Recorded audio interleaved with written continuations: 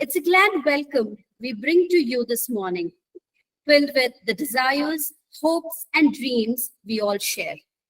I now would wholeheartedly welcome our both renowned resource persons of the day, Dr. Elisa Dogarian, ESL, ELG, ESP teacher and teacher trainer in different universities and global educator and an international speaker.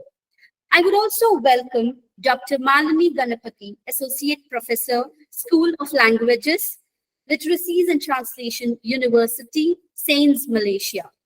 President of Cape Comorin, our Director, Reverend Brother Anthony Violel, Deputy Director, Brother Peter, Principal, Dr. R.N. Subarao, Head, Department of English and Convener, Mr. Satish Kumar, Organizing Secretary, Ms. Soumya S., moderators, paper presenters from various parts of the globe, faculty members of our department and from various departments of our college, students, technical team. All of you are welcome for our today's gathering. Only a bright light can accomplish the darkness. So let's hope for the bright light of our efforts and a fruitful closure of the ceremony. May I request everyone to join for the virtual lighting of the lamp?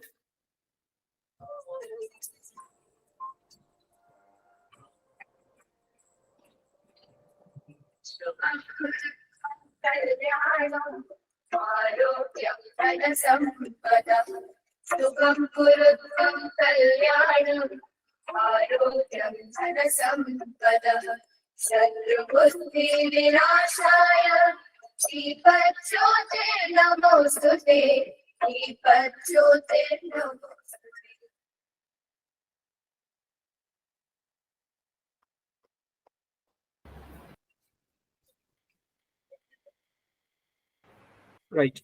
Okay, thank you. May I now request all the presenters to switch on their videos camera so that we can click a picture. Satish sir. Sure. Dear participants, kindly switch on your cameras. Kritik, stop sharing the screen.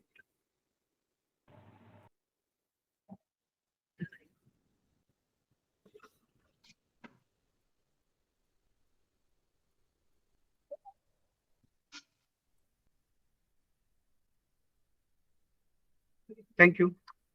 Okay. Okay.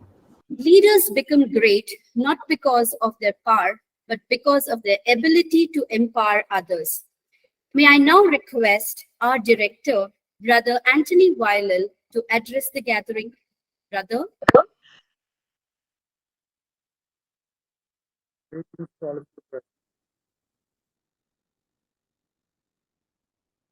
Brother Peter, Deputy Director, Subarao, Principal, Dr. R.S. Raj,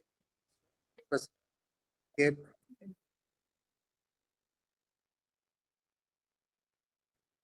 Keynote Speaker, Dr. Malini Ganapati, Dr. Lisa,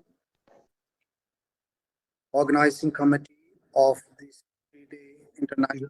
ನಾಳೆ ನಾಳೆ ನಿಮ್ದು ಇದೆಯಲ್ವಾ ಗಂಟೆಗೆ 11 ಶುರು ಆಗುತ್ತೆ ಅಲ್ಲಿ ತನಕ free ತಾನೆ ನಾಳೆ 9:30 ಅಲ್ಲ Educators, students, faculty members, in the time of Gurukul system in India, master took out there to learn.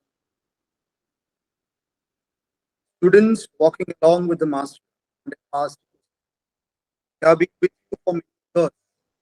What God did on? And why do we learn?" He took them all to a small stream and asked them if anybody could go down and take a dip twice in the stream. All of them went down, took the dip once, twice, thrice, came back. In fact, Master, we did it. Master replied to the students, all of you took dip in the same stream, but not in the same water. If so, you would have dipped the same. You would have had your dip in the dirty water. Nothing educational skill, the knowledge is all about taking dip in the fresh waters. St. Francis College, in collaboration with Cape Comorin Trust, opens new horizons to the learning. I think this virtual workshop helps all of us to refresh our learning, enhance the learning skills, enhance the teaching skills, so that the younger generation that is interested in each one of us, as a learn from us and have the thirst for new knowledge. Wishing all the best to all of you, being part of it. May God bless all of you with new learning, enthusiasm, and love for learning. All the best to all of you. Thank you. Thank you, brother. May I now request the Head Department of English and the convener of this conference, Mr. Satish Kumar, to introduce one of our resource persons, Dr. Elisa Durgarian. Yeah. Thank you. Madam, am I audible?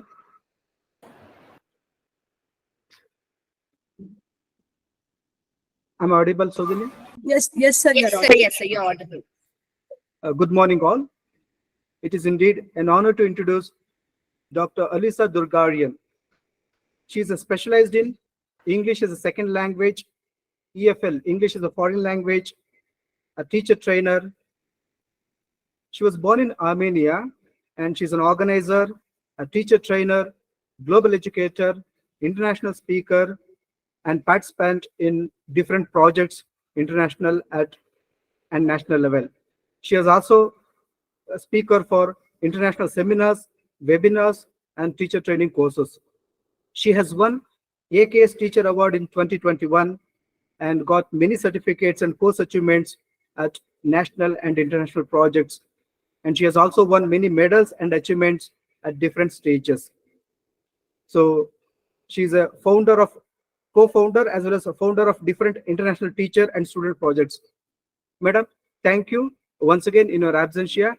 Dear participants, she will join us at 1 o'clock. Okay. Yeah, thank you. Yeah. Thank you, sir. May I now request Mr. Soumya S. to introduce our another guest of honor, resource person, Dr. Malini Ganapati, to us. Over to you, ma'am. Thank you, Saujanya. A very pleasant morning to all. It's a great pleasure for me to introduce Dr. Malini, who has graciously consented to be the keynote speaker for today's multilingual conference. Dr. Malini Ganapati is currently working as Associate Professor at the School of Languages, Literacies and Translations, University Sains, Malaysia. She has a Certificate of Education, BA Honours in English Language and Literature Studies, MA and PhD in Applied Linguistics from University Sains, Malaysia. Madam has 18 years of teaching experience, and her research interests include English language teaching, multiliteracies, multimodality, new literacies, and writing. Madam has published numerous research articles focusing on her areas of research, both in international and local journals. Madam has received various awards, and to name a few, Excellent Service Award 2010 from the Ministry of Education, Excellent Service Award 2017 from the University of Sains, Malaysia, Outstanding Achievement Award from the Cape Comorin Trust, Excellent Service Award 2021 from the University Sains, Malaysia. Madam, we are truly fortunate to have you amongst us for today's session. Thank you so much for accepting our invitation to be the keynote speaker. May I now request Dr. Malini to address the participants. Over to you, ma'am. Thank you very much for that introduction. Let me share my screen.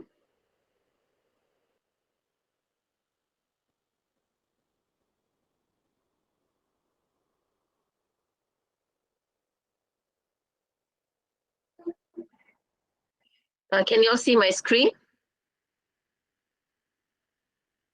Yes, ma'am. We are able to. It's visible, yeah? Yes, yes. Okay, thank you very much for that introduction again. Okay, today my topic of presentation will be the 21st century pedagogical practice of English language teachers. In today's era, English language teachers are expected to come up with various pedagogical practices that are innovative and creative to address the current generation. So today we will look at some of it. This is my abstract for my presentation. In the context of English language education in the 21st century, teachers today must be prepared to change according to innovative teaching pedagogies and effectively teach by utilizing technology. So my study aims to gauge the level of knowledge of in-service teachers regarding 21st century pedagogical skills and the types of skills in-service teachers use when teaching. It's a quantitative study which employed a questionnaire to gather data from 70 experienced English teachers from schools in Klang Valley, Malaysia. Results show that in-service teachers are generally well informed of knowledge and practices of 21st century pedagogy skills. Teachers are aware that technologies have a hand in engaging students' learning, but they are not practicing the integration of technology sufficiently for optimum benefit in the classroom. Therefore, teachers have to be more proactive in practicing the relevance of 21st century pedagogical skills. My study suggests further research on the reasons as to why teachers are not in the habit of practicing the relevant 21st century pedagogical skills, despite having sufficient knowledge. Teaching today has become very challenging. It's a very challenging profession, and therefore educators must be prepared to change according to innovative teaching pedagogies. They are expected to keep abreast with current pedagogies. Technological pedagogical content knowledge, TPEC, by Kohler, Mishra, Yahya, and Yadev, 2004, was devised as a framework for the knowledge-based teachers to teach. Khan, Ludlow, and Rates utilized the generate, evaluative, modify approach to organize teaching through technology. So those are the few types of technology-based pedagogy. Technology integration in a specific educational context benefits from the combination of content, pedagogy, and the potential of technology. Therefore, teachers who aim to implement technology in their teaching practice have to be competent in all the above three domains. What are the three domains? Content, pedagogy, and potential of technology. Okay, so far, do you all have any questions? Any questions? No, ma'am. Silence means, I guess, there are no questions. Huh? Okay, so I'll continue. So to engage students in their learning, teachers are also expected to use technology as a supplement to be blended learning approach. So a balanced pedagogy in terms of teaching both cognitive and affective domains need to be confirmed as a trend. Rather than mere memorization, teachers need to ensure that students are active learners who are capable to meet 21st century needs. So teachers have to be very sensitive to today's learners' needs and to be able to meet 21st century needs. According to Ennis, Zoller, Ben, Keim, Ron, Pentimoli, and Bosses, the focus is on the development of students' capacities of critical thinking. Teachers need to be familiar with 21st century pedagogies in order to teach effectively, but many struggle to cope with the challenges presented. The reality is that most teachers ignore critical thinking and creative skills by adhering to the syllabus. This is according to Juliana, Lin, Chuang, and Su. Okay, let's look at the TPEC framework. The 9 features of 21st century competence according to DEET 2010. Enabling technologies, that means use technology in teaching. Teaching and learning using project-based learning. Developing problem-solving skills. Assessment. Teaching and developing thinking skills. Encouraging collaboration. Encouraging reflection. Developing media fluency. And developing information fluency. So these are the 9 features of 21st century competence according to the TPEC frame. So there's a need to know whether teachers understand their level of knowledge in relation to 21st century pedagogical skills. The Malaysian Education Blueprint, 2013 to 2025, outlines the plans to strengthen the use of English language in schools. So what are English language teachers today doing to cope with the latest teaching pedagogies? Are they aware of teaching pedagogies? Are they performing in accordance to 21st century needs? So these are the questions that have to be asked, as to whether teachers are aware of 21st century pedagogical skills.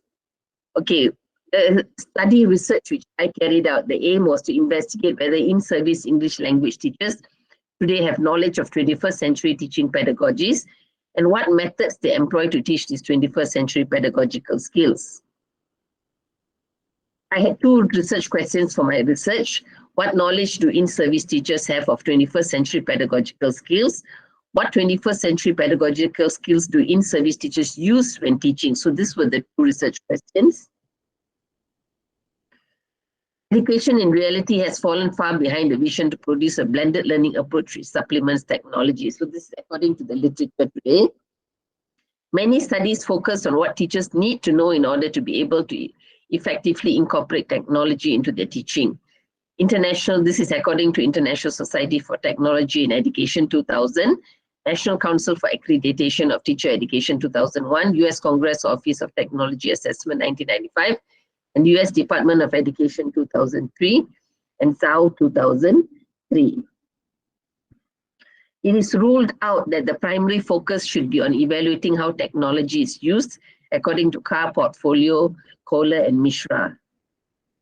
So according to the American Association of Colleges for Teacher Education and the Partnership for 21st Century Skills, new teacher candidates must be equipped with 21st century knowledge and skills. So AACTE promotes the inclusion of 21st century knowledge and skills formally into teacher preparation programs. It is now pertinent for students to acquire 21st century skills that is aligned to the industry's needs, but classrooms generally fall short of adhering to 21st century language learning and teaching. Project-based learning allows students to build their reasoning and communication skills, which are vital in the 21st century, according to Doug, Crow, and Allen. Students have to be able to showcase their critical thinking skills by providing their point of view and analyzing information critically. So through the application of technical and cognitive skills, students can develop information fluency by maximizing the benefits of technology. This is according to DEET 2010. Okay, this research was a quantitative research which used to investigate the in-service teachers' knowledge and practices pertaining to 21st century pedagogy skills and the extent to which they practice 21st century pedagogy skills in their classrooms. A questionnaire was employed to gather data from English teachers from the Klang Valley district. Purposive sampling was used as the technique to select 70 teachers with over 5 years of teaching experience from schools under the Ministry of Education. The questionnaire was developed based on the 9 categories of 21st century pedagogical skills, as I had introduced to you all earlier, which is TPEC, Technological Pedagogical Content Knowledge Theory. The questionnaire was piloted on a group of 10 teachers randomly selected from 5 urban and 5 rural schools to establish its reliability and validity. The questionnaire consists of 2 sections, knowledge and practice respectively, with each section containing the 9 features of the 21st century pedagogical skills in English language education. Okay, these were the findings. So majority, this is the relationship between the knowledge and practice of 21st century pedagogy skills among in-service teachers. So majority of the teachers are aware of assessment, managing collaboration, media fluency, developing information fluency. So enabling technologies, the mean score was 3.67 in knowledge, practice was 3.38. Teaching and learning using project-based learning, the mean score was 3.57, practice 3.46.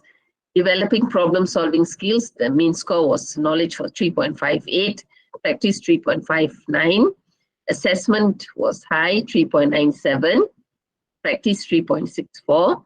Teaching and developing thinking skills was high to 3.8 and 3.6 for practice. Encouraging collaboration, 3.88, practice 3.68. Encouraging reflection, 3.96, practice 3.84. Developing media fluency, 3.69 and practice 3.50. Developing information fluency, 3.77 and practice was 3.65. Generally, the analysis reveals that the respondents fall in the moderately high mean, 3.01 to 4. So this mean score showcase the in-service teachers have moderately high level of knowledge practices of the 21st century pedagogy skills. However, there's a need to take note of some features of 21st century pedagogy skills that need attention, either in knowledge or practice. So teachers' practice in enabling technologies, mean score was 3.38, need to be given due attention despite the fact that they possess high knowledge, mean score 3.67. The teachers claim to have awareness that visualizations, simulations, and animations through technologies are important aspects of teaching and learning, but yet it is not used in their teaching. So this is a question that has to be asked, why is it not used in their teaching? So teachers' practices in enabling technologies have the lowest means, which underlies the importance of they require more motivation using technologies in their classrooms. Although these teachers have a high knowledge of technologies, they are not practicing them as frequently as they should. So this finding corroborates with a study by Stockwell, which explored the views of teachers and leaders, where it was reported that as a result of using technology in the classroom, students are more motivated to learn. Therefore, teachers are aware that technologies have a hand in engaging students' learning, but due to certain reasons, they are not practicing the integration of technology sufficiently for optimum benefit in the classroom. So although both the knowledge and practice of the pedagogy skills are moderately high, the level of knowledge in assessment has a mean score of 3.97, is 9% more than the level of practice, which is mean score 3.64 in the 21st century pedagogy skills. So although teachers have the knowledge of various technology, not every teacher has the knowledge to teach using them, which concurs with Darling and Harmon's study. Teachers have the ability to read and interpret assessment data accurately, and it is teachers who need to understand what they have to teach according to their teaching objectives before entering the classroom. So teachers are aware that infusing thinking skills leads to effective learning, and the higher order thinking skills is an integral component of teaching. But they are not very much aware of how higher order thinking skills could be enhanced with the use of information communication technology, and they do not apply much higher order thinking skills in the activities used during the input stage of the lesson. The in-service teachers are able to assess and use the selected information to accomplish a specific purpose efficiently, but they lack much ability to evaluate information as it sources critically. So this study concludes that teachers have to be more proactive in practicing the relevant 21st century pedagogical skills. And even if they have the knowledge, it does not mean anything if they do not practice them. Practice makes perfect, yeah? So it has to be practiced. So one possible solution is involving the in-service teachers in an ICT course, and the completion of each level will contribute a certain percentage to the annual appraisal. Further research should focus on the reasons as to why teachers are not in the habit of practicing the relevant 21st century pedagogical skills despite having sufficient knowledge. Okay, thank you. That's all for my presentation. Can I have questions? Do you all have any questions?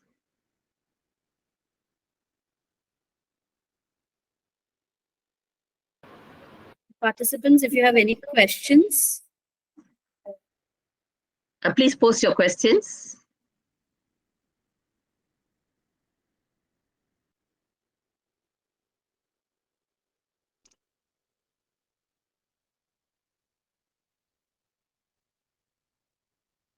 Any questions that you'd like to clarify?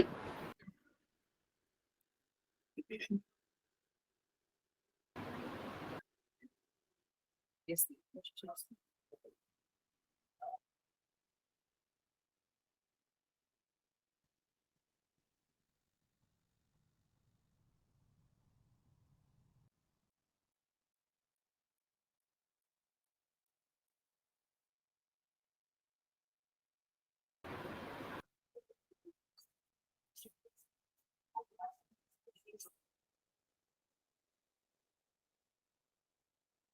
Any Satish, sir. questions?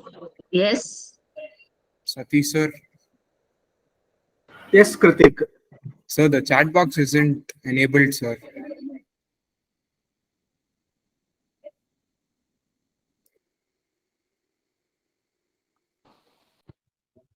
Admin, could you You enable can the chat unmute box? your mic. You can unmute your mic and ask me the question straight away. Yeah, is it this room of language literature conference or other this one? This room is for which one? I'm actually presenting in the language. This comes under language, the pedagogical practices under language.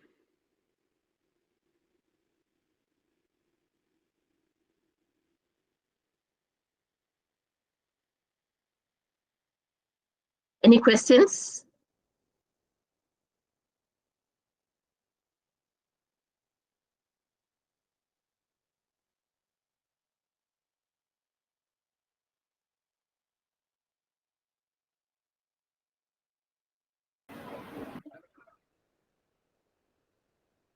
Dr. Risha, there are no questions, I think, from the participants. All right. Thank you so much, Malini ma'am, for that valuable insights on pedagogical skills, technology, learning approach, etc. Now, may I request Ms. Shweta to propose the vote of thanks. Before that, I would like to request all the participants to join for the plenary session addressed by Dr. Elisa Durgarian at 1 p.m. using the same link. And the presenters of room number 1, conference 1, they have to stay back on the same platform at 11 o'clock. You can join back at 11 o'clock and others on their respective links. Hi everyone, am I audible? Yes, Yes, yes, please. Shweta. Good morning to all. When you are grateful, fear disappears and abundance appears. I deem it as a great honor and privilege to propose the vote of thanks on this occasion. I, Shweta, Assistant Professor, St. Francis College, on behalf of the entire college, extend a very hearty vote of thanks to everyone here for their presence during the inauguration of this international multilingual virtual conference.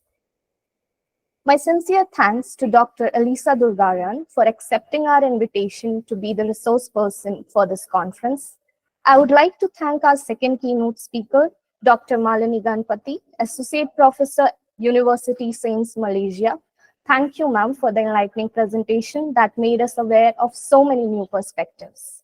I must mention our deep sense of appreciation for Dr. R.S. Regin Sylvest, founding president of Cape Comorin Trust, for his constant guidance and support to shape the conference. I also wish to express my gratitude to our director, St. Francis College, Brother Anthony Violin, Deputy Director, Brother Peter, and Principal, Dr. R.N. Subbarao, for believing in the idea of this conference and providing us all the support and encouragement to turn it into a reality. I would like to thank the convener of this conference, Mr. Satish Kumar T, HOD, the Department of English, St. Francis College, and Organizing Secretary Ms. Soumya S, Assistant Professor, Department of English, for their valuable contribution, vision, and commitment for this event. I'm also very grateful to all the academicians, paper presenters, and faculty members of the Department of English, St. Francis College, for their presence, interest, and effort in making this conference a resounding success. At the end, I would like to take this opportunity to thank the entire staff of St. Francis College and the student volunteers. Without you, it would have been impossible to organize this event. Thank you all for your presence and contribution. Have a wonderful session ahead. Thank you. Good morning, all of you. I'm Manoj Thakur from Government Degree College, Jayanagar, Himachal Pradesh. And I'm going to chair this session.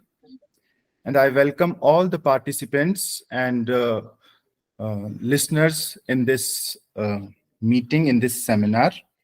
Let me invite Madam Sunita Devi, who is going to present her topic, that is gender justice, myth or reality.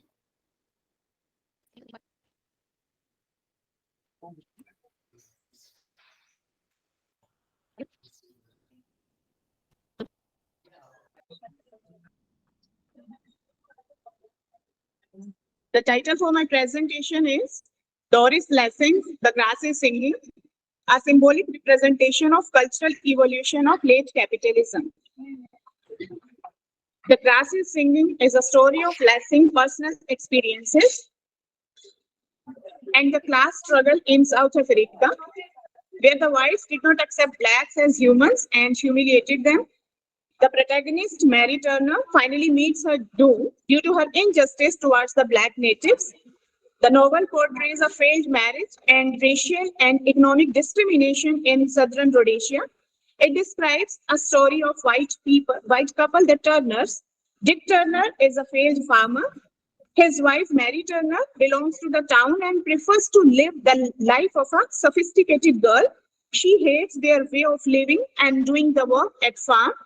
Mary Turner has been taught that blacks are not humans like whites, since they are not educated, sophisticated, and well versed with modern equipment. The novel describes apartheid and late capitalism in the life of Southern Rhodesian society. The Grass is Singing portrays a failed marriage and racial economic discrimination in Southern Rhodesia. Lessing writes about reality instead of creating some imaginary world. She has consistently opposed whites' ill and inhuman treatment of their black servants. However, whites feel superior to blacks. Still, they feared the natives and thought that the natives could go for any strenuous activity. They were savages. Mary Turner has the same thought about them. I quote, in her childhood, she had been forbidden to walk out alone, and when asked why, she had been told in furtive, lowered, but matter-of-fact voice she associated with her mother that they were nasty and might do horrible things to her. Doris Lessing shows the brutalities white people used to do with the black laborers. They ill-treat the blacks on the farms and the houses also. She has also depicted the cruelties of men over women. As women belong to the economically weaker sections of society, Lessing has tried to show their treatment. White people abuse the black working class and their male counterparts abuse their female partners. I quote from Lessing, listen to me, said Dick curtly. I work hard enough, don't I? All day I am down on the lands with these lazy black savages, fighting them to get some work out of them. You know that I won't come back home to this damned fight in the house. Do you understand?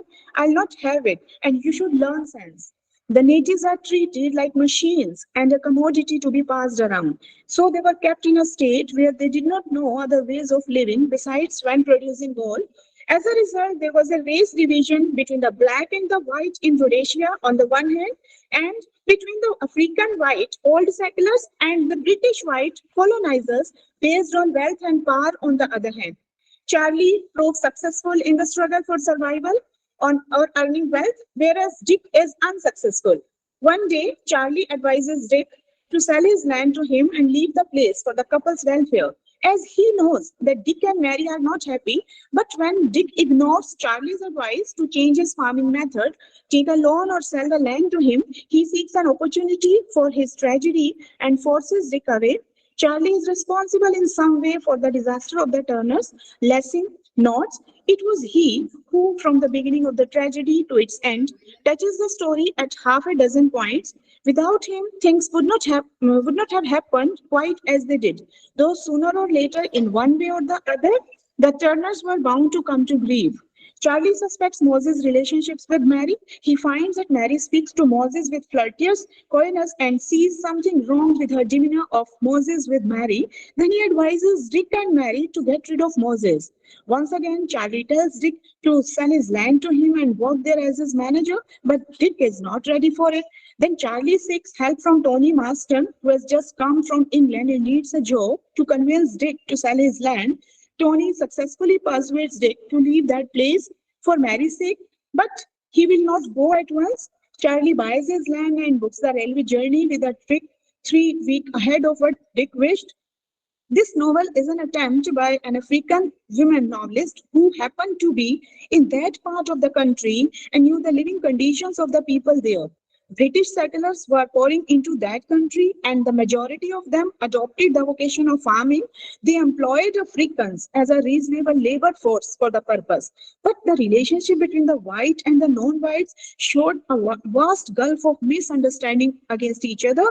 The whites were hostile to their native Negroes, and the black Africans had the same suspicious attitude towards them. The novel's plot is correlated with the theme or the purpose of the book. Moses surrenders to the police, and his confession of the crime reveals that an enslaved person had murdered a sacrosanct white woman to satisfy his lust. Thus, we find a growing atmosphere of alienation, the physical presence of the land as clear enough to show the land under the colonial rule of the white, with no hope and prospects of its liberation. Thus, at the novel's end, Dick and Mary's life seem nothing and they disappear into oblivion. The novel shows one different aspect of race relations on a different level, on a personal level as well. The mindset of the white and black native was entirely working on a separate line. They would think of others as natural enemies, and the novel's characters represent very accurately the racist outlook of the characters. There might be tension because of the color bar and racial perspective, and the two communities could not live in peace and harmony, and yet the sexual relationship between the white and the black was unimaginable. That happened, and it proved disastrous in the life of both Mary, the housewife of a white farmer, and Moses, the houseboy. A powerful indictment of race relations and apartheid days in southern Africa on one side, and the murder by a native was another issue in the lips of many. But of course, for the two white men, Slater and German, it was routine matter. They attribute it to the innate propensity of the natives to steal, rob, rape, and murder their white masters.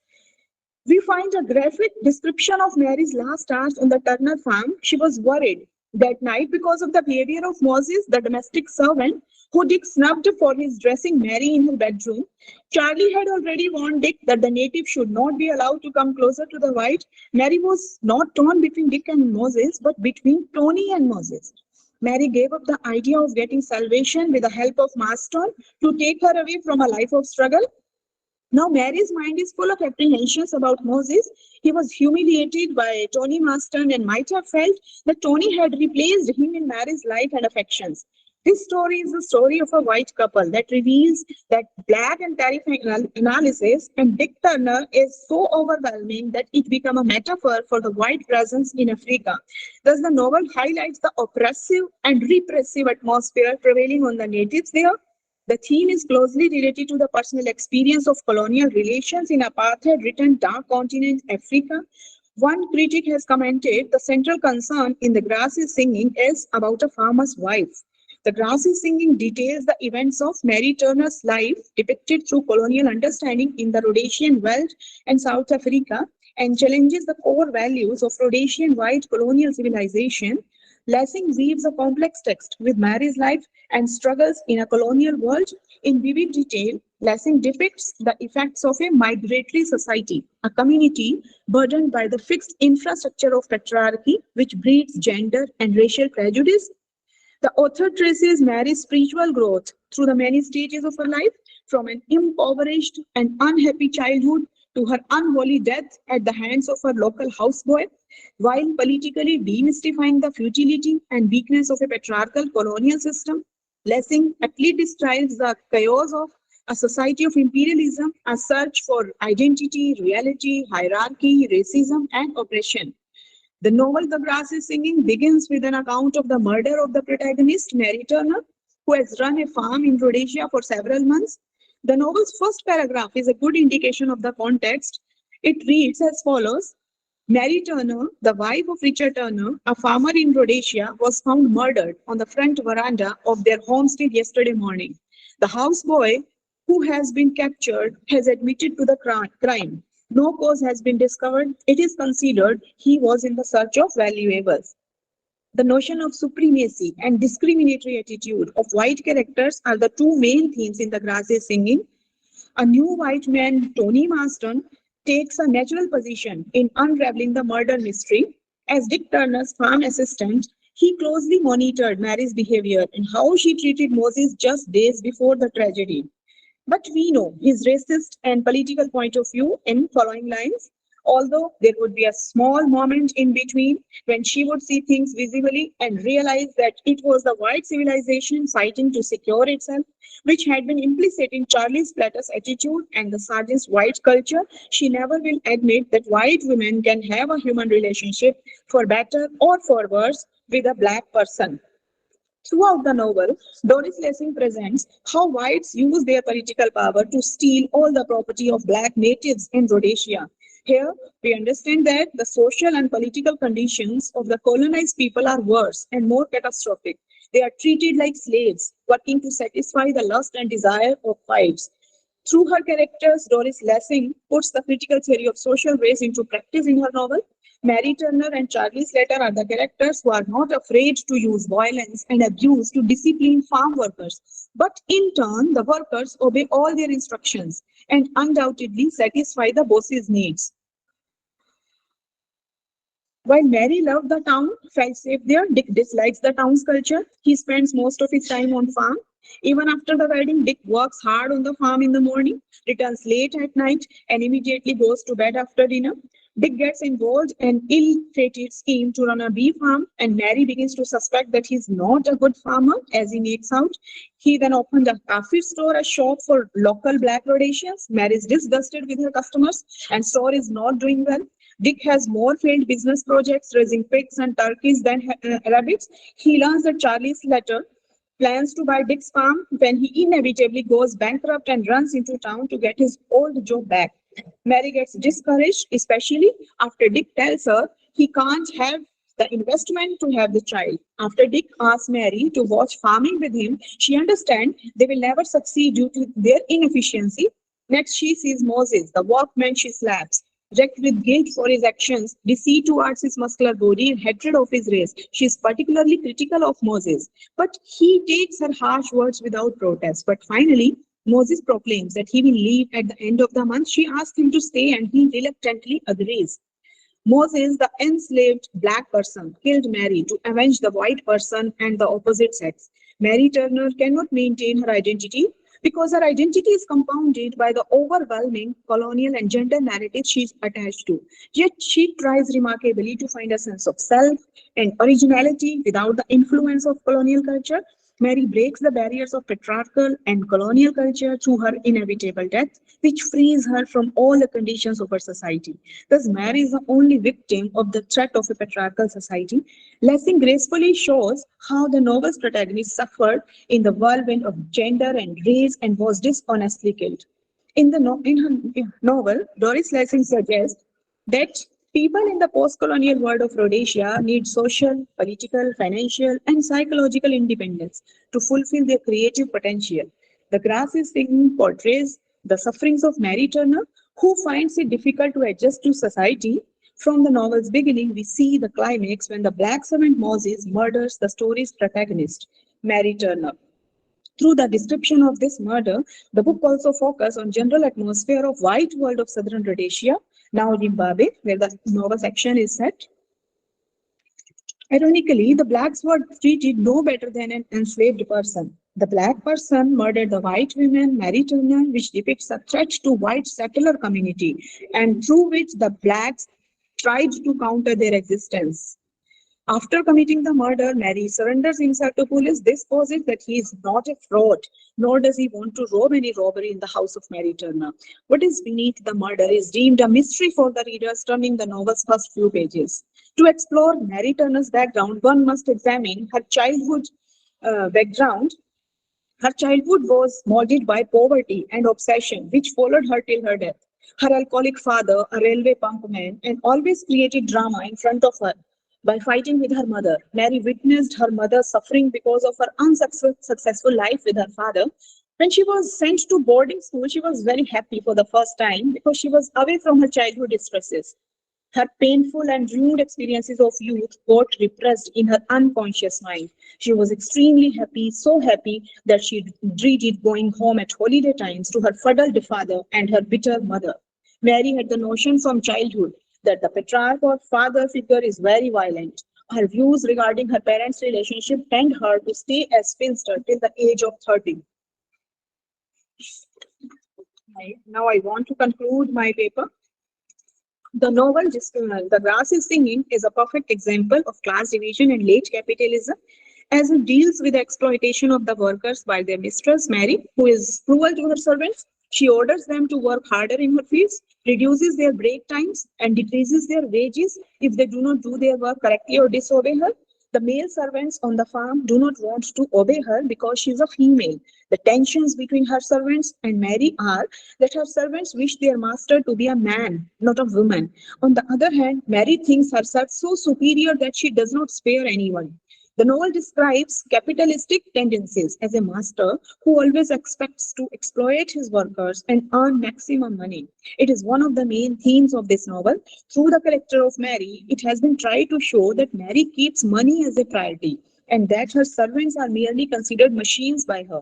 She wants to get more production from her fields. That's why she pressurizes her workers to work hard and does not tolerate any lethargy on their part. In the end of the novel, Mary sees Moses emerging from the darkness. Mary feels guilt-stricken, and before she could say anything, Moses puts his hand over her mouth, and in one stroke, he kills Mary with a dagger, and Mary's failed body drops onto the floor. Her limbs sagged under her. The lightning leaped out from the dark and darted down the plunging steel. Thus, this novel has the tinge of pure capitalism and its worst consequences, which result in Mary's murder. Thanks to all of you. Time. If Madam Divya J is present, so please, ma'am. I'm ready. Please, you present your topic, which is a critical study of the fractured self in the select work of T.M. Krishnan. Thank you, sir. Good morning, everyone. My presentation topic for today is a critical study of the fractured self in the select work of T.M. Krishnan. Caste is one tangled territory which has conquered humanity in entirety. Caste is deeply imbibed in one's social strata. To untangle the same is insurmountable labor. A just society is that society in which ascending sense of reverence and descending sense of contempt is dissolved into the creation of a compassionate society by Dr. B.R. Ambedkar. Caste barriers can only be shattered with reverence shown to the individual in the society. The present paper focuses on caste-related discrimination and marginalization inflicted on the people belonging to the lower strata of the society. Despite the craftsmanship flawlessly rendered, the rendered obligation seems to have blurred visibility, or it rather goes unrecognized. The divide that the caste brings with it is inconspicuous, but it prevails. The Dalits have interiorized the discrimination and have persisted to abide by the rules makers.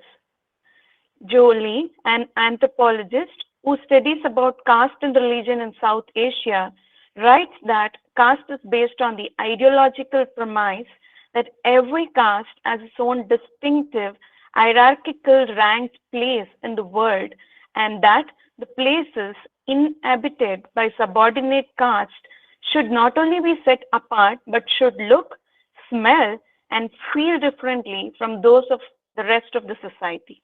Thus, the functioning of caste is visible in every aspect of human life, enforcing a discriminatory structure to nourish caste-based dominance. To discern the implication of caste, the present study contemplates the non-fiction Sebastian and Sons, A Brief History of Mridangam Makers, to unveil the world of Mridangam artists and their association with Mridangam makers, who are art and soul of their musical instrument, the Mridangam.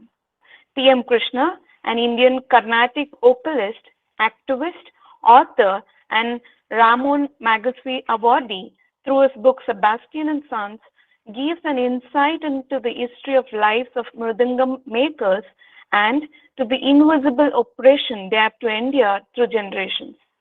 The book traces the history of Mridangam makers and their early contribution to the Indian culture. It also explores how the makers have evolved through the centuries.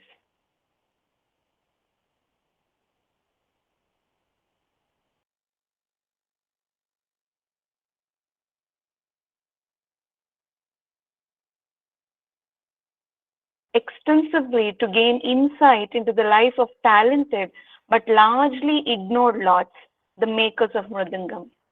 The instrument plays an indispensable role in Carnatic music performance.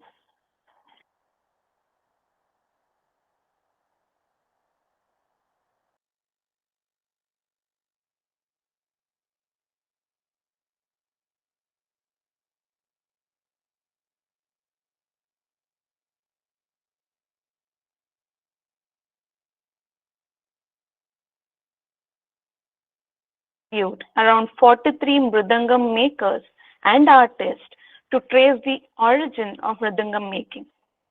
The book gives microscopic view to the making of the instrument, which demands skilled labor. Despite generations of the maker's family devoting their lives and learning on the instrument, the place accorded to them is not in par with the mridangam artist. The author, through his work, keeps threadbare visibility of caste system and how it operates between the artists and makers. The makers who have mastered impeccability and pays attention to the nuances of making the instrument is not given the credit. Instead, credit is accorded to the artist who takes over the center stage. Most performers are Brahmins who expect respect both in terms of caste hegemony and through. On the other hand, instrument makers' efforts is marginalized or edging them to the subaltern status. Selvan, a third generation mridangam maker, and many from his lineage had that confidence in them which was backed by generations of scholarship they had accumulated over time. The maker's family, who hailed from the scheduled caste background, had taken shelter in the name of conversion, just to make sure the status is elevated. The book cover, which has mridangam maker's portrait on it, holding a mridangam in an Indian attire, is a solid proof to show that conversion can only bring in changes in few spheres of life, but the rootedness to their native cultures remains unaltered. To retrospect about the caste atrocities, any debased or polluted work was assigned or performed by the people belonging to the lower caste. According to this established caste ideologies, skinned work has always been allotted to the Dalits. Mridangam artists never associated themselves with the low-grade work such as skilling, skinning, and cutting the animal body for their intellectual pursuit. Nevertheless, the same work executed by the mridangam makers who belong to low caste seems to be amiable for the artist. The dependency of the artist on the makers for their instrument to come to life was never acknowledged. Makers who were equal creative partners in the process of this artistic engagement were never paid their dues. In written, it was implied that both remain or rather must remain in their respective socio-economic position. In the initial description, maker's life is shown in the pathetic life, where basic accessibility is denied. They were not allowed to enter the house of the artist, food was not served to them, and skin-related work was done at the maker's location, even though they were integral part of the music ecosystem for generations. Each one knew the limits and where and when to draw that invisible line which governed their life. This violent dehumanization in the name of caste can never be overcome unless there is an established order which gives equal spacing, respect, and equality to every individual. This unfair practice will only lead to more destructive environment and oppression, which edges the makers to the periphery. Kancha Ilaya Shepherd, an Indian critic, through his book Buffalo Nationalism, critiques the inequality meted out to the Dalits. He translates Gadar, a Telugu poet's lines, to English, and the lines are, "Oh Mother Lachamma, your blouse is torn, your air is soiled, your sari in rags. Even in that condition, what have you done? You planted samplings, walking backwards like a bull in order to produce food from the mud." This line emphasized the productivity of the Dalits in India, but the recognition they receive is so little.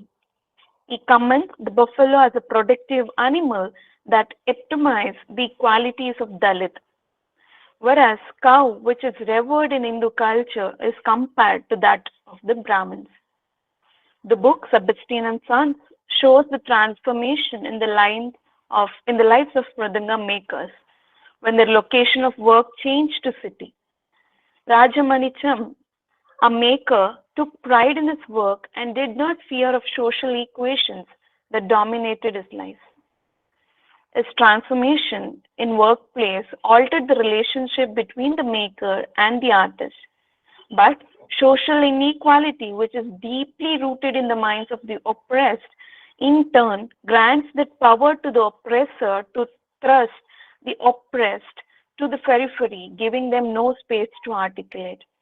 As Spivak puts it in her essay, Can the Subaltern Speak? Even though the makers were integral part of the music ecosystem, the presence was blurred. The makers have no voice of their own, nor they are allowed to do so. And the history accounted is most often manipulated by the one in power, and the voice from the below is muted. The instrument, which gains its shape by the maker and who is also the sole person to be credited with the creation itself, is never recognized by the artist. Rather, artists were unconsciously establishing identity, superiority of their own in the name of caste. Though the artists do not inflict atrocities on the Dalits physically, power politics is safely underplayed by them to maintain that sanctity. Impurity that is attached to the making of the instrument goes invisible once it reaches the artist. The instrument, which finds a prideful place in the puja room of the Brahmin's household, does not accord the same to the makers who are Dalits. Hence, one can notice the marginalization in every sphere of maker's life. Discrimination or oppression does not end with the maker and the making of the instrument. It also affects the lineage where the sons are not given financial aid by the artist to pursue music or any other profession in life which might lit up their status. On the other end of the spectrum, artist family members are seen employed in the IT industries. This attitude suffices to prove that the whole thing is just a show of dominance, including the instrument itself. As Dr. B.R. Ambedkar says, it is only through proper education one can climb up the social status, especially in an oppressing society. The struggle and the stance that the makers have to endure during the process of making the instrument goes in vain when not shown that equality to them as humans and not as makers who are sole responsible for the birth of the instrument. It is a master maker, Pallandu, from the makers community, challenges the oppressors, the pious, the clean, the conscious, to have the nerve to meet the eyes of the Dalit. The face which was denied of its existence took center stage through few makers who took complete control over their work execution. One instance from the text where Pallandu addressed to the artist saying, I quote, "If you enter the slum, you Brahmin, I will cut off your sacred thread and slap you," unquote, shows how caste oppression has evolved. There are many instances in the book also to show mutual respect and love shared by both maker and the artist. Through transformation of this sort, only can one eradicate caste system. As Suraj Yangde, Harvard Dalit scholar, puts in his well-acclaimed work, Caste Matters, Dalit love is a project. It is through love and adaptability can the change be seen in annihilating the caste. To grapple with caste issues, one has to spread that love, which possibly will bring people back to their organic self without indulging in caste politics. Interdependency is in the roots of human existence. If that is essentially followed and respected, the functioning of society would have a smooth run through. To conclude, I quote, "The success of united struggles have stressed on the significance and the inevitability of Dalit unity. Struggle is possible in unity, so are positive outcomes."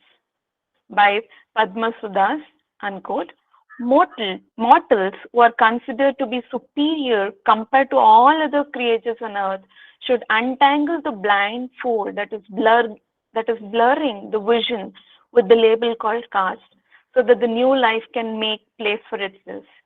optimistic change to happen, it has to be collective action taken by individuals. When struggle is collective, positive outcomes can only fall in place when it is collectively worked or manifested. Hence, it is necessary to shatter the caste boundaries to sow the seeds of empathy, love, and brotherhood. Thank you.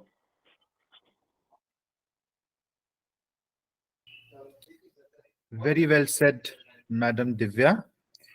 I personally like. Thank you very much. Now Thank I you, would sir. like to invite Mr. Bonu Reddappa, if they are there. Bonu Reddappa, Madam or Sir Bonu Reddappa.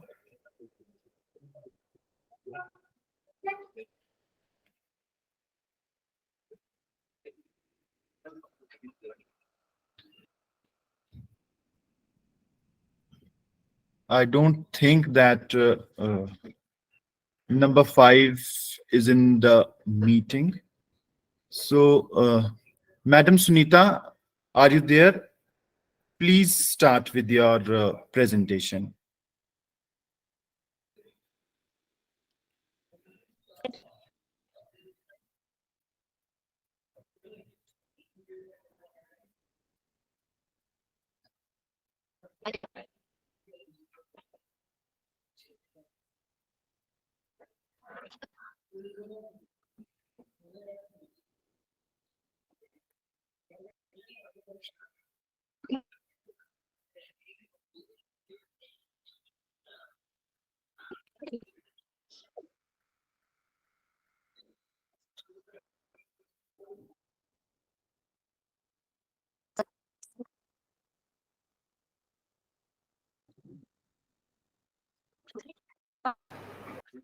Madam, you're not audible.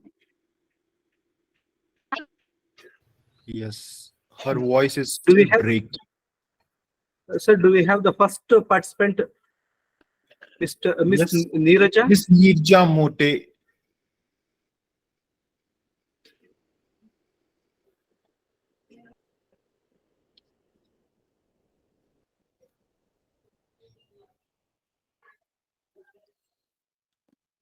I think, sir, Miss Nirja Mote and Bonu Reddappa, they are not present not in present. this. They are not Yes. present. So, Madam Sunita, if you can connect with some others network or something else, please make it fast so that we can listen to you.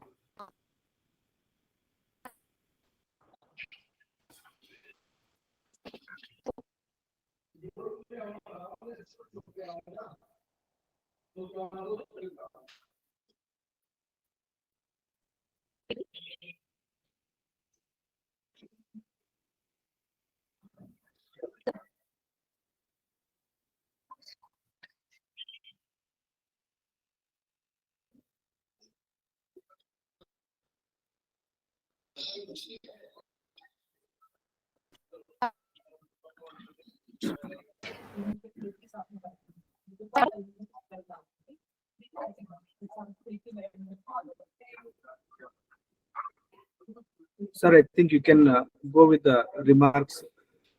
Okay.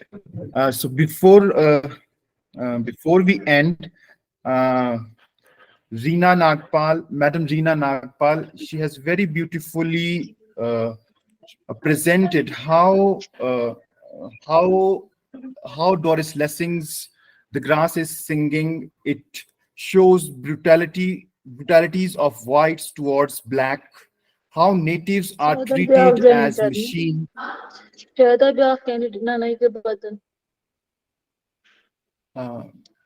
And how whites used all the power to usurp the property of natives. And in short, Miss Reena Nagpal, she has highlighted that how colonizers, they exploited workers in Rhodesia. Now, I come to Madam Divya J's paper. she has very beautifully presented an insight into the life of mridangam makers, an instrument that played important role in Carnatic music. How mridangam makers are discredited and someone else gets acclaim. The discrimination with mridangam makers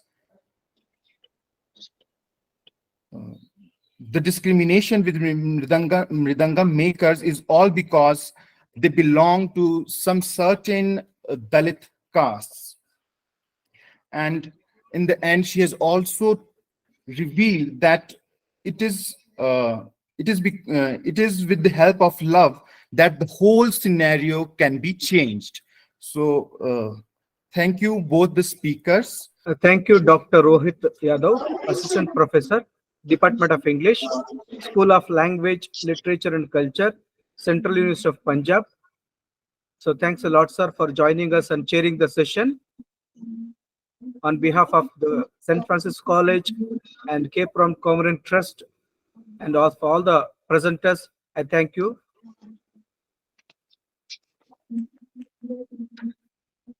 Welcome, sir.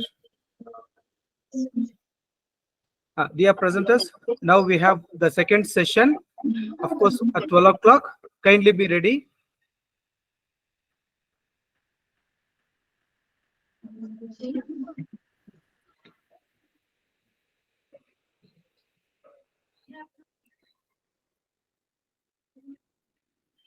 For the second technical session.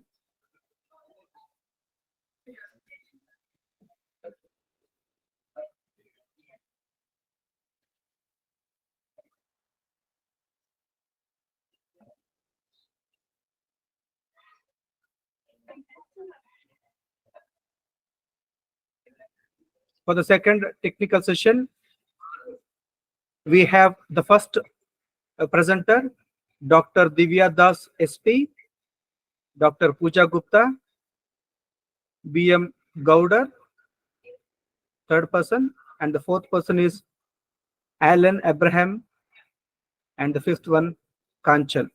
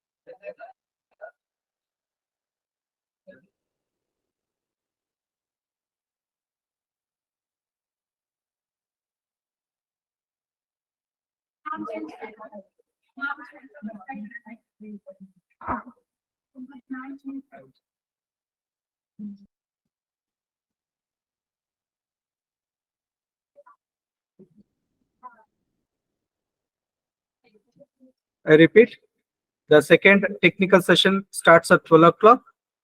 The presenters are first person, Dr. Divya Das, second person, Dr. Pooja Gupta, third one, BM Gowder, fourth, Alan Abraham, fifth one, Kanchal. Kindly be ready.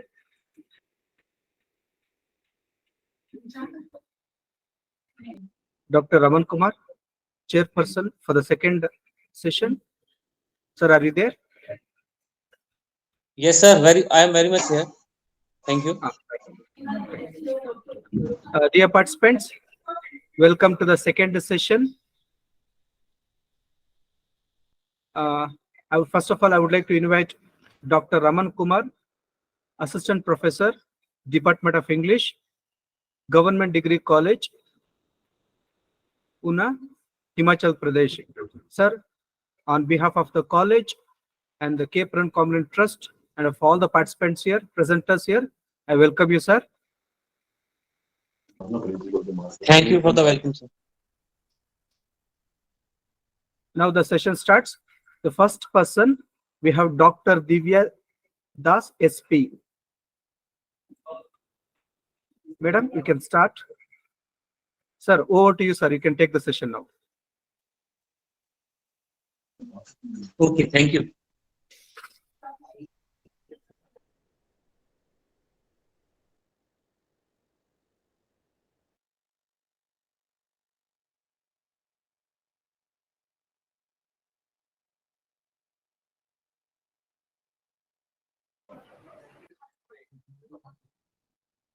Dr. Divya Das.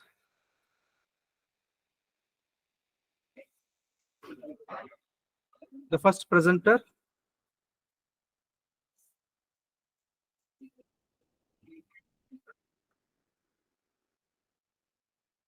Okay. Do we have the second presenter, Dr. Pooja Yes, sir.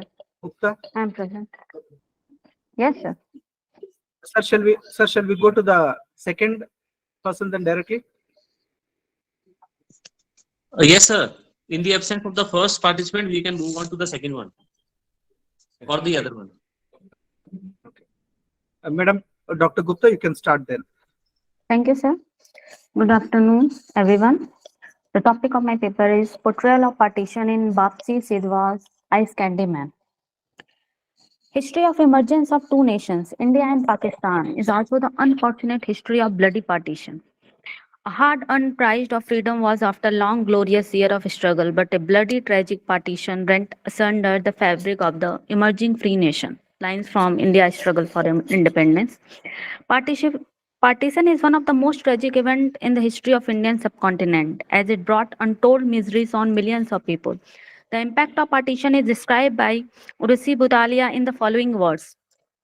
I quote, the political partition of India caused one of the great human convulsions of history. Never before or since have so many people exchanged their homes and countries so quickly.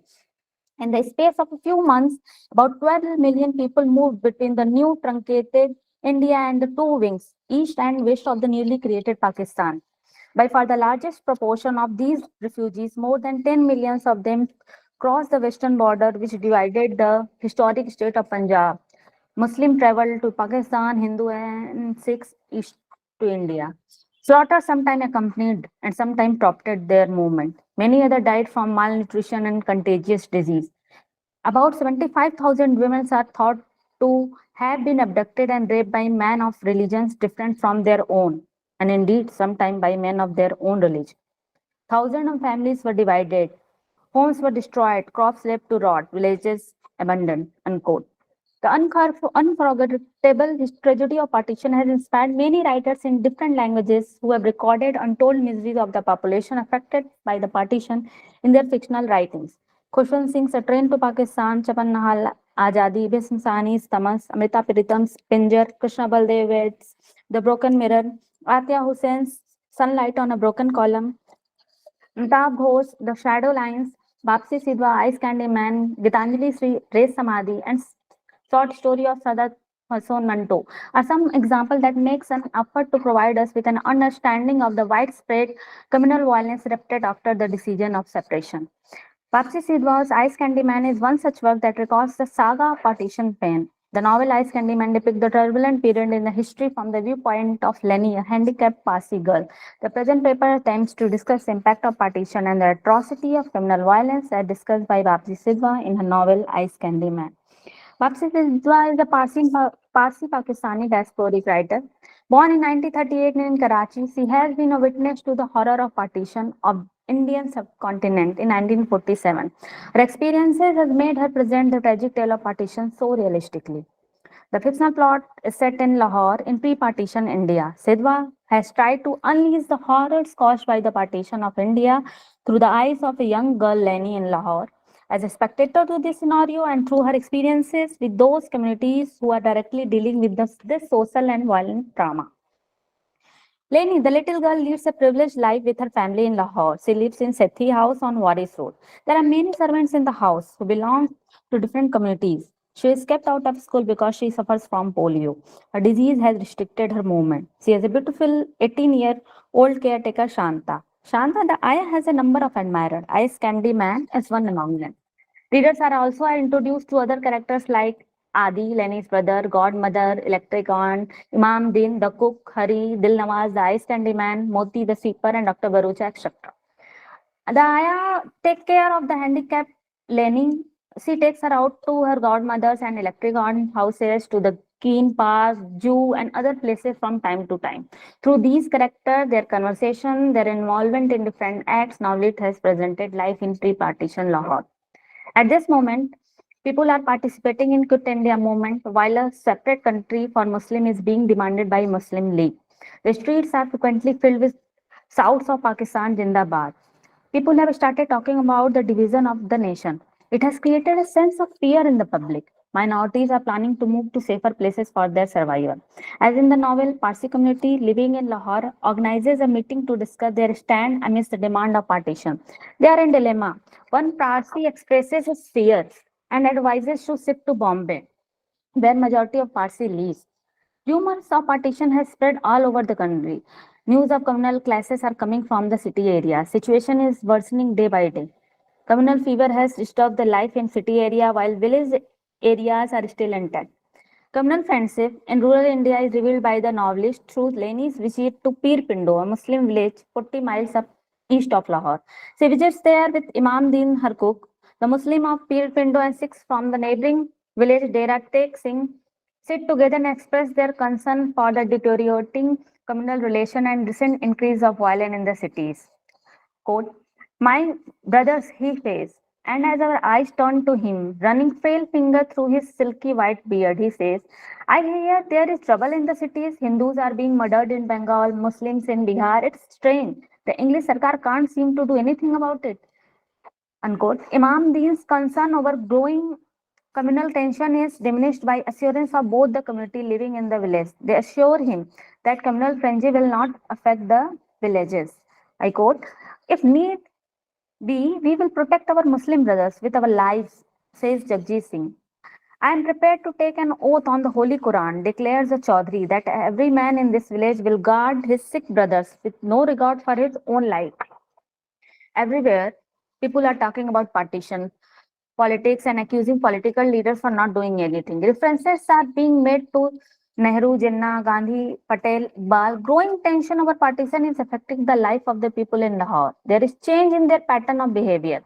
Leni observes this in park where people of different communities have started sitting apart. Caste and religious differences are coming to forefront.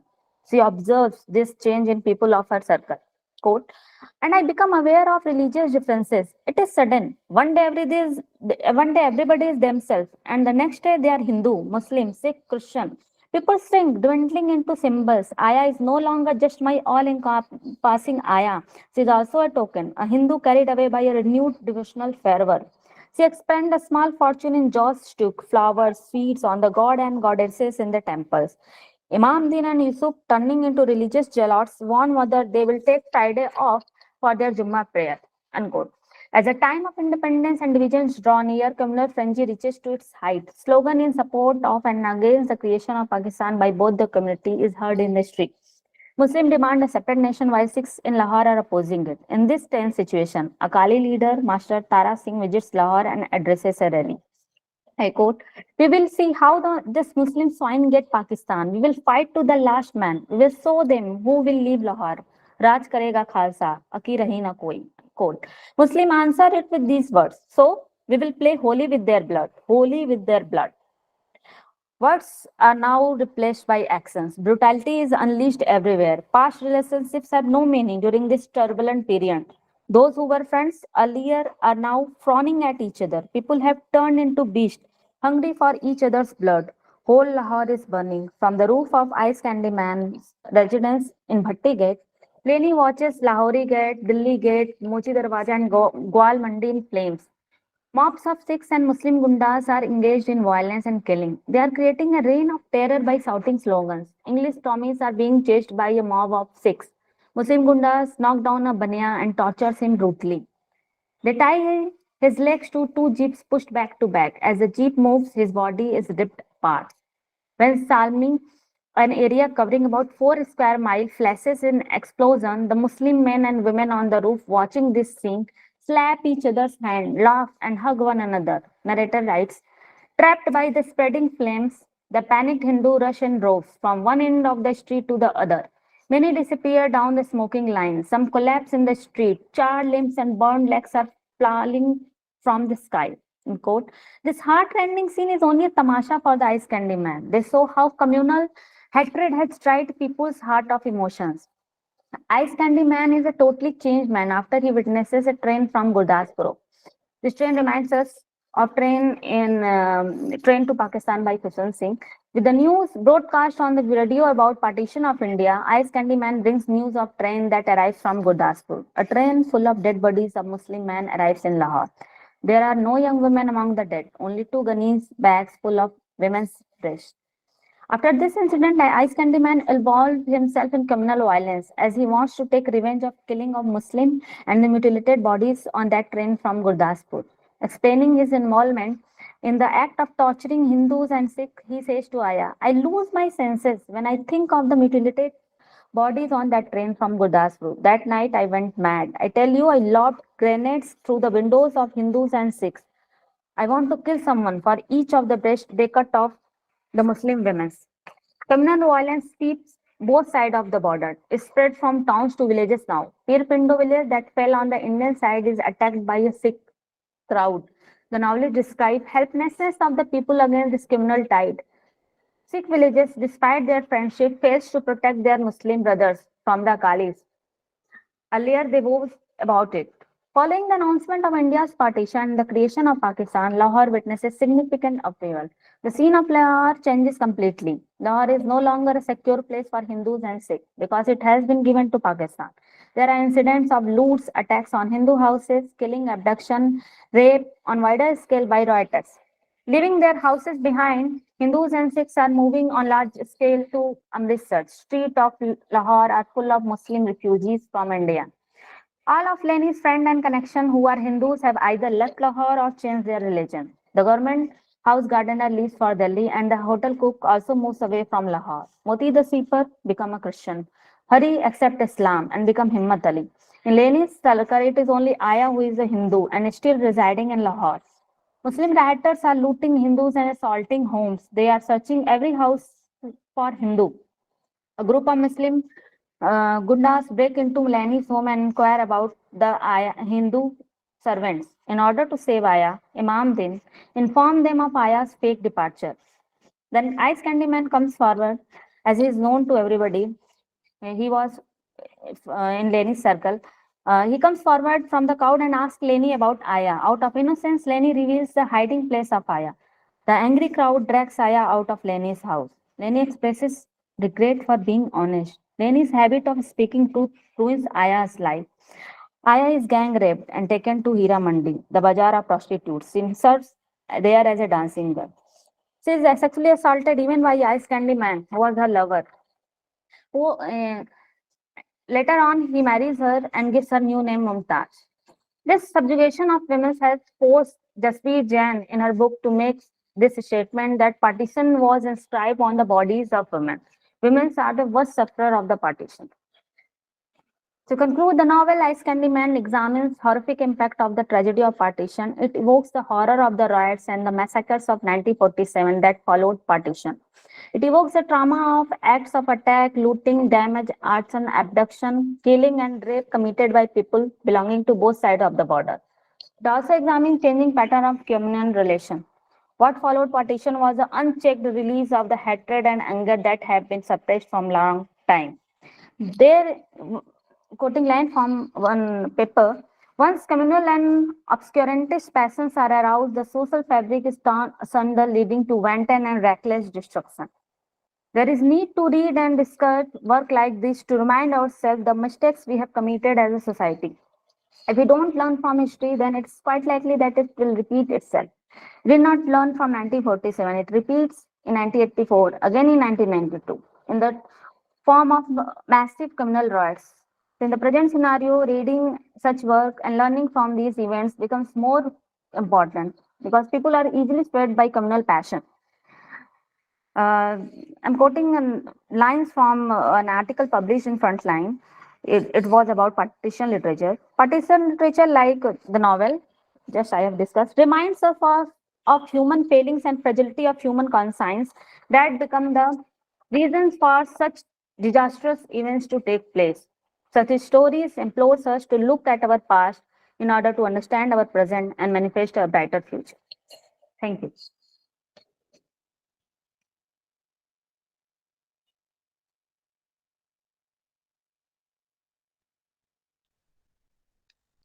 Thank you, Madam Pooja. It was very well presented by you. Since the literature of partition has always been a source of great interest for academicians and critics all over the world. And when I talk of partition, it is one of the most inciting themes which we come across in literature. This literature of partition has been taken in the form of a critique of a very disturbing moment in the history of India, and I call it also a very disturbing incident which took place in the history of the world as well. And since the writers cannot live in vacuum, they have always to be in the literature has always to be like a mirror to the society. So since the partition of India and Pakistan was a very major incident in the history of the world, so it attracted the attention of many writers as well. If we look back at the history of this literature of partition, I recall Khushwant Singh's Train to Pakistan, which was the first recorded work of the literature of partition in 1956. After that, many prominent writers talked of this theme, and they tried to bring out the various aspects of this horrific incident which took place. Naturally, both the partition and the after effects of the partition were very disturbing for the people of particularly two communities, Hindus, Sikhs, and Hindu Sikhs oblique Muslims. So it resulted in the traumatic experience of these people, and many writers, both from India and Pakistan, have tried to bring out this theme through their literary works. I also remind of Sadat Hasan Manto's Toba Taking, which is a story which brings out this traumatic experience, that how the people are, not only the people, even the animals are divided on the basis of their origin, whether they are from India or from Pakistan. After that, Bhisham Sani we talk of, and of course Bapsi Sidhwa has a writer from Pakistan. She has very well brought out this theme of partition, and very well said by the fellow participant, Dr. Pooja Gupta. Thank you very much. Thank you, sir.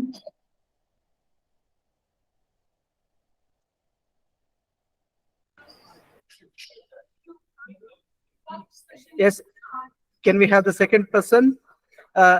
First person, Dr. Divya Das. Are you there? Dr. Divya Das? Okay.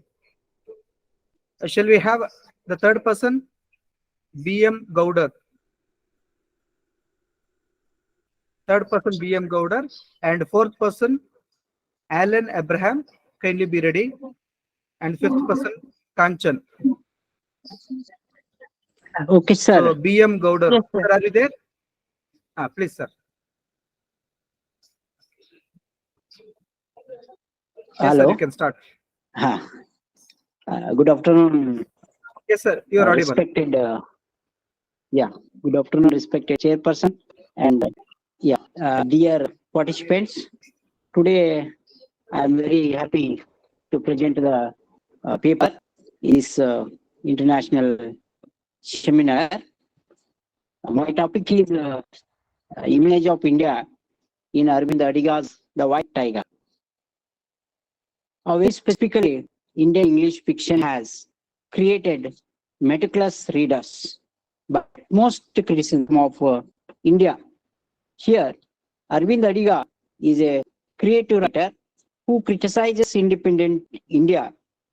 His novel, The White Tiger, exactly expresses the decaying culture of Indian independence. Of course, the novelist Adiga scrupulously narrated the two types of India in this novel, such as India of light and India of darkness, in order to bring out the harsh reality of the present nation. The present paper will focus on how the democratic country has been remained in poverty and the protagonist of this novel, Balaram Harmai, is a simple village boy, son of the rickshaw puller and driver of the landlord Ashok, dreams to become entrepreneur by killing Ashok, who is the owner. The way Balaram has chosen is absolutely immorality. The novelist Adiga has obviously depicted this harsh reality of present India.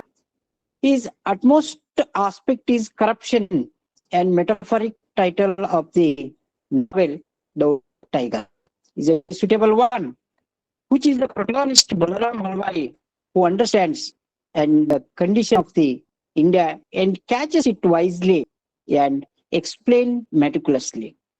The classification of the nation is into two parts, like India of light and India of darkness. India of darkness stands for village of India and light for city. So the city, which presents the life of the rich persons who are politicians, businessmen, or entrepreneurs and others. They lead royal life as great commission holders without physical effort. Hence, due to the negligence or irrationality, rural India has not been regarded to have sufficient basic facilities such as hospitals, schools, and nutrition foods. The protagonist was born in village. He experienced such a things, and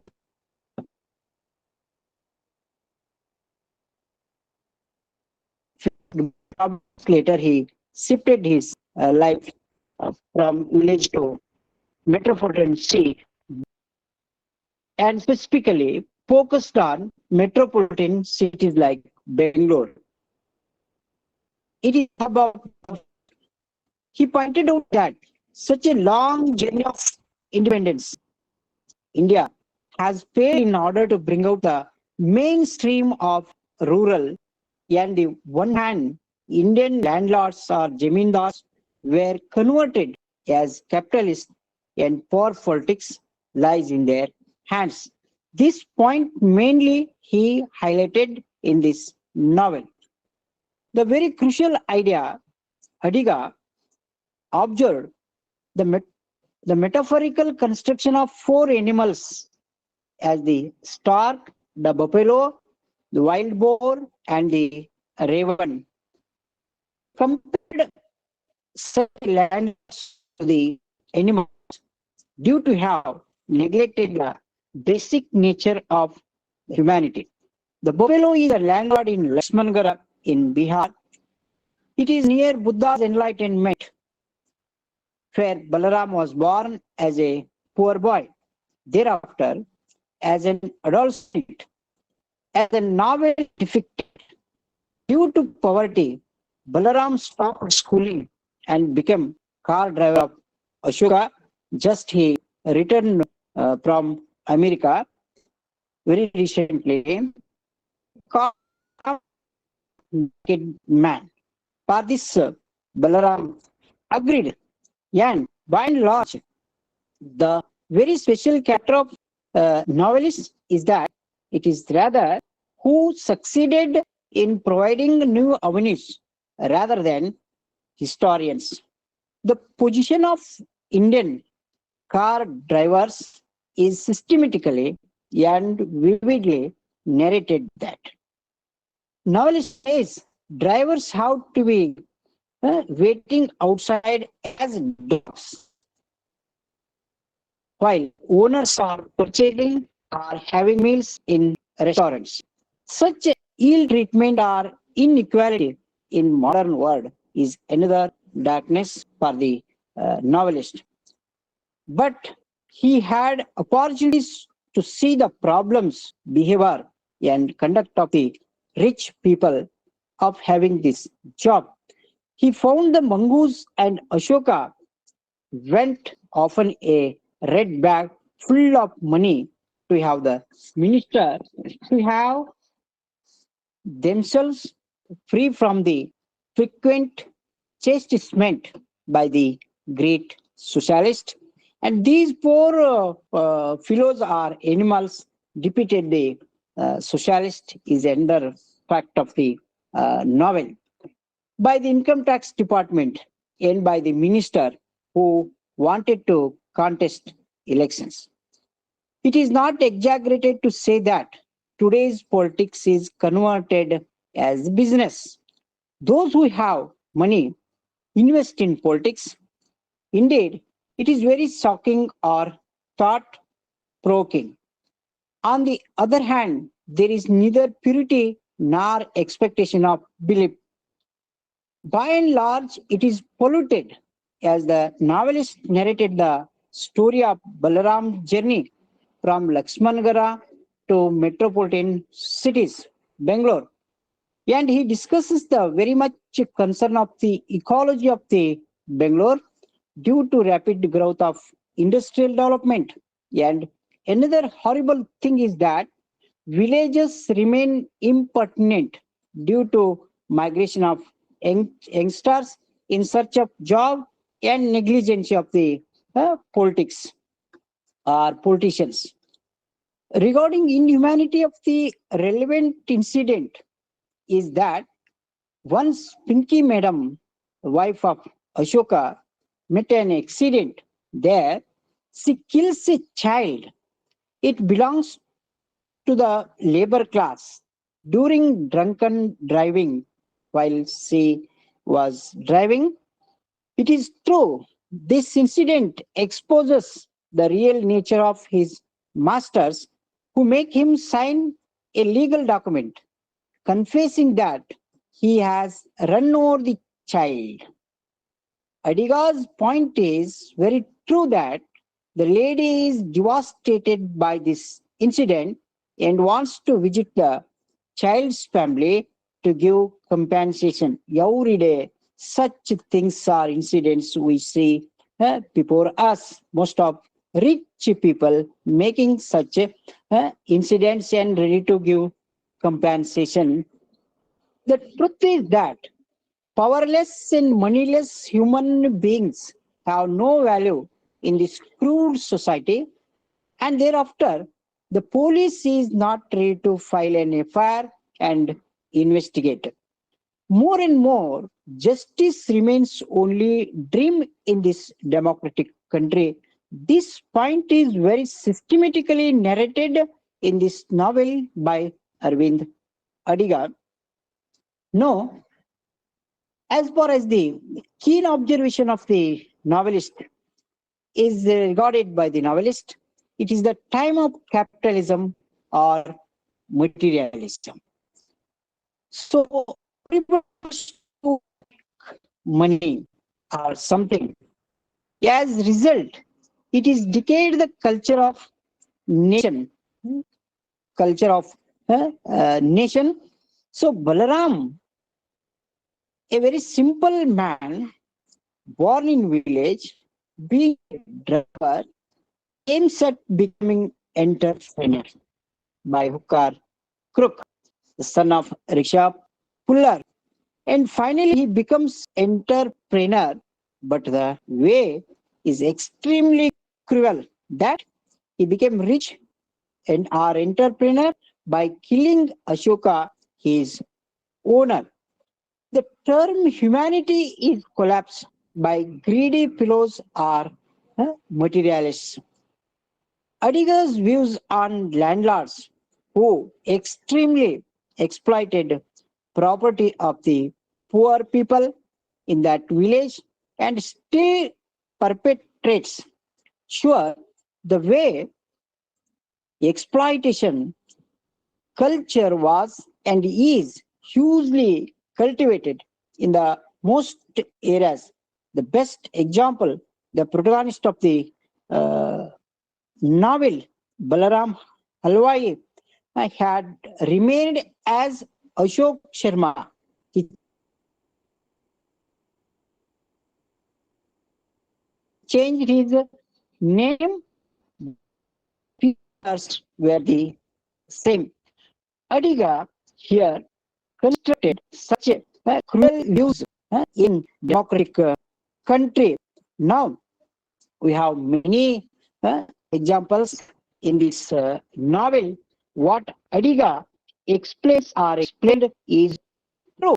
So Adiga here very wisely he constructed the present facts of the human life, how the rich people neglect the poor, power, it demolishes the human base. Such a views Adiga discussed most relevant things of the present life. Even Pinky Madam is not ready to spend her life in India.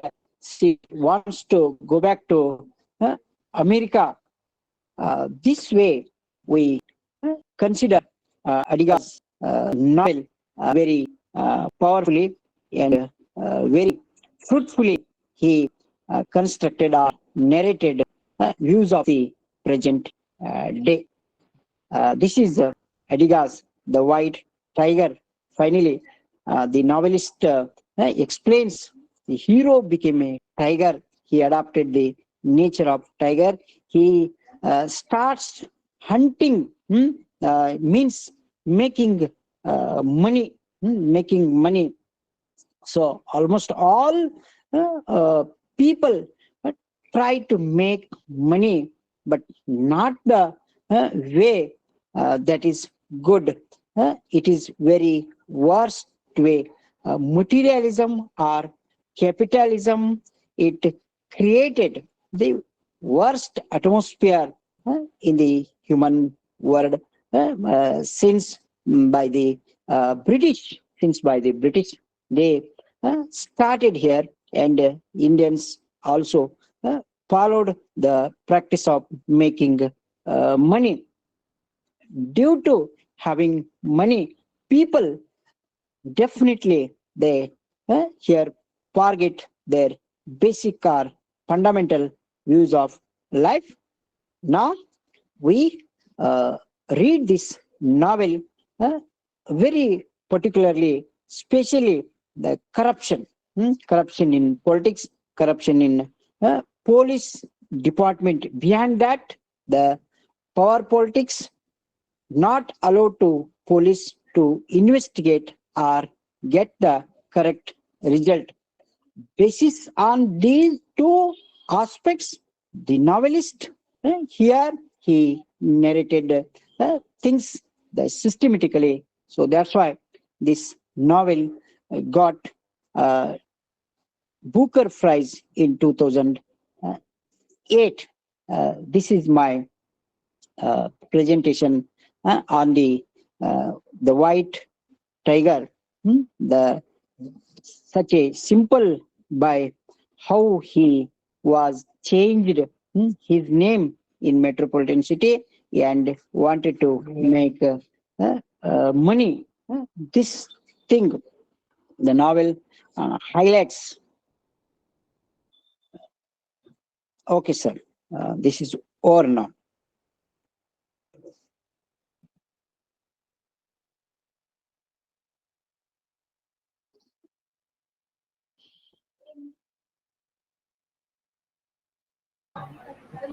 Sir, you can read out the next person.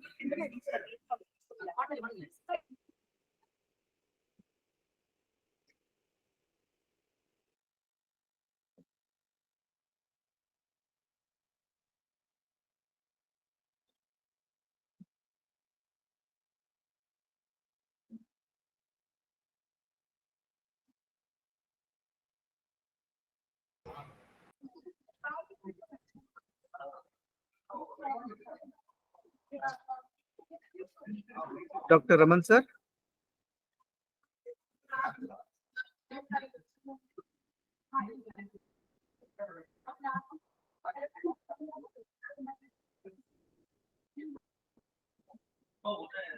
Shall we have the next person? Alan Abraham. Yes, sir, I'm here. Can I Dr. start? Raman, sir? Yeah, definitely you can, sir.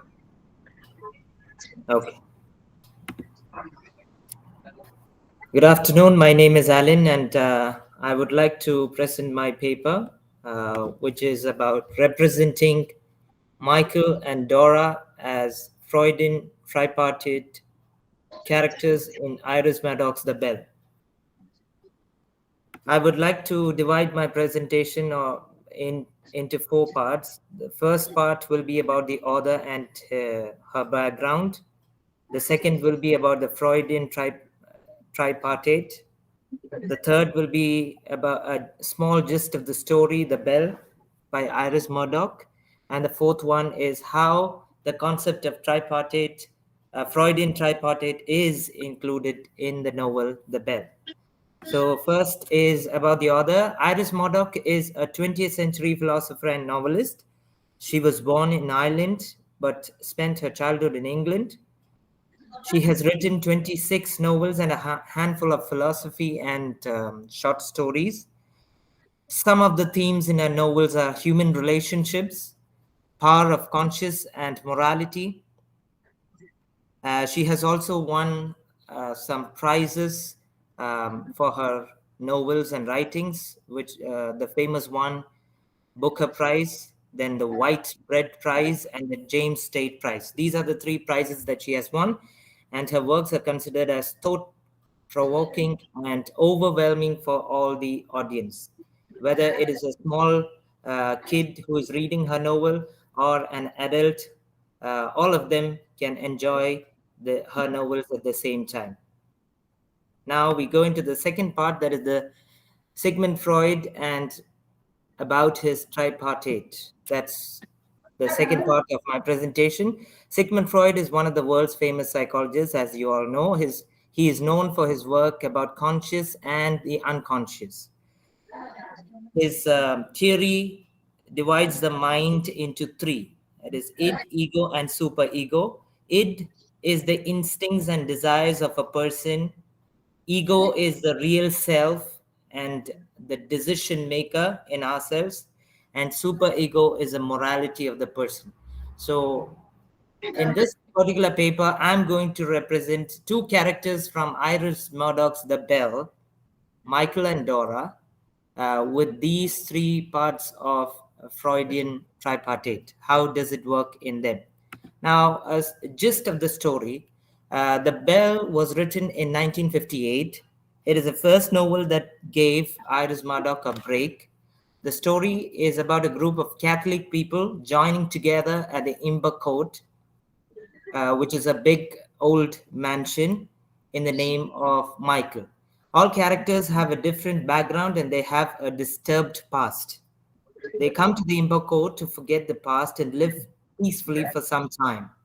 Michael is the main character of the novel, who is an owner of Imber Court. The others are his friends and acquaintances. The Imber Court has a monastery where nuns live. Catherine, one of the characters, is waiting to enter the abbey as a nun. The story revolves around the adventure of an old bell which sunk into a nearby river. The Imber Court is all set to establish a new bell instead of the old one. But Dora and Toby discover the old bell from the river and try to bring it out to the river, out of the river. The old bell fell from the building because of the illicit relationship between a nun and a person living in the Imber Court long back. Finally, we find that due to the illicit relationship between some members of the Imber Court, the new bell also falls into the river. Now we go into the last part of the presentation, which is the tripartite characters in the bell.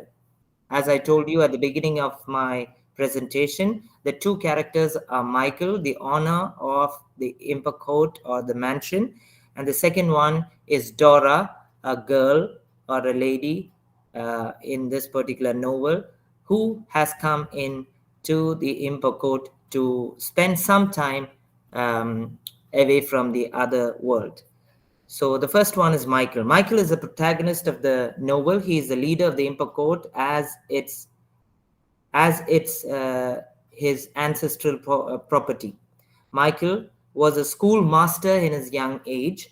He was also determined to become a priest.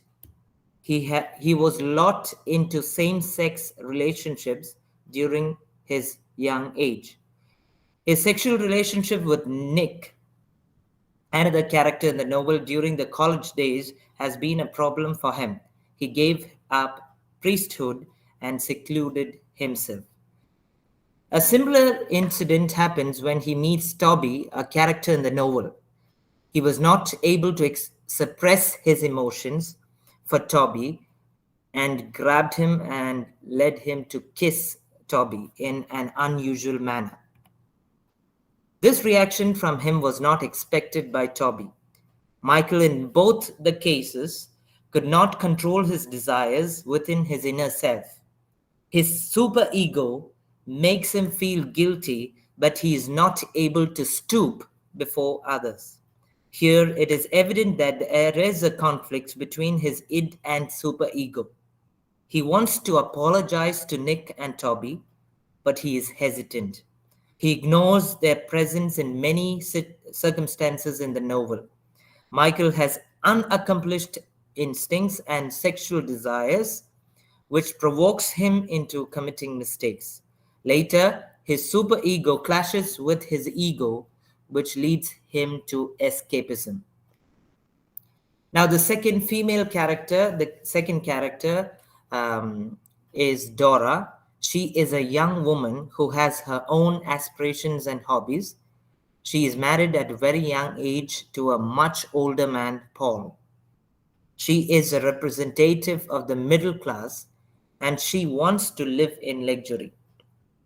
Paul, her husband, is a rich man but suppresses her and does not allow her to be free. She runs away from her husband for 6 months, which is mentioned at the beginning of the novel. Her desire to marry a rich man and enjoy life at its fullest. But as her marriage is a failure, her ego and superego have a clash which questions her about her marriage. She runs away from her husband to her boyfriend Noel Spence, who is more welcoming.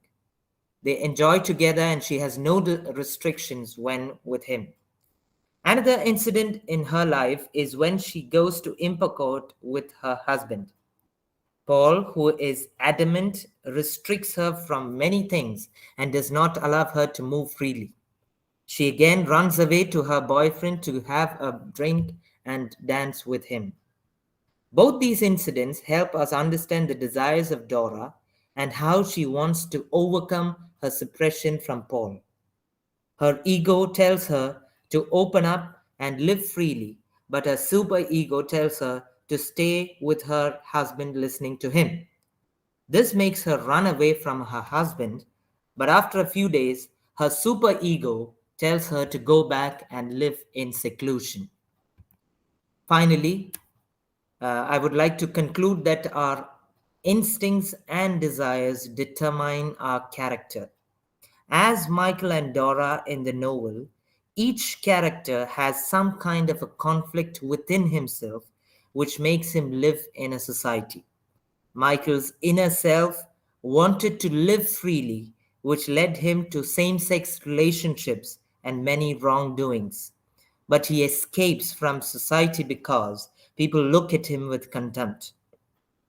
Dora wants to live independently as a rich and affluent person, but her instincts are crushed by her husband. She finds ways to relieve her heart by running away from her husband. Ultimately, her morality brings her back to her husband. The tripartite concept of Freud is very profound in both the characters in the novel. Modern people have the same instincts within themselves. This determines the personality of each person. With this, I would like to conclude my presentation. Thank you for listening to me.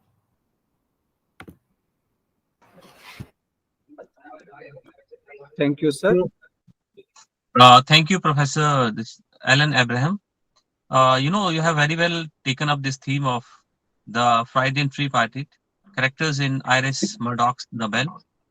When we talk of the 20th century psychoanalytical critics, in particular Freud, so these critics have often been quoted for the interpretation of certain characters, and no, Freud can also be his theory can also be taken up while we discuss the theme of transformation in characters.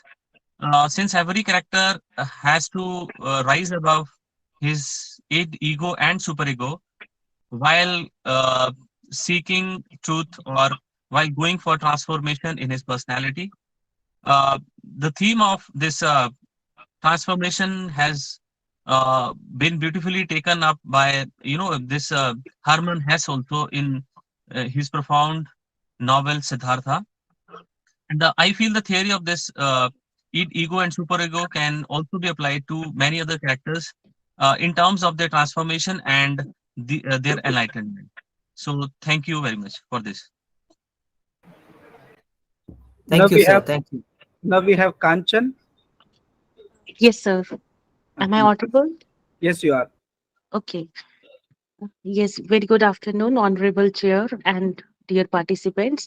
The paper of my presentation is Marginalization and Assertion in Dalit Literature, a study of Om Prakash Valmiki's Judhan. Degraded and stigmatized at the bottom of the Hindu caste hierarchy, Dalits, those who are crushed underfoot or broken into pieces in a deliberate way, now a self-appealing meaning oppressed, are the largest group among the fifth of India's population living in poverty and destitution. Their low status is emphasized by forced unpaid labor and their vulnerability to atrocities such as squage, massacres, and gang rapes. Dalit studies and then reveal extreme cases of essentialization of inequality in modernity. Moreover, as sociologist activist Gail Omworth observes, Dalit struggles for equality today are from the performance of impure tasks, especially India's grains from information technology industries are shallows and dependent on educational and technological opportunities that remain the preserve of high caste monopolies. Although such discriminations are not denying the fact that Dalits' entry into prestigious professions, their growing consciousness has been accompanied by a surge of intellectual activity.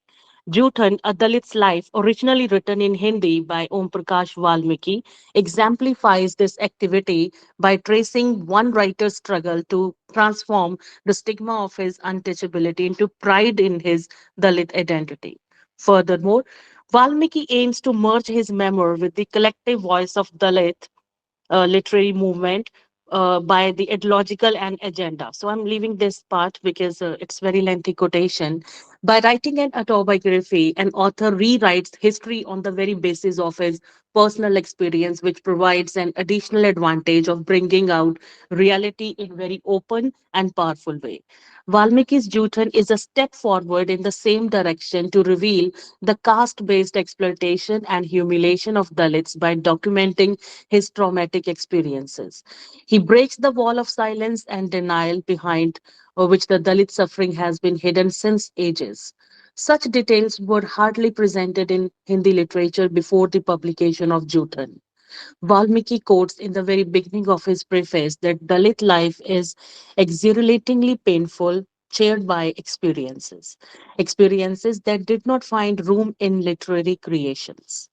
Dalit life is these experiences did not manage to find room because they grew up in a social order that is extremely cruel and inhuman and compassionless towards them. It is therefore to understand how and why Dalit autobiographical narrative deal with the issues of casteism and an and the ongoing oppression and exploitation of Dalits in all walks of life. Valmiki holds that, I quote, Dalit autobiographies have portrayed in double standard of Indian society in literature. Dalit literature accepts and is engaged with the social responsibility of literature. Dalit life narratives also redefine the mutual relationship of literature with society. With this, the path of democratic values in society will open, I unquote. Om Prakash Valmiki raises several questions related to his Dalit identity in his text. In his text, Jutan, the very title Jutan carries the connotations of ritual purity and pollution in the caste system. The word Jutan finds no place in English dictionary, though sometimes it is insulates as leftover food. But the literal meaning of the word leftover food can be simplified that it can be consumed for the next time. Whereas Jutan means food left in a plate after eating and meant to be thrown in the garbage bin. Even the English translation of Jutan, the title has not been changed as Valmiki feels that it encapsulates the pain, suffering, and tragedy experiences by the entire Chura community who not only had to survive on Jutan, but with that, which actually gradually started relishing. Valmiki presents a detailed account of collecting, preserving, and eating jute, and he recalls that how they used to sit with huge baskets outside the upper house of people, the houses of upper caste class during their weddings to scrap the jute from the dirty pallets or left leaf pallets after the baratis had eaten. Even the leftover pieces of puris from the patals were also dried in the sun to eat during the hard days of rainy seasons. That was the biggest plight of their living. Sometimes they mixed with, uh, they actually relishing it, so they are mixing it with other growl, and dish was eaten with the great delight. Valmiki narrates that these memories prick his heart like thorn. He remembers what sort of life was that after working hard day and night, the price of our sweat was just jute. Thus, the term Jutan carries a lot of historic baggage of caste hierarchy. Valmiki emphasizes that both Ambedkar and Gandhi advised untouchables to stop eating Jutan, and Ambedkar had pushed Dalits not to accept any Jutan, even though the upper caste regarded their refusal as an act of impudence. Jutan, a Dalit's life, exemplifies this activity by tracing writer's struggle to transform the stigma of his untouchability to pride in Dalit identity. Furthermore, Valmiki aims to merge his autobiographical narrative with the collective voice of Dalit literary movement, propelled by an ideology, an agenda, and an aesthetic with the broader movement for liberty, equality, and justice. Valmiki, whose surname signifies his untouchable Chura status, set his life story in North India in the 1950s, just after the constitution outlawed untouchability. It contains heartrending accounts of the practice of untouchability, which is so rampant that while it is considered all right to touch an animal, touching a chura is deemed polluting. Valmiki discusses in detail the bitter experiences of Valmiki as a Dalit in his hometown Barla in UP and his birth in Chura community, his struggle for his education, especially in the school and inter-college, his attempt to narrate the oppression, exploitation, psychological harassment, and physical torture he endures, not only as an individual but also as a whole for his oppressed community. The experiences portrayed in Jyotin cannot be found in any other literary work, especially which represents his dwelling place. Like any other Indian village, the village of Valmiki is divided into several quarters of different castes, such as Muslim Tyagis and Chamars, which surrounded his Basti slum. Valmiki house was adjacent to, so these are some, you can say, surrounding details that I have put in my paper, but I will skip some portions. Yes. In order to foreground the pervasive caste hatred, the narrator goes on to describe the hardships he had to face in the educational institution. where the upper caste boys used to tease the writer in every possible way. They always laughed at his clothes, which are nothing but just rags. Even the teachers and the headmasters are not different in this respect. The Choras are always entrusted the task of sweeping the homes and the public places. Valmiki remembers that when his father came to know that the headmaster had not allowed to enter him this classroom at all, then there is a quote about it that how his father was felt. Om Prakash Valmiki's Jatan encapsulates the humiliation and poverty of the untouchable Chura community of the Uttar Pradesh to which he belongs. And as a Dalit writer, Valmiki is influenced by Dr. B.R. Ambedkar, who highly warned that caste has destroyed the sense of public charity. And Valmiki tells his own story, his experiences. He highlights the truth that even education fails to change the people's mentality. And this exposes the reality behind the institutional narrative that caste no longer functions as a significant force in public sphere of modern India. The treatment meted out to him at school makes him able to understand the things. And he says of then other details of the village. So, ironically enough, caste consciousness and caste based exclusion are also prevalent in the so called Dalit lower castes. Valmiki is upset with people of his community, and he feels that he has to win a battle against his own people first. Because just like a woman is doubly marginalized, he has a battle within the community itself because some were agreeing and some were denying to eat the juten, the leftover. So throughout the autobiography, the narrator's voice continually cuts into different narratives, recalling past events based on caste discrimination in light of his present struggle against the continuing practice of untouchability.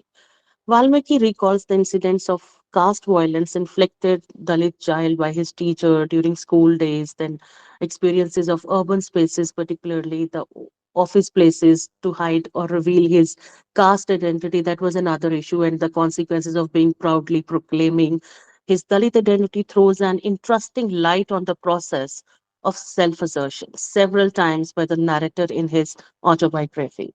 Amidst this struggle, the author continues to grapple with the question of Dalit identity. The pain of caste discrimination, either in the form humiliation, exclusion, or physical violence, plays a very important role as the initial basis of Dalit identity in his text, and then turned it into the process of self assertion. Thank you. Thank you, Madam Kanchan. This Dalit writings when we talk of, Yes, Om sir. Prakash Valmiki has a very special place to hold. Yes. His autobiography, of Dalit literature, Mhm. this Juthan, though the Yes, English word fails to carry the meaning, the stigma of being a Dalit with it, but still right. he has this being a pioneering work. He has motivated many other writers of the Dalit Definitely, origin sir. to voice to give a voice to the feelings and emotions they felt during these centuries, during these ages of being a Dalit, the kind of discrimination they had to experience, Yes, uh, the physical as well as mental trauma, torture they have to bear. So he has right. very well put all these things in this autobiography, and you have very well uh, uh, brought out this theme of marginalization and assertion in Dalit literature Right. in special reference to Jutan. Thank you for your views. Thank you so much, sir. Right. Now we're at the end of the technical session second. First of all, I would like to thank Dr. Raman Kumar, chairperson for the today's technical session, assistant professor, Government Degree College, Himachal Pradesh. Sir, I, on behalf of Department of English, St. Francis College and Cape Comorin Trust, I wholeheartedly thank you, sir, for chairing the session. I also thank all the participants and the presenters for presenting. Now, we have Thank you, sir. the plenary session starting. Okay, kindly stay back to the plenary session. It will start shortly. Hello, everybody. This is Dr. Aboti from Togo.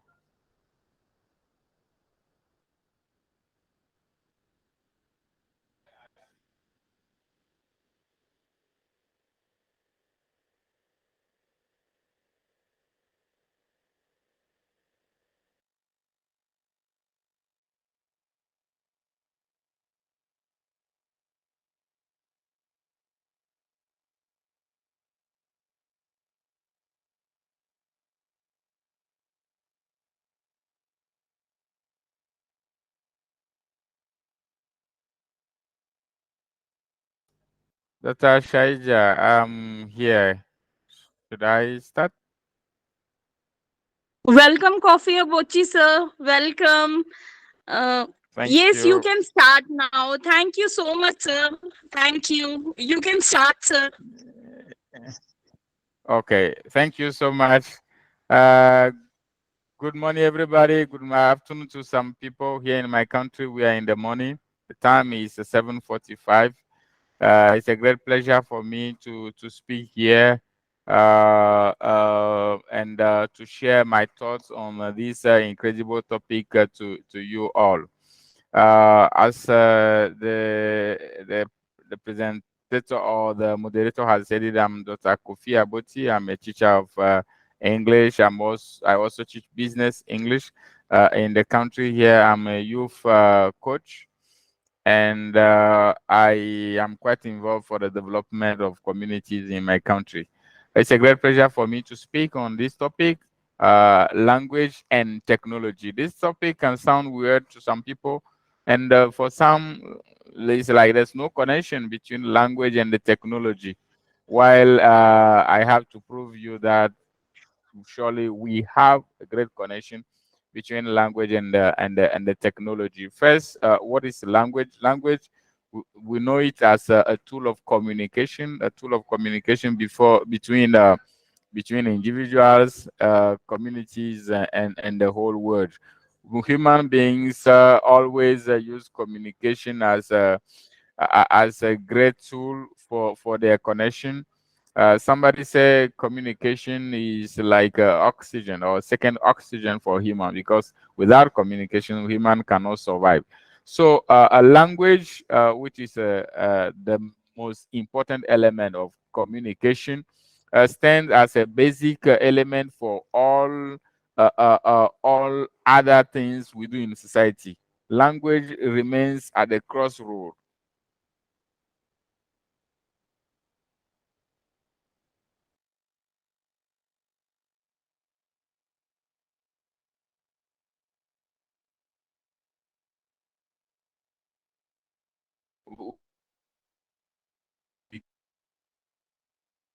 Uh, uh, how we can use language to promote technological development in our communities. I will right away go and talk about mathematics, for example. When we talk about mathematics, which is a great aspect of technology, because mathematics plays a big role in technological development, we see that mathematics has a language, and and for you to really understand mathematics, you need to understand the language. And that's why many countries that have developed always start mathematics with their native languages, which was something that's missing here in Africa. And that's one of the reasons why we failing, or we lagging our behind people in terms of development, in terms of technological development, because we are teaching mathematics in our in the colonial master's language. Mathematics here in Africa is either taught in French. In my country, mathematics is taught in French.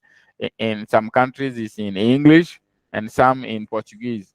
With that, it's difficult for people to really understand, because that's not their language. They don't really understand those languages, although the thoughts or the fool themselves that they understand, but they don't really understand. And for this reason, it's difficult to start the technological development in our country is really, really difficult because of this. So I will really encourage decision makers in Africa to start teaching the STEM, science, technology, engineering, and mathematics subjects in the native languages for people to really understand. Because if you don't start with those languages, if you don't start explaining things to people in their native language, they cannot understand, they cannot grasp the context, concepts, and they cannot really develop technologically. And another thing is mother tongues are a great tool for creativity, because we first think in our mother tongues. And as we first think in our mother tongues, it plays a key role in our imagination, in our how we can use our mind to create and to develop. So that is the first aspect I will have to say about language and the technology. The other aspect is the mastery of the languages. So before I continue with this, I would like you to give me 1 minute. I will to just proceed with the second aspect of language and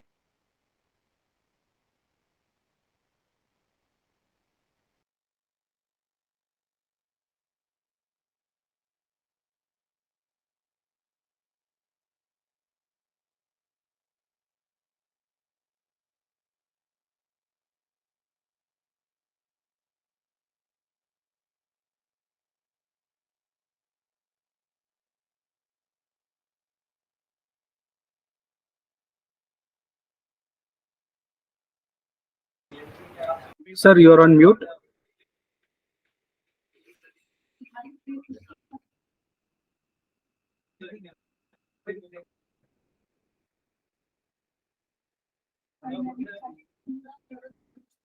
Sir, you're on mute. Yes, just okay. I'm back. Thank you so much, Sankit Kumar, for the for calling on my attention. Yes, to continue with what I was saying, I made it clear that language plays a key role in technological development, and I now in my second part I'm talking about the importance of the mastery of language in technological development, especially for young students. It's important that we encourage our young students to master their languages, the mother tongues or the languages of the medium of education, because this mastery of these languages will help them a great deal to understand the elements that are being taught, but also to develop, to expand on what is being taught to them, and progress with technological development. We have many. If we see the great engineers today, engineers like Bill Gates, engineers like Elon Musk, engineers like Mark Zuckerberg, you wonder how can they uh, be able to develop all these if they don't master the languages in which they grew up, like English language. Without the mastery of those languages, how can you learn to program? How can you learn to code? How can you learn to develop your application? So this is key, and this is very, very important for the young learners to master their language and to be very creative in the domain of technology. And I will also go to talk to the educators in the third world. Educated in the third world, some of them find it difficult to explain in easy terms what they know, what they want to communicate. And by doing so, they prevent many great minds from creating, from developing implications for the development of our economy. So it's very important that as an educator, you take your time to explain in easy terms and simple terms what are the elements you are teaching, because language and technological development are intrinsically connected. They are one. You can teach it if you don't you cannot bring people to create if you don't make them understand. And for them to understand, the language you use must be clear enough. The language you use must be easy enough for them to understand, to grasp the scope of what you are teaching them. Because language, even if you think, even if you are just using your imagination, you're using your imagination in a language, or your thoughts have a language. And that's the reason why it is very, very important to master or to understand what is being said in a language and to develop it. So finally, I will talk to the decision makers to really really insist on this to help all actors of education, both teachers and the learners, to like personally, I think a lot of investments must be made in the development of the languages we speak, in the development of the mediums of the language we use as a medium of education, for this to really boost the technological development in our countries. The world is moving very fast. Things are changing around us. Many countries are investing on technological development, but you cannot really have a development if people don't really understand what is being taught to them, what is being shared with them. And for this to happen, the decision makers must really invest in that. Train teachers, give them a lot of training, not only in their domain of specialty, like the STEM education, but also on the language they're using. Me, personally, I've had teachers who do not master even the French language that is being used here to teach.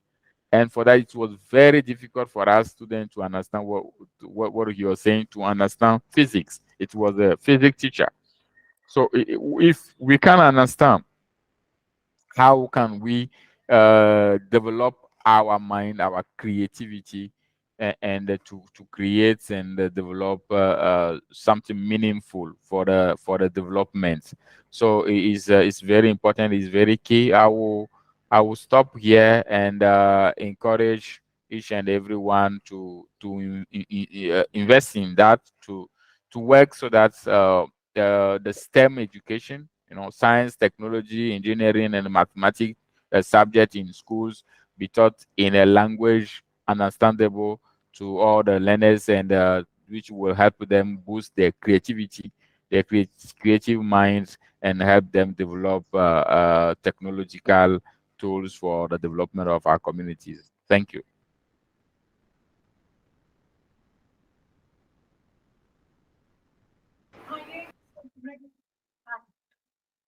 Soumya ma'am? Madam, I think you're on mute.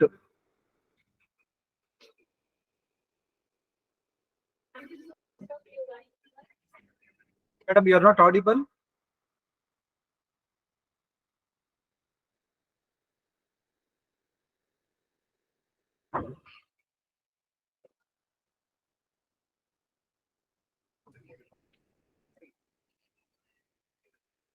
I'm available for any question if you have any. I'm still here in the background.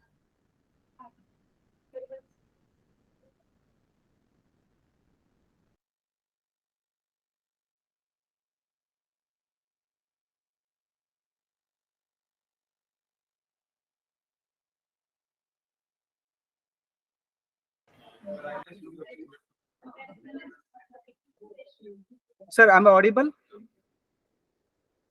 Yes, you are. Yes, I can hear you Okay, perfectly. okay, right. Yeah. Soumya madam, are you there? You are not audible. Okay. Dear participants, if you have any questions, you can ask a resource person.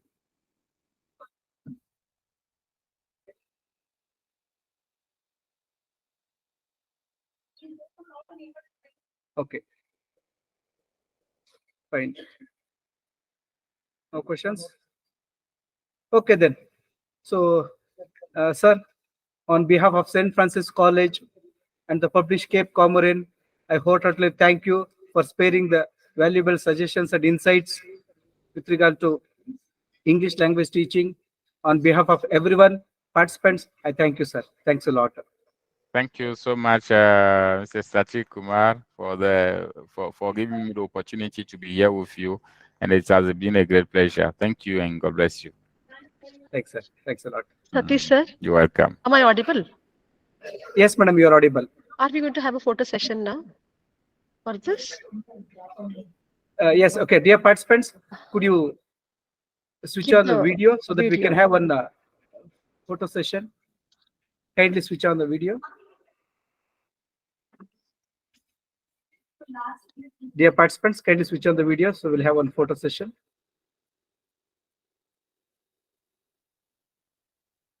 Manjana madam, you can also switch on. Yeah, sir, I'm trying. You can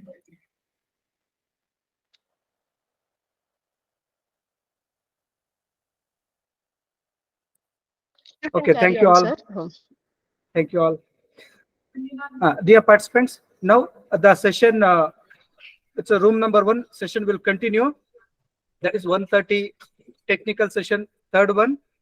And whereas room number 2 in a different Google platform, you can continue. Anu sir, are you there? Yes, sir. Madam, you can start the session 3, room number 1. All right. Sir, am I audible? Yes, you are, madam.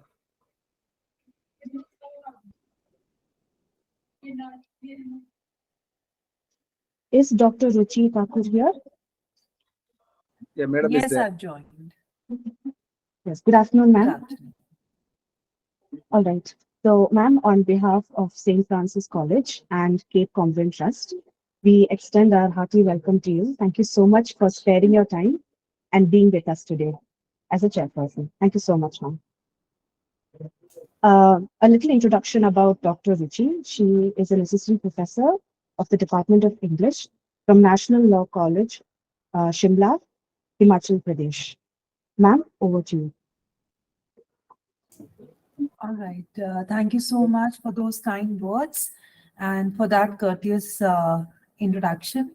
I think we are right on time, and if all the participants are there, let's start the session. All right, ma'am. Do you want me to read the names of the presenters? Yes, I have the list. I have the All list. right, ma'am. Do we have Dr. P. Bindu? Yes, ma'am. First, yeah. So let's start it right away. Yes, thank you. Good afternoon to all. This is Dr. Bindu, Assistant Professor of English from Shankara University, Kanchipuram. I'm here to present my paper on endurance and resistance in Khalid Hosseini's Thousand Splendid Sun.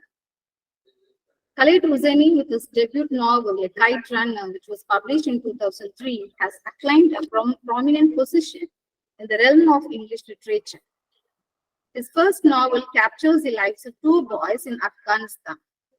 The author presents friendship, love, sacrifice, betrayal, humiliation, guilt, impact of war, and life as refugees. The writer has been recognized widely for documenting various existences which have changed the life of Afghans due to external forces, and on the other side, he also has pictured various characteristics and emotional conflict of human and how that has created huge. Yes, am I audible? Yes, you are. Yes, thank you. With a critically much admired novel, the writer has come out with a succeeding novel, A Thousand Splendid Sun. In A Thousand Splendid Sun, it was published in the year 2007. The author provides vivid picture of Afghan, which is shattered due to internal socio-political leaders and war and external force. In the second novel, the author has narrated various incidents that devastated the beautiful life of Afghans, and he also intensely enunciates the life of two women in spite of their differences in age and beginnings. Mariam and Laila are victims of societal norms and outside forces. The author narrates the life of two women in parallel to the story of Afghanistan. Even though Mariam and Laila differ in their upbringing and age, they make their own choice and they have acquired the ability to accept its consequences. The present paper explores the expedition of Laila and Mariam's endurance, survival, and resistance against the evil forces, both internal and external forces. In this novel, the author has narrated the lives of women in Afghan. Women in Afghan are brutally harassed, abused, suppressed, and they are under the custody of men within their community and outside community, and they are deprived of liberation and education. The protagonist of A Thousand Splendid Sun, Mariam and Laila, as I said earlier, are the victims of patriarchal society and war. These two female characters represent the life of Afghan women, those who live under the regime of socio-political leaders and patriarchal social order. The author begins the novel with a picture of Afghanistan, which was rich in culture and natural resources before war and its catalysts. Through Jalil, Mariam's father, the author portrays the beauty of the country as, I quote, the green wheat fields of Herat, the orchards, the vines, pregnant with plum grapes, the city's crowded vaulted bazaars. Mariam was born as an illegitimate daughter of Jalil. Her mother always calls her as Harami, which means bastard. The little girl does not understand the pain and the helplessness of her mother. Her mother always warns her that as an illegitimate person, she could never have legitimate claim to the things such as love, family, home, and acceptance. Her father has 3 wives and 9 legitimate children. He is a wealthy man, owns a cinema theater, lands in many places. But she believes that her father loves her more than anything. Her desire is to get education, but her mother never encourages her when it comes to learning, and she believes that Mariam belongs to home with her mother. Mariam leaves her home in search of happiness and good life, but to her distress, the world that she imagines collapsed when she witnesses the brutal truth. Her own father abandons and rejects to accept her as his daughter. She is forced to marry a 40-year-old man when she was just 14 years old by her father's wives after her mother's death. She was being, I quote, she was being sent away because she was walking, breathing embodiment of their shame. Mariam endures the loss of her mother and her father's merciless act. On the other hand, Laila, she was born in 1978. Her father has taught her at a very young age that the most important thing in Laila's life is education. He told her, marriage can wait, education cannot. She learns from her father that the communists in Afghan gave education and vocation to women. Here the author has presented 2 sides of Afghanistan. Women have always had it hard in this country. They are probably more free now under the communists and have more rights than they have ever had before. In Kabul, women taught in the university, ran schools, worked in government office. But in the tribe areas like Pashtun, South, or near Pakistani border, things are different. In these areas, women can be seen very rarely, and they must wear burqa when they leave their house, and they are not allowed to come out without men from their family. Unlike Mariam, Laila is educated and loved by her parents. Both Mariam and Laila loved their fathers. Mariam's father and Laila's father have played a significant role in the life of Mariam and Laila. They have taught their daughters about the richness of culture and great resources of Afghanistan. That learning traveled along with them, and both Mariam and Laila, in the later part of life, long to go back to their respective hometown to experience a peaceful and blissful life. Marriage and war in the life of these 2 victims. Mariam is married to Rashid at the age of 14. She is forced to accept Rashid as her ex-husband. She never forgives her father for betraying and pushing her into an empty land. Rashid treats his young bride with utmost care and love, but all his actions are selfish and patriarchal attitude. He celebrates Mariam when she is pregnant. Afterwards, he started abusing her, and that leads to physical and verbal harassment. Laila's father, on the other side, Laila's father wants to take his family to the US in order to safeguard his wife and daughter from the brutality of war and the ideological leaders of Afghan. He wants to send Laila to school and start a new life in the US after losing his two sons in the war. Laila's life turns upside down with an increased number of deaths in her family and friends. She has become orphaned all of a sudden due to the external forces. She has lost her brothers, friends, lover, and finally parents because of warfare. Through this external force, the author draws two different aged Afghan women, Mariam and Laila, in the same part. Mariam's husband saves Laila from the bomb ship. The tragic events have made both Mariam and Laila to contemplate that their aloofness towards their mothers have made them orphaned and to endure the internal suffering. At the end of the novel, Mariam decides to sacrifice her life to save Laila and her kids from the brutal clutches of Rashid. I conclude here. Both the Afghans and socio-political leaders have given meaning only to the words of men than the women. Suppressing women in the name of norms and culture is accepted in Afghanistan. When a woman tries to free herself from the clutches of the dominant and abusive relationship, the woman is punished by the ideological leaders, but not the abuser or the abuser society. For decades, women's subordination and gender inequality are deep-rooted in Afghanistan's social structure. Writers like Deborah Ellis, Khalid Hosseini have documented the existing struggle of women in Afghanistan. I conclude with a quote of the author. He states, life was a struggle for some women in Afghanistan well before the Taliban, but it became all but unbearable with the outbreak of factional war, anarchy, and extremism. In many ways, that's when disaster really struck. Thank you.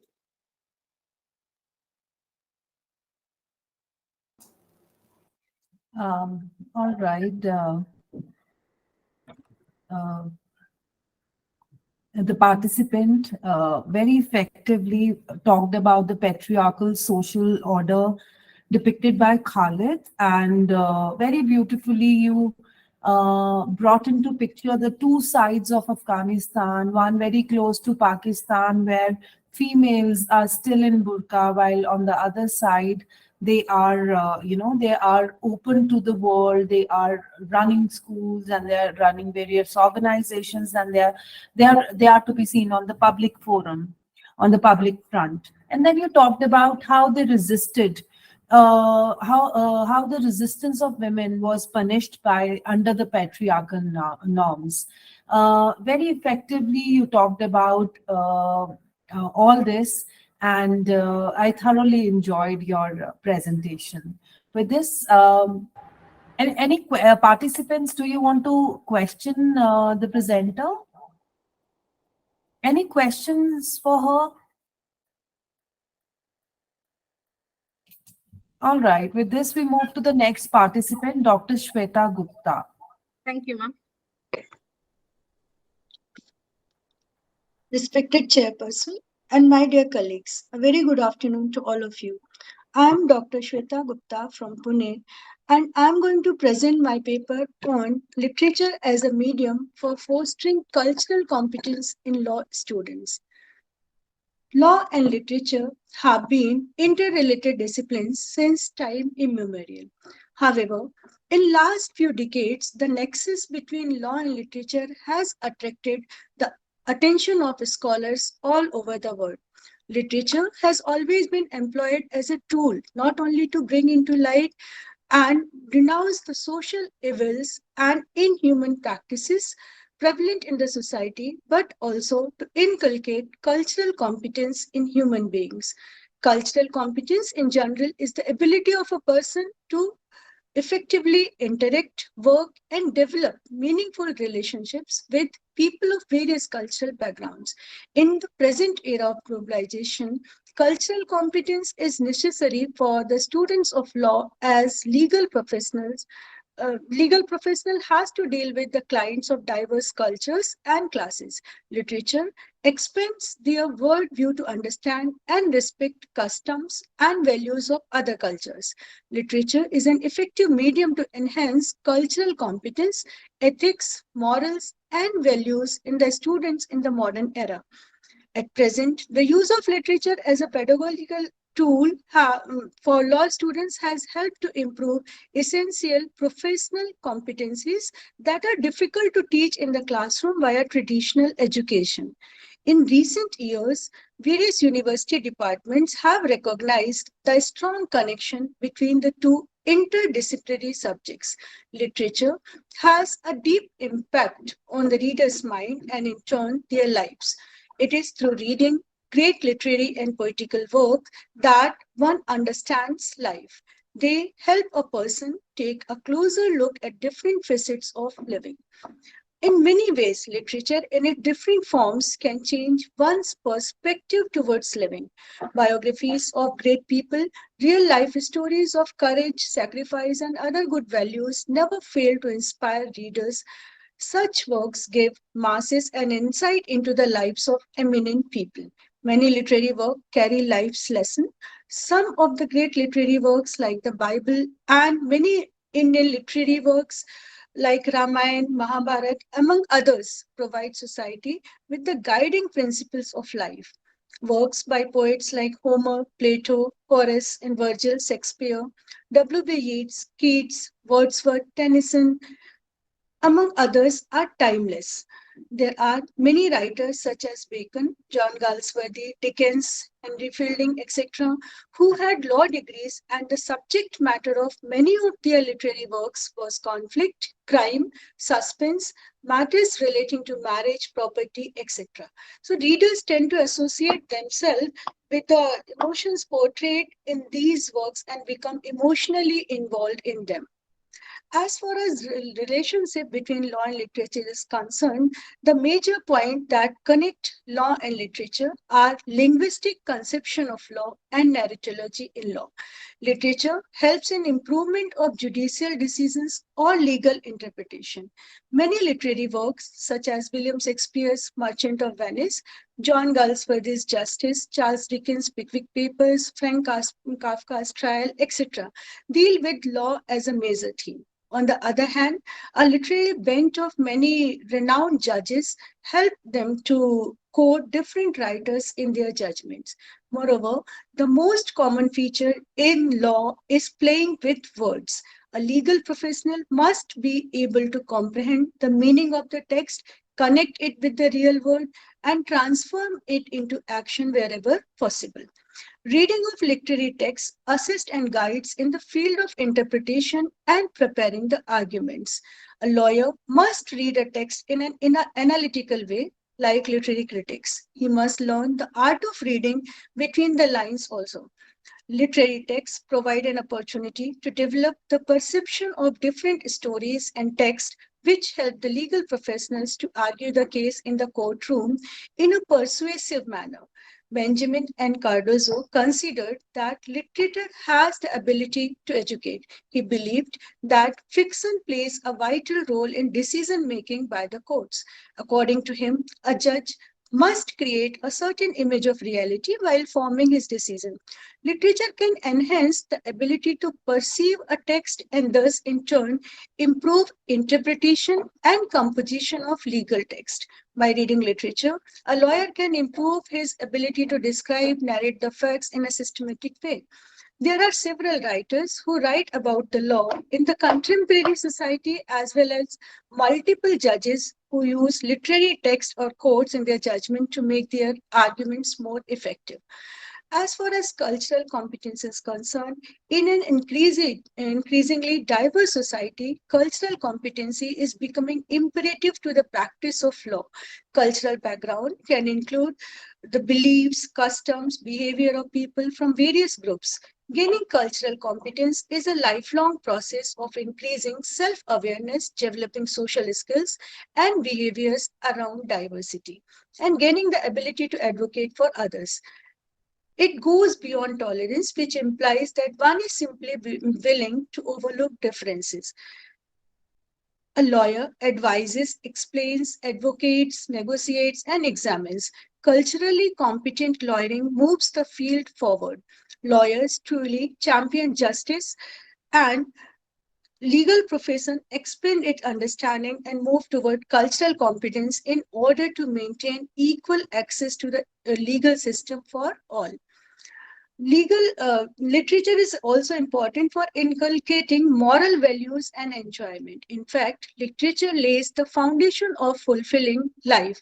It adds life to living, although the terms values, morals, and ethics are often used interchangeably. Society generally attaches a fine distinction among them. Values are individuals' accepted standards of right or wrong. Morals are society's standard of right or wrong, very similar to ethics.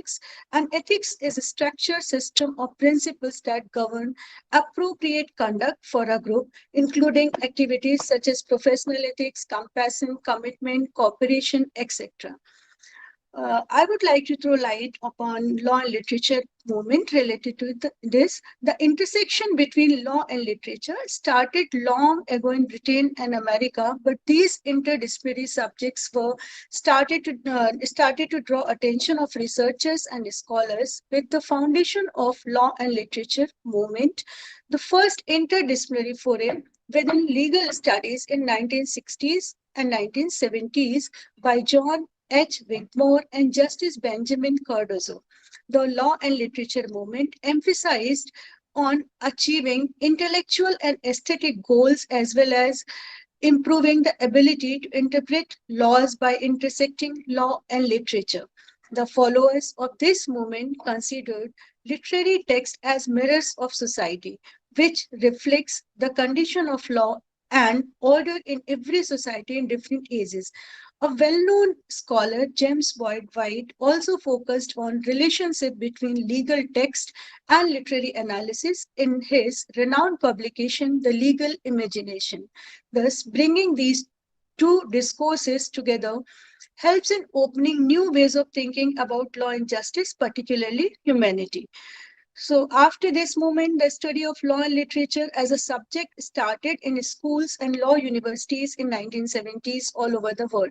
Even in India, most of the national law schools and some other universities have included law and literature as a course compulsory or elective in their degree course in law. The judges, advocates, professors at law schools, students and readers recognize the close relationship between the fields of literature and law.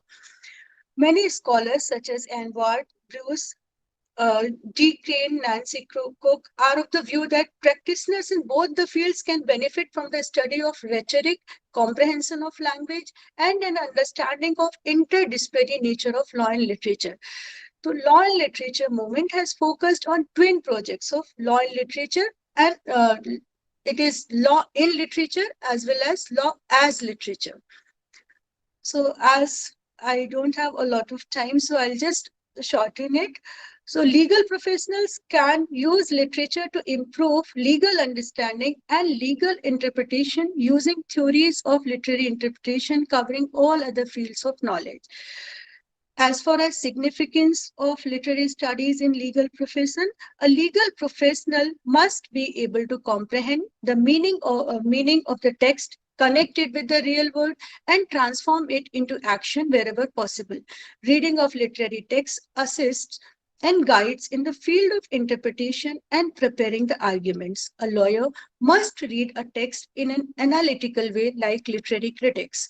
He must learn the art of reading between the lines. Literary texts provide an opportunity to develop perception of different stories and text, which helps the legal professional to argue the case in the courtroom in a better way. Benjamin and Cardozo considered literature had the ability to educate. Yes, ma'am. Yes, ma'am. Now, I would like to conclude the modern era of unparalleled economic, political, and social upheaval has produced new legal challenges in the society. The study of literature allows us to better understand the world we live in and helps in language development, value enrichment, and holistic growth of a person. The student of law work diligently and obtain the necessary legal knowledge and skills that enable them to get employment. But after joining any company or practicing in the court, these students find it difficult to deal with the emotional, professional, and other crises. So the incorporation of English literature in the curriculum develops a cultural and intercultural understanding in law students who are expected to work in a heterogeneous environment. The study of literary work broadens the view and outlook of legal professionals, sensitizes them to human nature, and makes them aware of realities of the society. The autobiographies and biographies of judges and other legal professionals motivate the law students to grow in every sphere of life. The students can give aesthetic expression to their arguments and legal writing, applying the knowledge of literature. Moreover, techniques of textual analysis developed by literary critics can also be helpful in interpreting legal text and documents.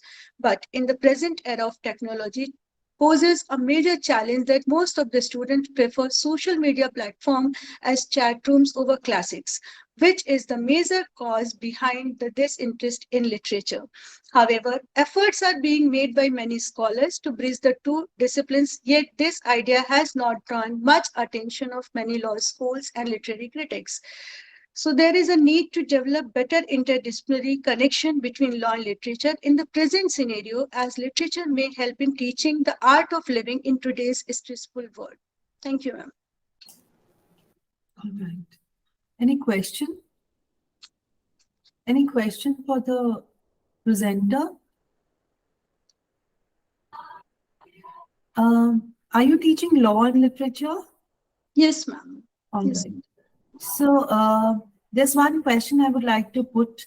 Yes, See, literature seems to absorb anything that is, you know, that comes its way. Like we would absorb anything, we would live every moment, and we would, accept everything.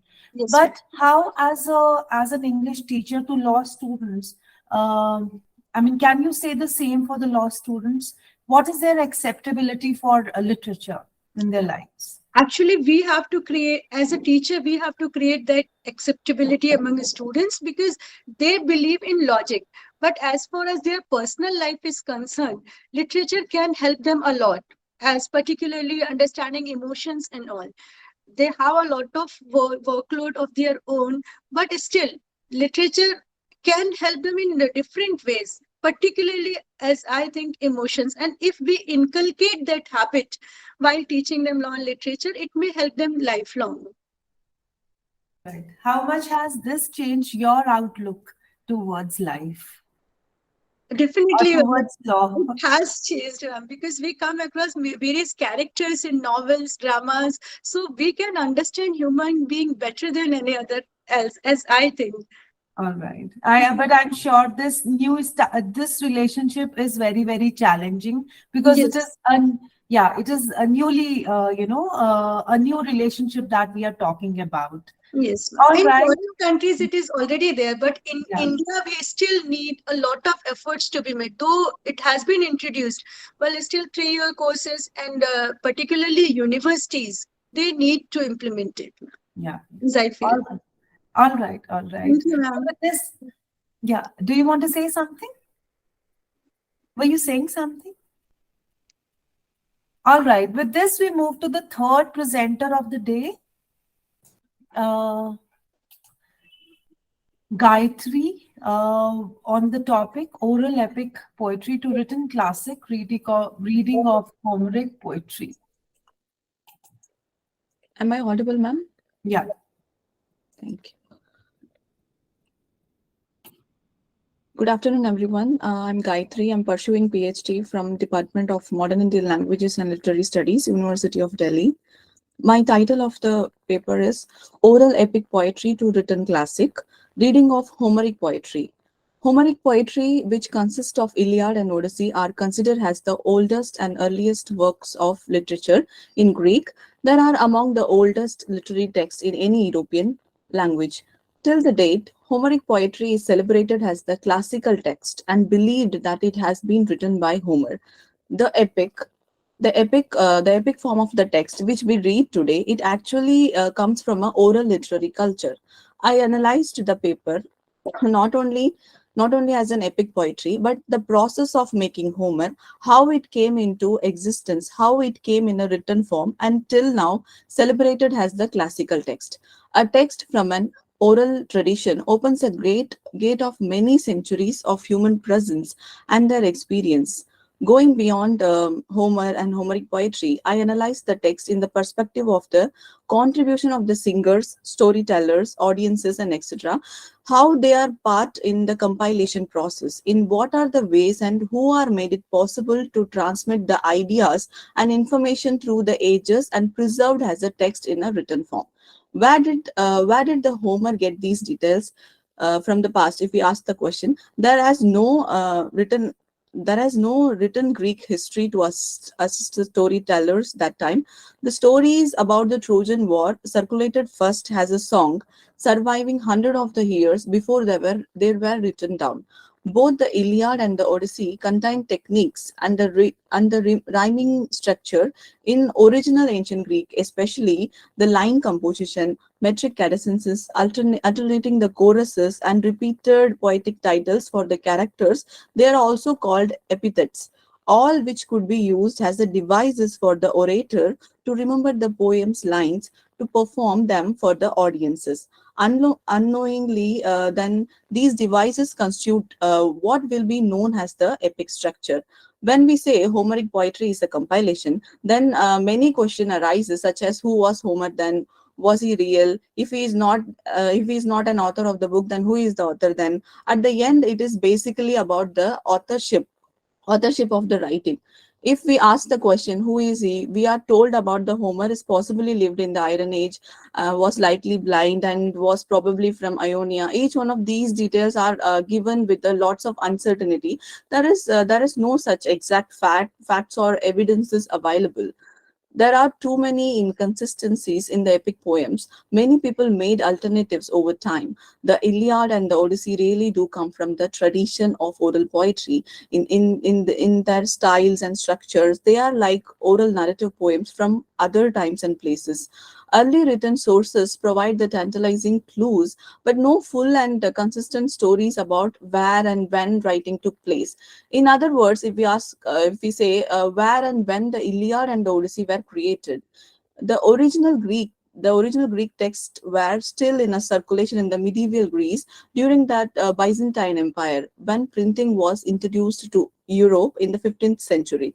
The original Iliad and Odyssey, based on the Byzantine manuscript copies, were among the first Greek texts to be printed. There was no Greek statue. There was no Greek state.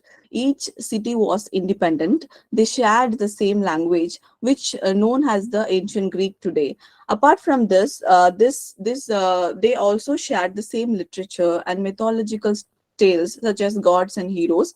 One of the example I want to give here, the Iliad, to make my point stronger. That is, the Iliad does not tell the beginning of the story, but narrated a series of incidents in the 10th year of the war, arising out of the dispute between Agamemnon and Achilles, the best of the Greek warriors. It depicts the death in the battle of many heroes on the both sides. The scene throughout is set in the battlefield outside the walls of Troy, in the city of the Troy itself, and on the Mount Olympus where the gods live. Here the question arises, what happened in the Greece during these days? Or the whole 10 years is not told, isn't a part of the story. The process of oral culture, phrases usually called formulas, are building blocks of epic. They are the oral poets need them in order to construct a narrative fluently. The characters are also there to help the audience, or any audience, including a modern reader, to make connection with the narrative. When we talk about the choral lyric, It is differed from epic. In one very important feature, epic poets told story as a narrative, which is why even the poet the Odyssey, describing the Democritus, one of the character performance, tells the Ares and Aphrodite story as a narrative, and that is the natural way for an epic poet to handle that in that perspective. In Iliad, the poetic occasion that is depicted on the shield is quite different. These differences can be traced in Iliad in 18th chapter.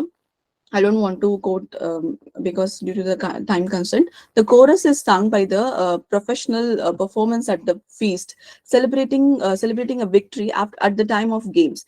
Beyond the shield of Achilles, another form of oral literature is described several times in the Iliad. At the very end of the poem, when Hector's battered corpse is brought to home to Troy.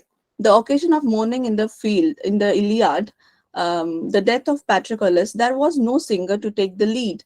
There is consistency in all these passages, but there is also variation. In all cases, women lament.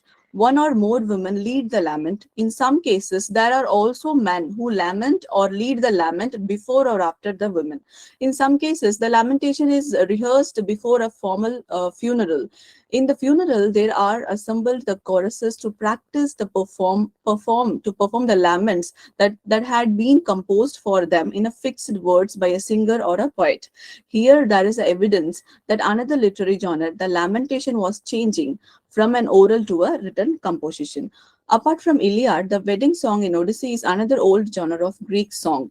The real traditional epics are not only performed for aristocrats but also performed for the popular audiences. I conclude my paper. Homer and Homeric poetry is a collective process. The process traveled from oral to written classic. Iliad and Odyssey's special style and structure are essential to their existence. The singer and the storyteller created the text on each successive occasion to satisfy each time and to learn the new themes from others. Although real poems are ephemeral, we have already seen how formulas and repeated scenes make the epic world and its character quicker to grasp and easier to get to know. In this way, the oral style makes it possible to transmit ideas not just to contemporaries but to the later audiences and readers to the present day. Thank you. All right, Gayatri. Any questions for Gayatri?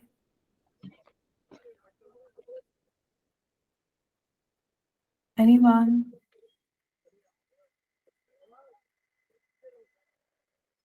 Gayatri, if I could ask you, why did you choose Homer? I'm sure you're going to justify this question when you'll be facing the panel during Viva, PhD Viva. So why did you think of working on Homer and none from, no other poet from any of the centuries? You went to Greek to talk about poetry. Actually, I'm working on comparative literature. I'm working on classics.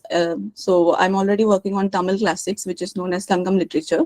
So to compare in that perspective, actually, I'm working on war.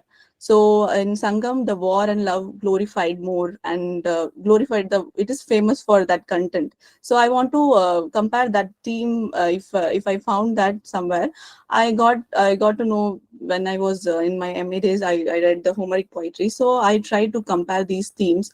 So that in that process, I started working on Homer. And I also found very interesting because my title of PhD is Women in War, Reading of Sangam and Homeric Poetry, because I'm already working in that. I want to narrate and centralize the women in keeping in the center perspective, because if we talk about war or ancient classics, we always the men are glorified and kept always center as in a hero centric form. But I wanted to trace women. All women are also the part. Whenever the war happens, if it is ancient or till now, women are there. They are already they tortured somewhere and being part. Uh, Women are not only there as a heroic mother, but apart from that also, women parts is more important in classics. So my journey of working this to trace women perspective. So while working on that, when I was facing my panel, as you asked why I chose, because I was not allowed to compare these two, because they said that is the poetry and this is epic. Homeric is epic, so you can't compare these two. That time when I was reading, and the text connected me to another text. In that process, I comes to know about the Homer is not only epic, it is a compilation process. The compilation made, so many scholars worked on it and still working on it. So that's why. All right, all right. Thank you so much. May I have the next presenter? Baiju Thomas. Yeah. Father Maria? No. Beju Thomas. Yes. The topic of presentation is a critical analysis on the concept of disability and marginalization in India. Yeah. Yes. Good afternoon to all of you. Myself, Father Baiju. I am a research scholar in Ramakrishna Mission Vivekananda Education and Institute, Faculty of Disability Management and Special Education, Coimbatore, Tamil Nadu. My topic is a critical analysis on the concept of disability and marginalization in India. Introduction. The concept of disability has evolved over the past 3 decades, expanding from the functional impairment to the perceived cultural phenomena. This suggests that a person's biology and social environment combines to create their experience of disability rather than disability being an autonomous phenomenon. The marginalization of India's disabled population goes back decades.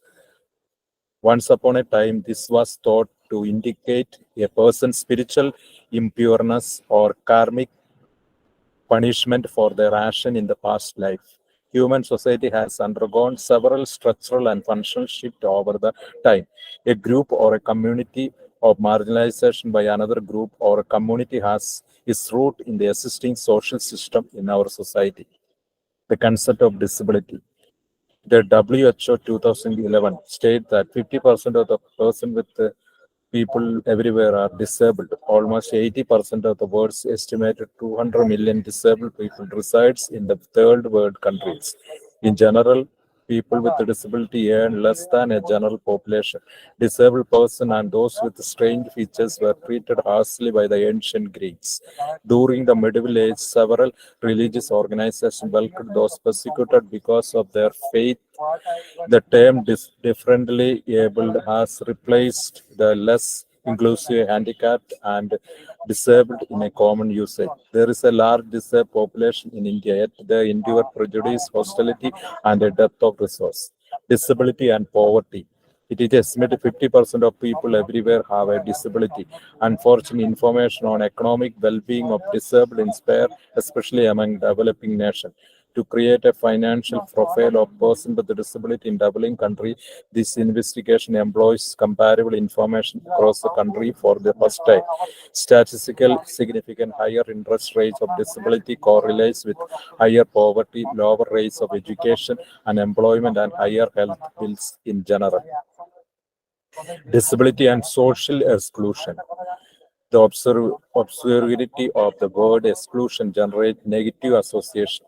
Exclusion or unequal access to intellectual, emotional, social, and cultural resources occurs when children have different capacity to perceive authority in the classroom and school.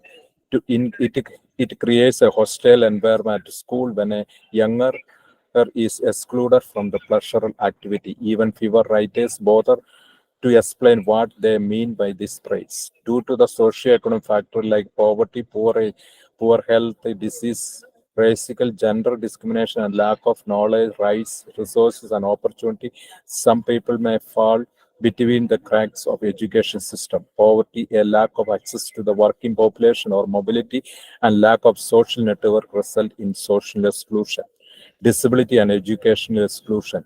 Whatever the best government effort, there may be many people Many children who cannot afford to go to school. Many children faces challenges in getting to school and then face additional challenges once they are there. Since there is a relation between family financial standing and their ability to send their children to school, children from low-income families are at the great disadvantage. Disabilities in education opportunity and success among the 5 largest groups of marginalized kids highlight the basis nature of our current schooling system.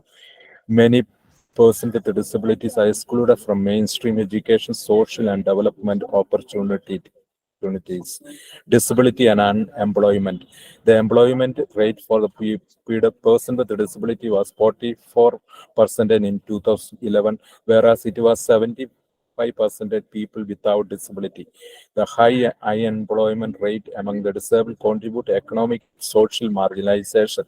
Many disabled people cannot find employment, makes it impossible to lift themselves out of the poverty. Recent studies and personal account have shed light on the pervasive discrimination and exclusion of persons with a disability confronted in the workforce.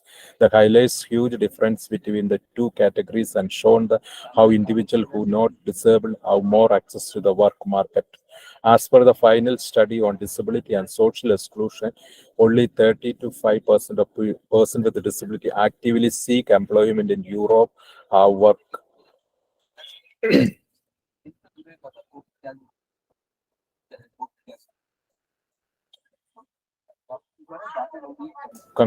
We'll go to the conclusion. The effects of disability, where temporary or permanent, can be felt throughout a wide range of spheres of functioning, including the physical, sensory, mental, linguistic, intellectual, and psychological. They imply that the impaired person need assistance from others or assistive devices, both of which require training or therapy before they can be utilized poorly. Over the past 3 decades, our understanding of disability has shifted from one of an individual impediment to that of a cultural phenomena. Policymakers are responsible for ensuring that persons with a disability may fully participate in the labor market.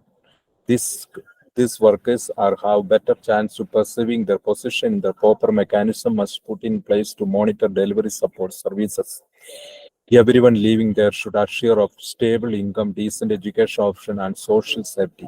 Hence, person with a disability can play a meaningful role in the society if we adopt systematic change to eliminate their marginalization in the setting, such as classroom, peer groups, and workplace, and develop inclusive policies form a right-based stance. Disability is a complex issue due to the dynamic interplay between the individual physical traits and the social setting in which they are embodied.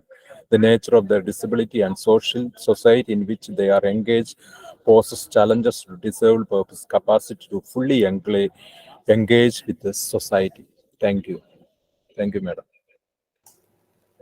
Any questions? Participants? I think there are no questions, but I would like to say that talking about disability is a new subject, and putting it through the platform of literature is altogether a new thing. Of course, language has always been instrumental in articulating what we feel and what we want to convey, what we wish to put before the people. So altogether a new perspective. And I'm sure when you've talked about disability, that would certainly instill a new consciousness in the people by hearing more about it. And I'm sure when we talk about social changes in terms of, or bringing a change in society in on different on the different fronts or in different arenas, then I'm sure disability can certainly not be negated. We must be talking about that, and we must be talking about that section of society which is actually, which feels that they are disabled and they want people's attention. So I'm sure literature will certainly divert its attention to that new perspective that you have given. So congratulations. Thank you. Thank you. May I have the last presenter now? Mr. Himadri Shekhar. Yeah. Yes. Yes, good afternoon to everyone and respected chairperson, madam, and all the participants. It's a great pleasure to be here, and I feel very privileged. It is one of the special days when I'm here as a research scholar. On other days, I'm quite away from literature. I'm working as a QSC coordinator in St. Xavier's, and I'm from Jharkhand. So my topic is related to one of the new, or rather popularly emerging authors, Chitra Banerjee, and her take on the Indian womanhood, the woman question. And as you can see from my the title of the paper, The Indian Feminine.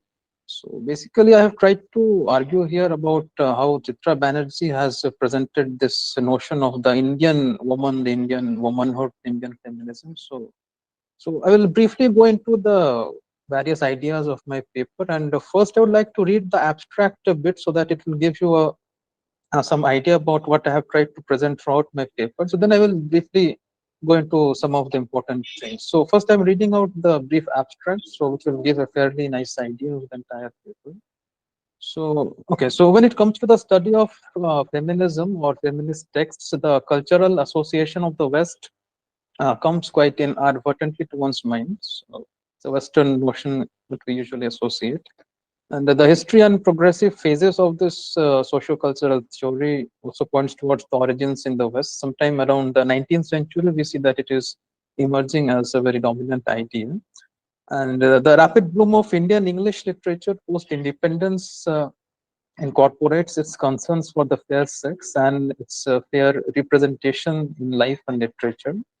The feminist discourse naturally becomes an integral characteristic component of the literary outputs from this post-colonial period. And at the same time, one could see a very marked diversion from the Western ideologies in this domain, which is substituted by a local cultural and socio-historical color.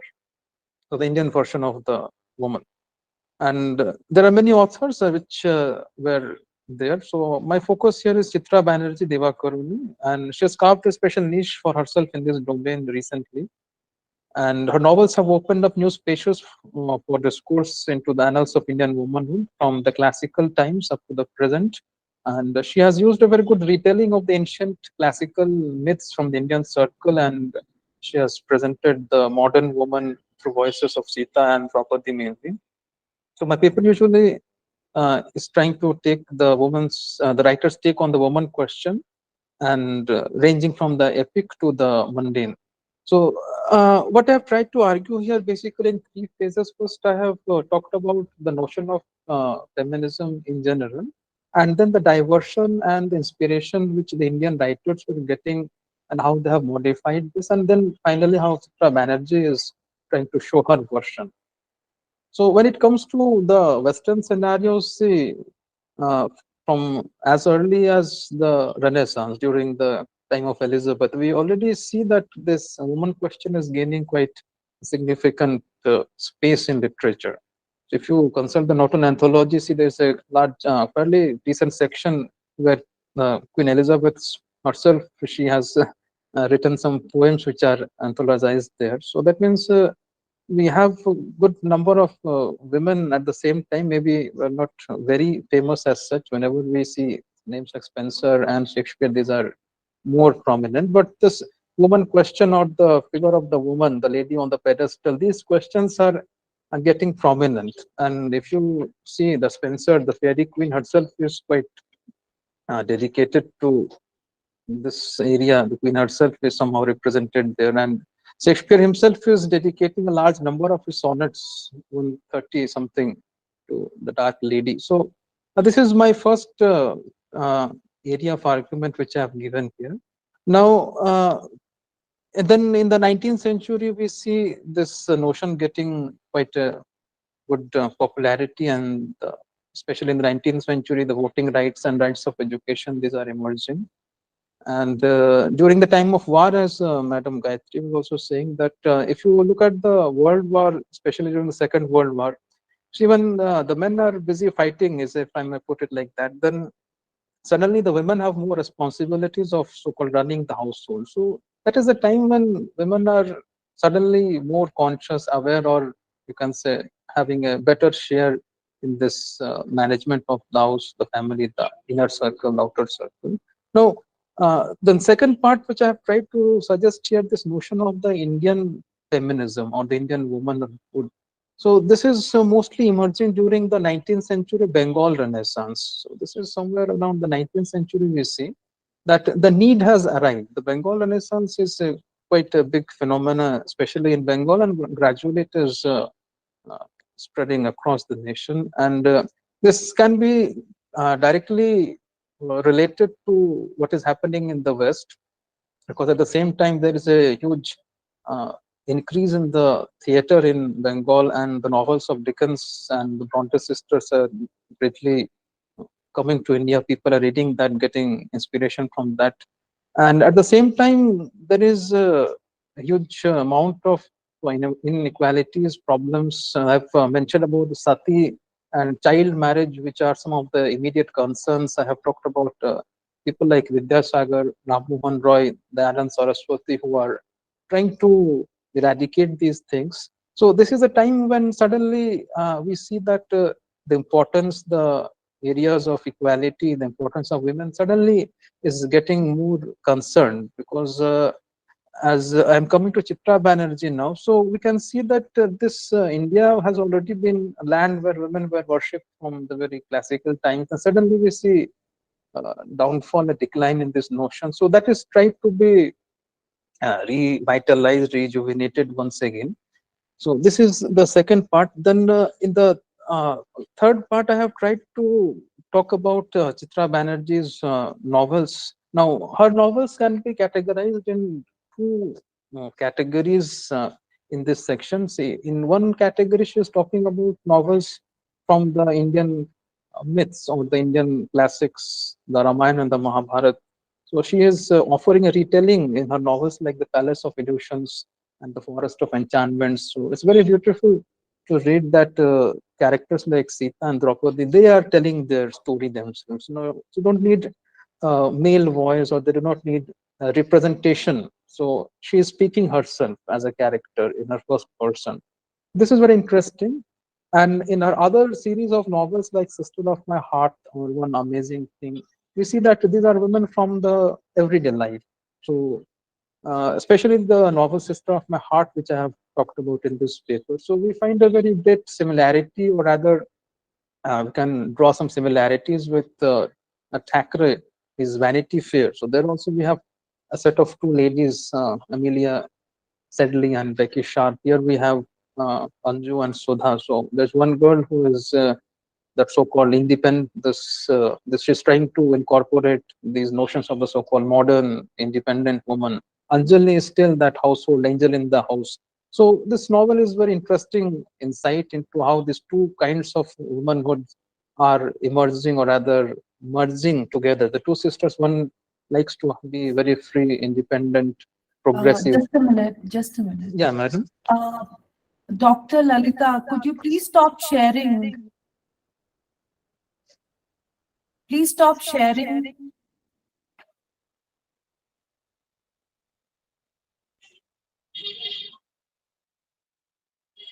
Yeah. Yeah. So what I was saying Please is that, continue. yeah, thank you. Okay, so I will just wind up now. Yeah. So yeah, in this novel, Sister of My Heart, this is very interesting. We see that it is representing the 19th, or rather the 20th century Bengal, and in general, she's trying to present the Indian womanhood. So how in this so-called, in this process of modernization in the Indian society or the Indian womanhood, we have that there are two girls in the same house. One wants to break herself free from the shackles of whatever is restricting her, and then there is another girl who is very quiet, very gentle, the typical angel in the house, and what fates they are channelized towards. So so this is basically my main argument in this paper, that how Chitra Banerjee is presenting the Indian notion of womanhood, the changes and the voices that are gaining. And recently her novel Independence is published over in news. Go through it. So, okay, so I will wind up here, and any questions on thank you. Yeah, any questions for the last presenter?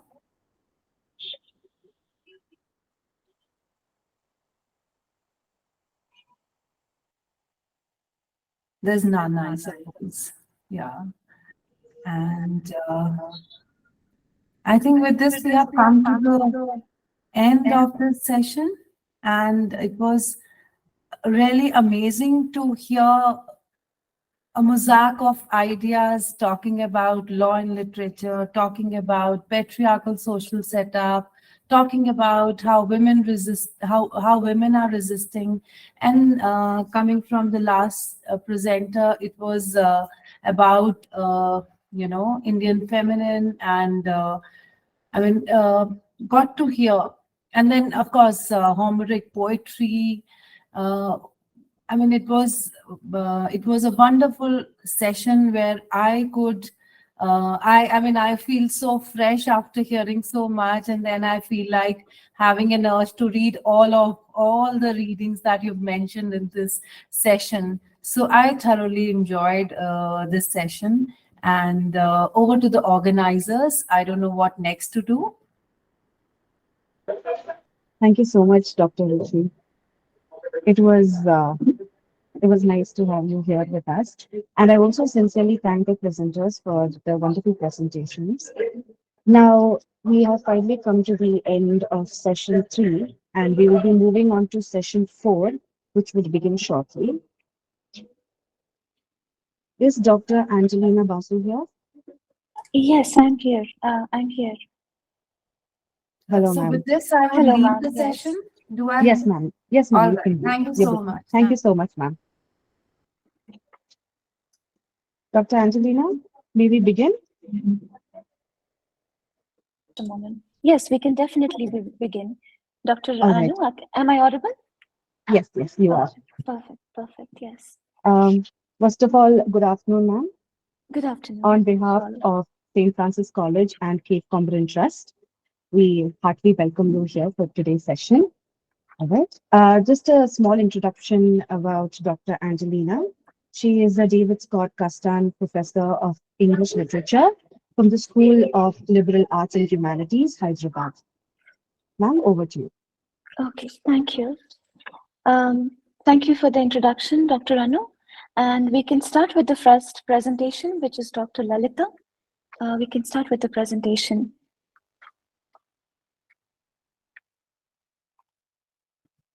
Dr. Lalita, are you here? Hello?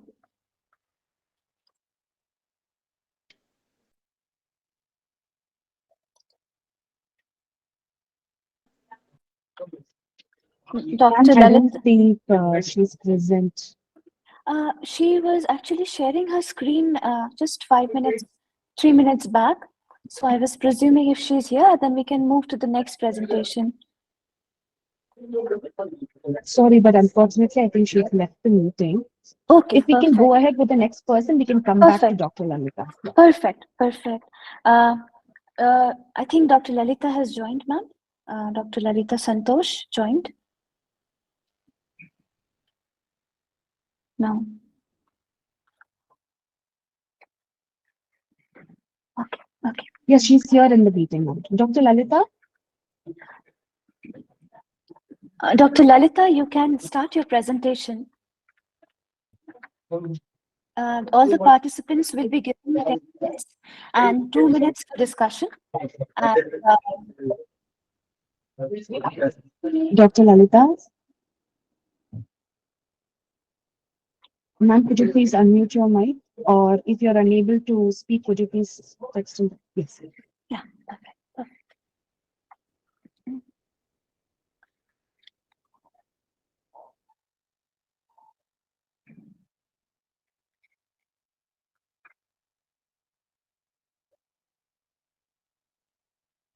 Dr. Lalita, you're not audible.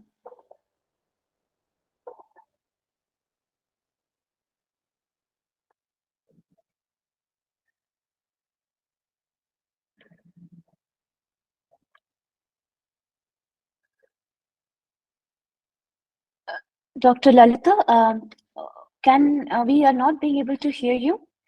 Could you look into the audio aspect of your presentation?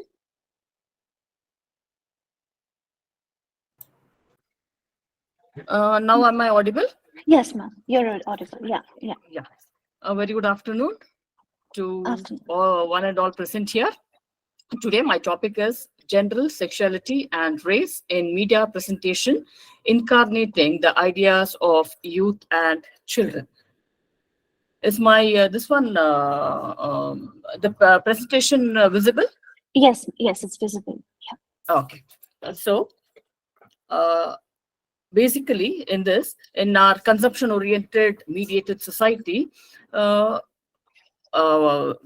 what comes to pass as important is based often on the stories produced and disseminated by media institutions.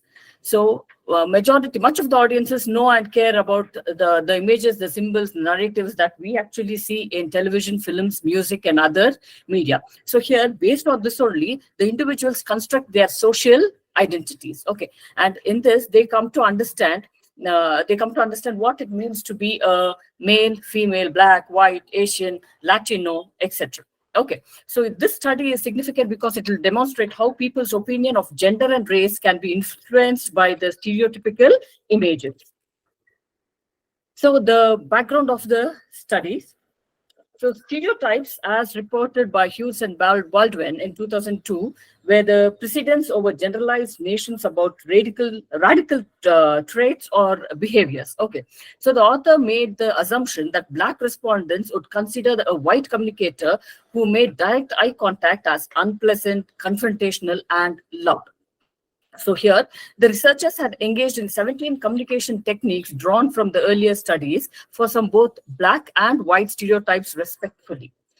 So the findings showed that loud was rated as the most significant characteristics of the Black people by 62% of the white respondents, with argumentative and witty rated as the least significant characteristics. So the same way, the Black participants also showed that the whites were manipulative. Okay, it was 42% of them felt that the whites were manipulative, while 26% of them felt that they were dishonest and noisy. So these were the stereotypes that he had found, the traits or the behaviors that he had found. So here also, again, by comparing the perceptions of the Japanese and the white students, Fujioka in 1999 examined the consequences of encounter with television stereotypes. So the author made the argument that the television will have a greater impact on the group's impression of Black culture, the less interaction they had with the Black people. Now, when we come to the literature review, in 1990, Drew and Weaver examined the connection among the three media outlets. Basically, they are the newspaper, radio news, and television in terms of exposure and focus televised news. The associations between watching news on television and the four important outcomes, that is knowledge gain, opinion direction, opinion strength, and conduct. So this was actually he examined. So the interview question examined the attitudes of 5 different knowledge areas related to 4 local and national themes by assessing relative frequency of vulnerability of and to local and out-of-town newspaper publishers. Local and network television responses to knowledge, attitude, behavioral impacts were viewed as being weak and inconsistent, implying that those who were more knowledgeable about a subject were more likely to have more favorable feelings about it. But it was very impossible to anticipate which way the sentiments go. So the researchers' findings sounded that the level of attention devoted towards a broadcasting media were very crucial, since a person could be exposed to and influenced without paying close attention to the programs. So here, the people's perception also about an entire race can be occasionally shaped by what they watch on television. If at all they have had any personal interaction with the people of other culture, they assume they are like this because they usually see that way, or it has been portrayed in the television like that. So they believe that the Greeks actually believed that the Americans were generally happy, friendly, dependable, and well-mannered. So when they asked the Greeks how they would describe Americans, so whether they describe Americans as aspiring, worldly minded, individualistic, aggressive, practical, scientifically knowledgeable, hardworking, industrious. These are the words that they had used. So the Greek contestants responded in an affirmative way.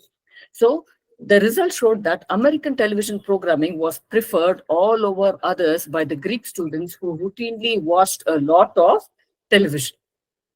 In another study, young individuals were asked to describe the ideal television program. That is, the age salience is when a character is explicitly described as young between the ages of 16 to 30. The results showed that younger persons were mostly promising to have elaborated verbal description of their ideal television program that prominently featured young characters when they scored high when compared with any on the test of their age identity. So next we will go to the cultivation theory. So in this research, the examination employs Greco-Gerbanos theory of socialization and acculturation to showcase on how the television produces or cultivates a worldwide international perspective which becomes a reality for some people. The cultivation theory contends that excessive television viewing promotes people's preconceptions of reality. So the study examines how media representation of various racial, gender, and cultural groups can affect how people view them. So an examination of why people even watch television is necessary before examples of racial and gender stereotyped imagery on television advertising are examined. The goal of the non-fictional prose written by Albaran and Humphrey in the year 1993 was to investigate the various variations of the ethnical groups' reasons for watching television. A sample made up of 1/3 each of whites, blacks, and Latinos through a telephone poll, a 10-item survey was given to the participants to gauge their reasons for watching television. The survey's black participants believed they watched television for enjoyment and diversion. Now, appearance, beliefs, and sexualization. So see, in this image is made for advertising. It's a clear picture of advertising the stereotypical idea of being a man. Masculinity is the power. The idea behind the usage of the cement is directly portrayed as it makes man successful. And the success of man is shown as him being mannish. Again here, a popular chocolate item right now among kids is called Kinder Joy.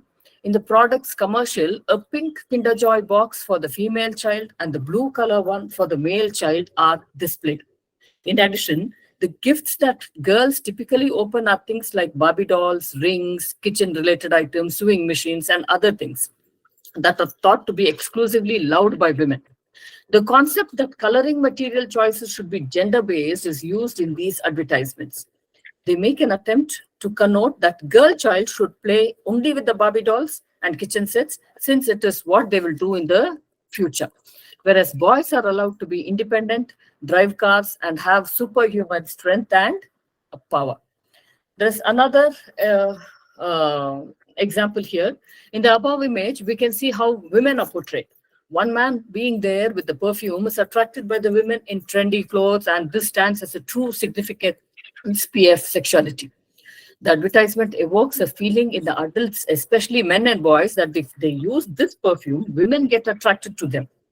In notion behind coating spray, it is to turn them on is attracting women towards men, and the women are shown as the commodities of sex and pleasure. So the impact of media shown beliefs on youth's well-being. Why does it consider as a physical entity if immature young individuals form syntactic category? Stereotypes that are somewhat influenced by constrained media representation. According to the decades of psychological research, the narrow perspective of what is anticipated as and appropriate for one syntactic category has significant implications on teenagers and immature adults' well-being on range of fronts. Adolescent girls and young women are more prone to suffer from poor mental state and anxiety symptoms if they embrace and accept femininity ideas and emphasize passivity, care, and beauty, have lower spitefulness of the pride, be more likely to develop eating disorders, and have less sexual agency. Young males who strictly adhere to conventional ideas of masculinity suffer detrimental effects. A number of outcomes, including poorer mental health, psychological state, psychological distress, and component part abuse, mental attitudes that are more purulent of dating and intersexual violence, increased sexual aggression, and a higher likelihood of unprotected sex have been linked to a stronger support for traditional masculinity. Moreover, higher degrees of risk taking are associated with stronger support for traditional masculinity. For instance, among college men, most support for traditional masculinity was directly connected to more media use, which was ultimately linked to high, unwavering levels of risk-taking sexual activity, alcohol consumption, and other undesirable behaviors. So the conclusion is, this research objective has been to offer recent ideas, discusses how gender stereotypes are formed in young people through media. Modern youth use conventional and social media for around 8 hours each day, where they're exposed to erroneous depictions of gender norms, despite the fact that these trends suggest that media will play a significant role in general socialization. Our knowledge of how the media utilization impacts children's as well as teenagers' gender beliefs and assumptions is surprisingly limited. The examination mentioned below offer whatsoever proof that the media consumption affects handed down syntactic category, role noises, beauty perceptions, and sexualizations, play and toy behavior, sexual roles, and wooing kind of behavior, as well as job ambitions and academic success. So these are the references that I have referred for this paper. So do you have any questions? Yes, thank you, Dr. Lalita. That was a Yes, very, ma'am. very interesting, very intriguing, and very informative presentation. And Yes, ma'am. my question is regarding, you talked about, how people's understanding of race and, society as a whole is influenced by stereotypes that is perpetuated through media. And Yes, you ma'am. also focused on TV. My question is, this media representation tends to follow the conventional narrative. Like media is a space that is largely controlled by men, by That is patriarchy, true. let's say. And Yes. so my question is more of a more out of my curiosity. How do we reverse this? How do we reverse this? How do we confront and oppose this trend? This can be done by giving something called as gender equality to both women and men, portraying more women in limelight, showing that we are, see, there is a age-old saying, might be now also, that has been in trend, when the girl child is born, she is under the wings of her father. When she grows, she should be under the wings of her brother. So like this, as they go on, that till the end, we should be under the wings of someone. We need a protector. That should be removed. That kind of concept should be completely removed. It should be unbiased, girls or boys. I think we should say no to such kind of portraying of women as weak or something like that. That should be stopped. We should not allow. Right, ma'am. Women shouldn't be idealized as objects or anything as such. Right. Ravi Kumar, thank you for your answer, ma'am. Ravi Kumar Yes, ma'am. has raised a hand, and I think he wants to ask a question. Yes. Dr. Ravi, you can please go ahead and ask your question.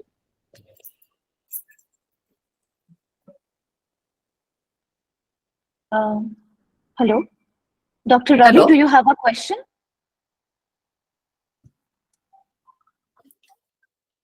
Anyone has a question for Dr. Lalita? Dr. Ravi, you have raised your hand. I presume you have a question for Dr. Lalita.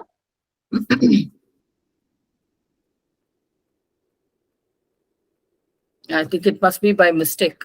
I presume so. Okay. Thank you, Dr. Lalita, for your presentation. Of course, this Thank you, ma'am. conversation can be continued, but we have to move into the next due to time constraints. So Yes, thank you, ma'am. yes, yes. Thank you, Thank ma'am. you, thank you. Have a nice day.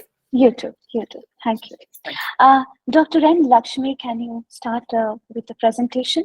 Your paper is titled, Dr. N. Lakshmi's paper is titled, Assessing Journey into the Evolution of Eco-Critical Theories, and we can start with the presentation. Thank you, ma'am.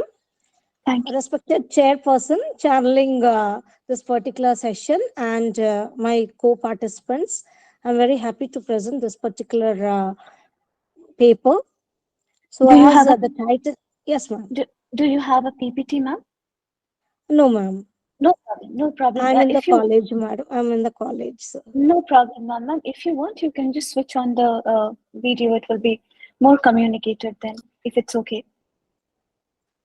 Okay, signal is poorer, madam. That's why I'll switch it on at the end, madam, for Perfect. questions. Okay, Right. perfect.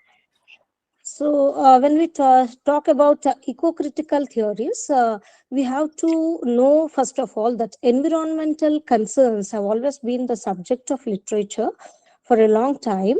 In fact, in all regions of the world. So eco-criticism, when we talk about, is a way of criticism distinctly among literary and cultural theories, which studies the relationship between humans and non-humans all over the earth, reflecting human history in terms which connote greater mythological and cultural meanings. Eco-criticism has portrays not only just the connection of how everything is related to everything else on earth, it also portrays the habitat, the house, that is the environment in which all beings live. It elaborates, in fact, the entire environment in existence on the surface of the earth taken as a planet itself. So ecological movements, when we talk about, have time to time achieved significance and brought into fore the attention of several intellectuals, writers, and scientists to the climate changes and the destruction caused in nature and the environment all around us. Nature, in fact, influences a person psychologically, physically, and philosophically. But the presence of nature has not been always acknowledged.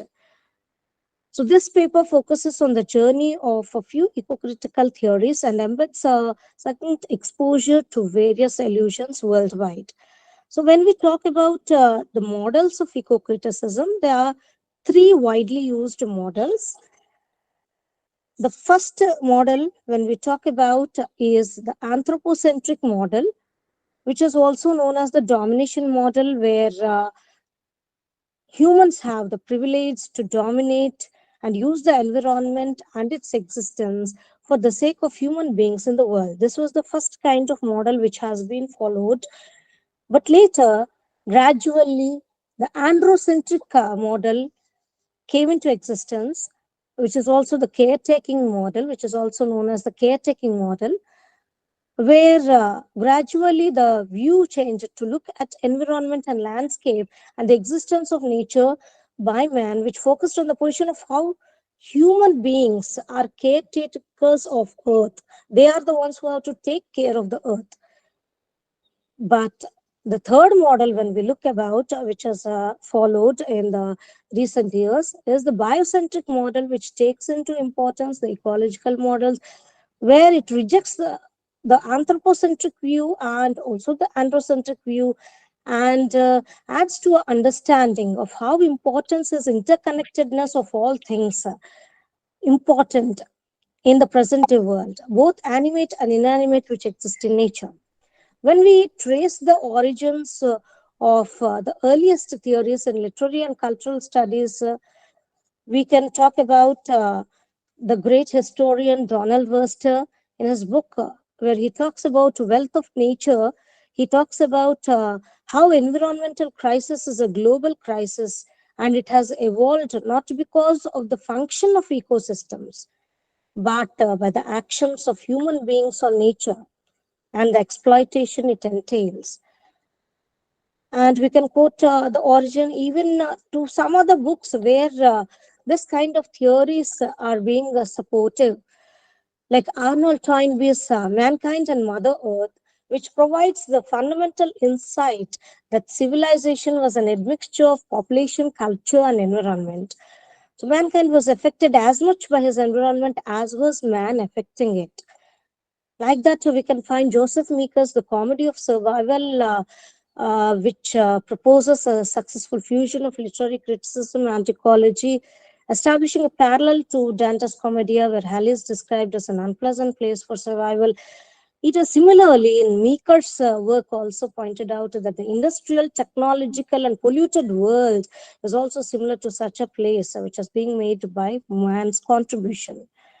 So like that, we can quote Donald Webster's Nature's Economy, a history of ecological ideas, which also traces the origins of ecological concepts. It discusses about thinkers who have shaped the idea and how our modern perception of man's place to nature has evolved, and how nature has been exploited both by man, and even how nature also itself mystifies and sometimes destroys. So declaration of interdependence of species, the requirement of healing of the planet is also brought about in an engrossing manner, even in the book, in the work of Arnold David and Ramchandra Guha, also in similar lines, which was entitled Nature, Culture, and Imperialism. So there are similar other reflecting insights which are provided in the origins, or which provide about an outlook about the origins of the eco-critical theories and how the substance has evolved. And when we look into the journey of eco-critical thought, the word itself has been coined in 1978 by William Rickert in his essay, Literature and Ecology, an Experiment in Eco-Criticism. He himself defined it as the application of ecology and ecological concepts to the study of literature.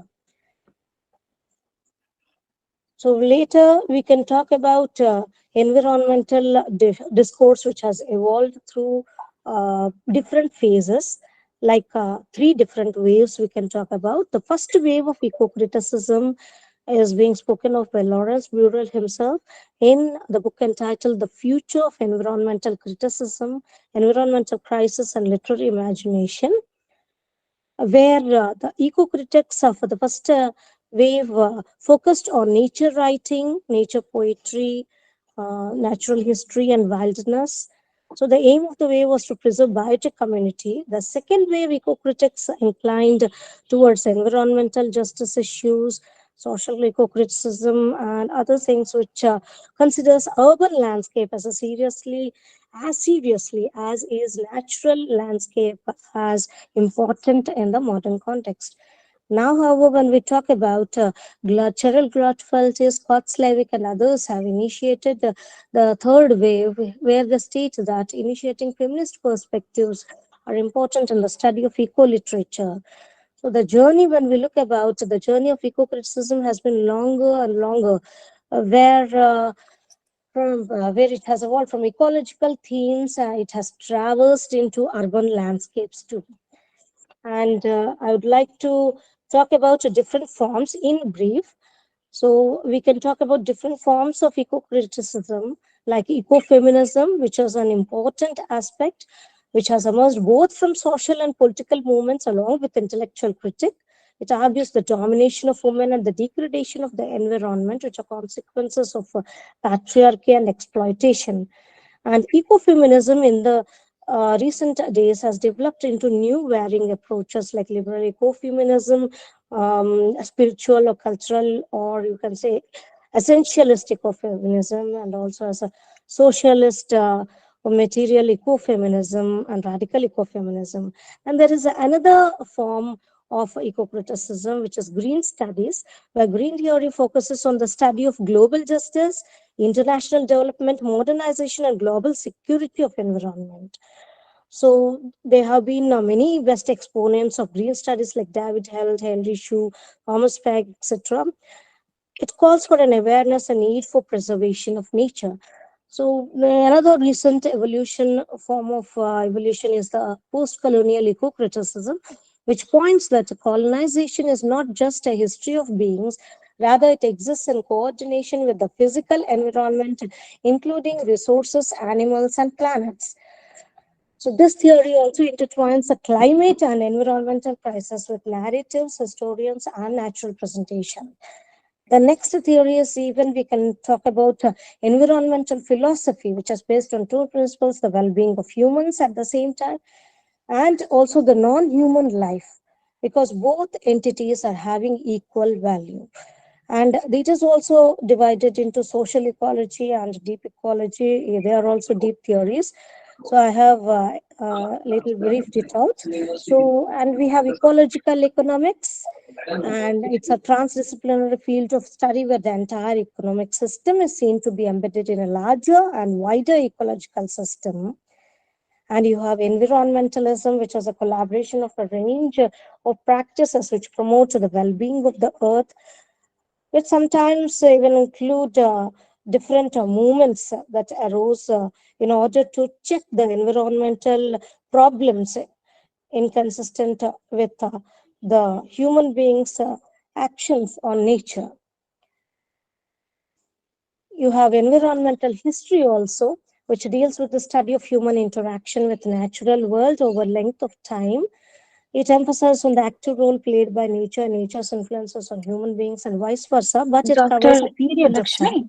Yes, ma'am. Yes, ma'am. Yes, I'm you can concluding. wrap I'm it up. concluding. Yeah. I'm concluding. Yes. So Perfect. this is the last theory, madam. So I'm concluding Yes.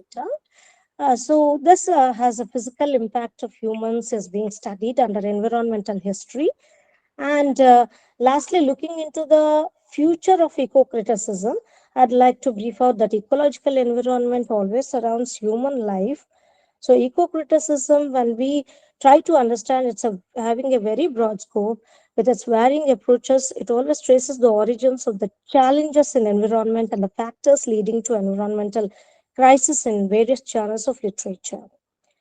Even like writers in India like Amitav Ghosh has raised the challenges, stating, I quote, derive ultimately from the grid of literary forms and conventions that came to shape the narrative imagination in precisely the period when the accumulation of carbon and the pollution in the atmosphere was rewriting the destiny of the earth, I unquote. So there are very many great writers of climate change and fiction and poetry and others.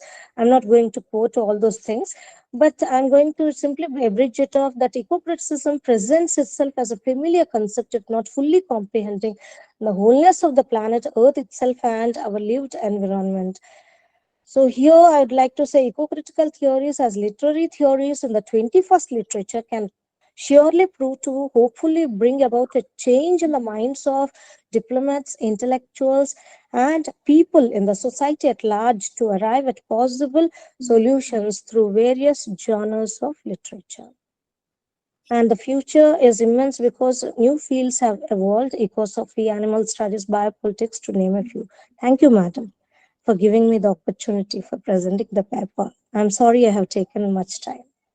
No problem, Dr. Lakshmi. That was a very, wide bird's eye view study of eco-criticism and eco-critical theories. Thank you for your talk. I have one general question for you. One is, could you reflect on the recent trends in in research in eco-criticism?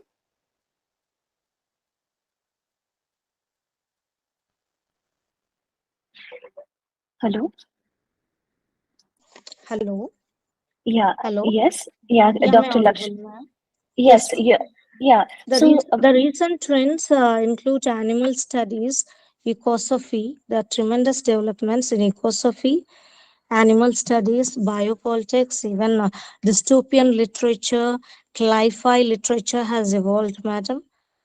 So all these are pointing out towards various forms of environmental problems and how to deal with the crisis in a brief manner, but how we're trying to, in a way, stimulate the minds of those who you can say rule, or you can say who control the impact of nature by putting laws together or policies together in governments and state governments and ruling forms.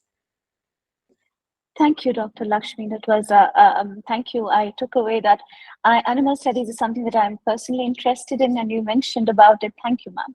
I open the floor and ask if you have any questions for Dr. Lakshmi, please, you can ask Dr. Lakshmi. Any questions for Dr. Lakshmi?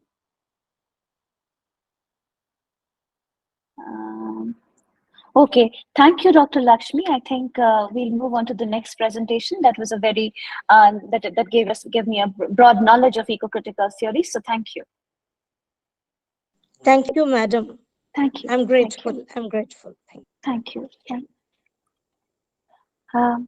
Indra Sen Baru, your paper is titled Partition and Tragedy in Chaman Nahal's Azadi, and would love to hear from you on your presentation. Yes.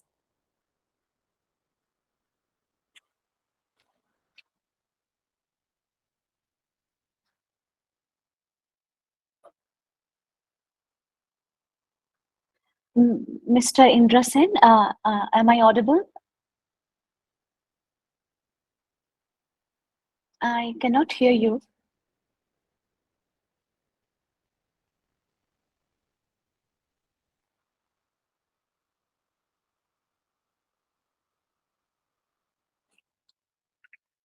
Mr. Indra Sen?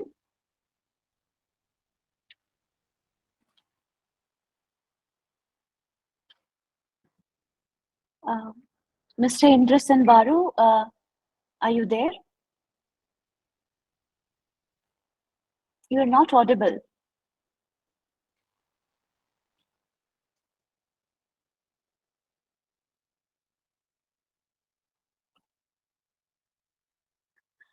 In that case, can we go with Mrs. Somali Nandi and then come back to Mr. Indra Sen Baru? Mrs. Somali Nandi, can we have Yes, your ma'am. presentation? Yes, ma'am. Can you start presenting, ma'am? Hello, ma'am. Ma'am, Yes. 1 minute, ma'am. Hello, Mr. ma'am. Indra Sen, yes, you were not audible at that moment. So, would you Hello, like? ma'am. Hello. Am I audible, Mr. Indra Sen? Hello, ma'am. Am I audible? You are audible, but am I audible? Yes, ma'am. Now I am audible. Okay, can you go ahead with Okay. the presentation then? Can I present my paper without PPT now, ma'am? Okay. If it's completely not doable, then surely.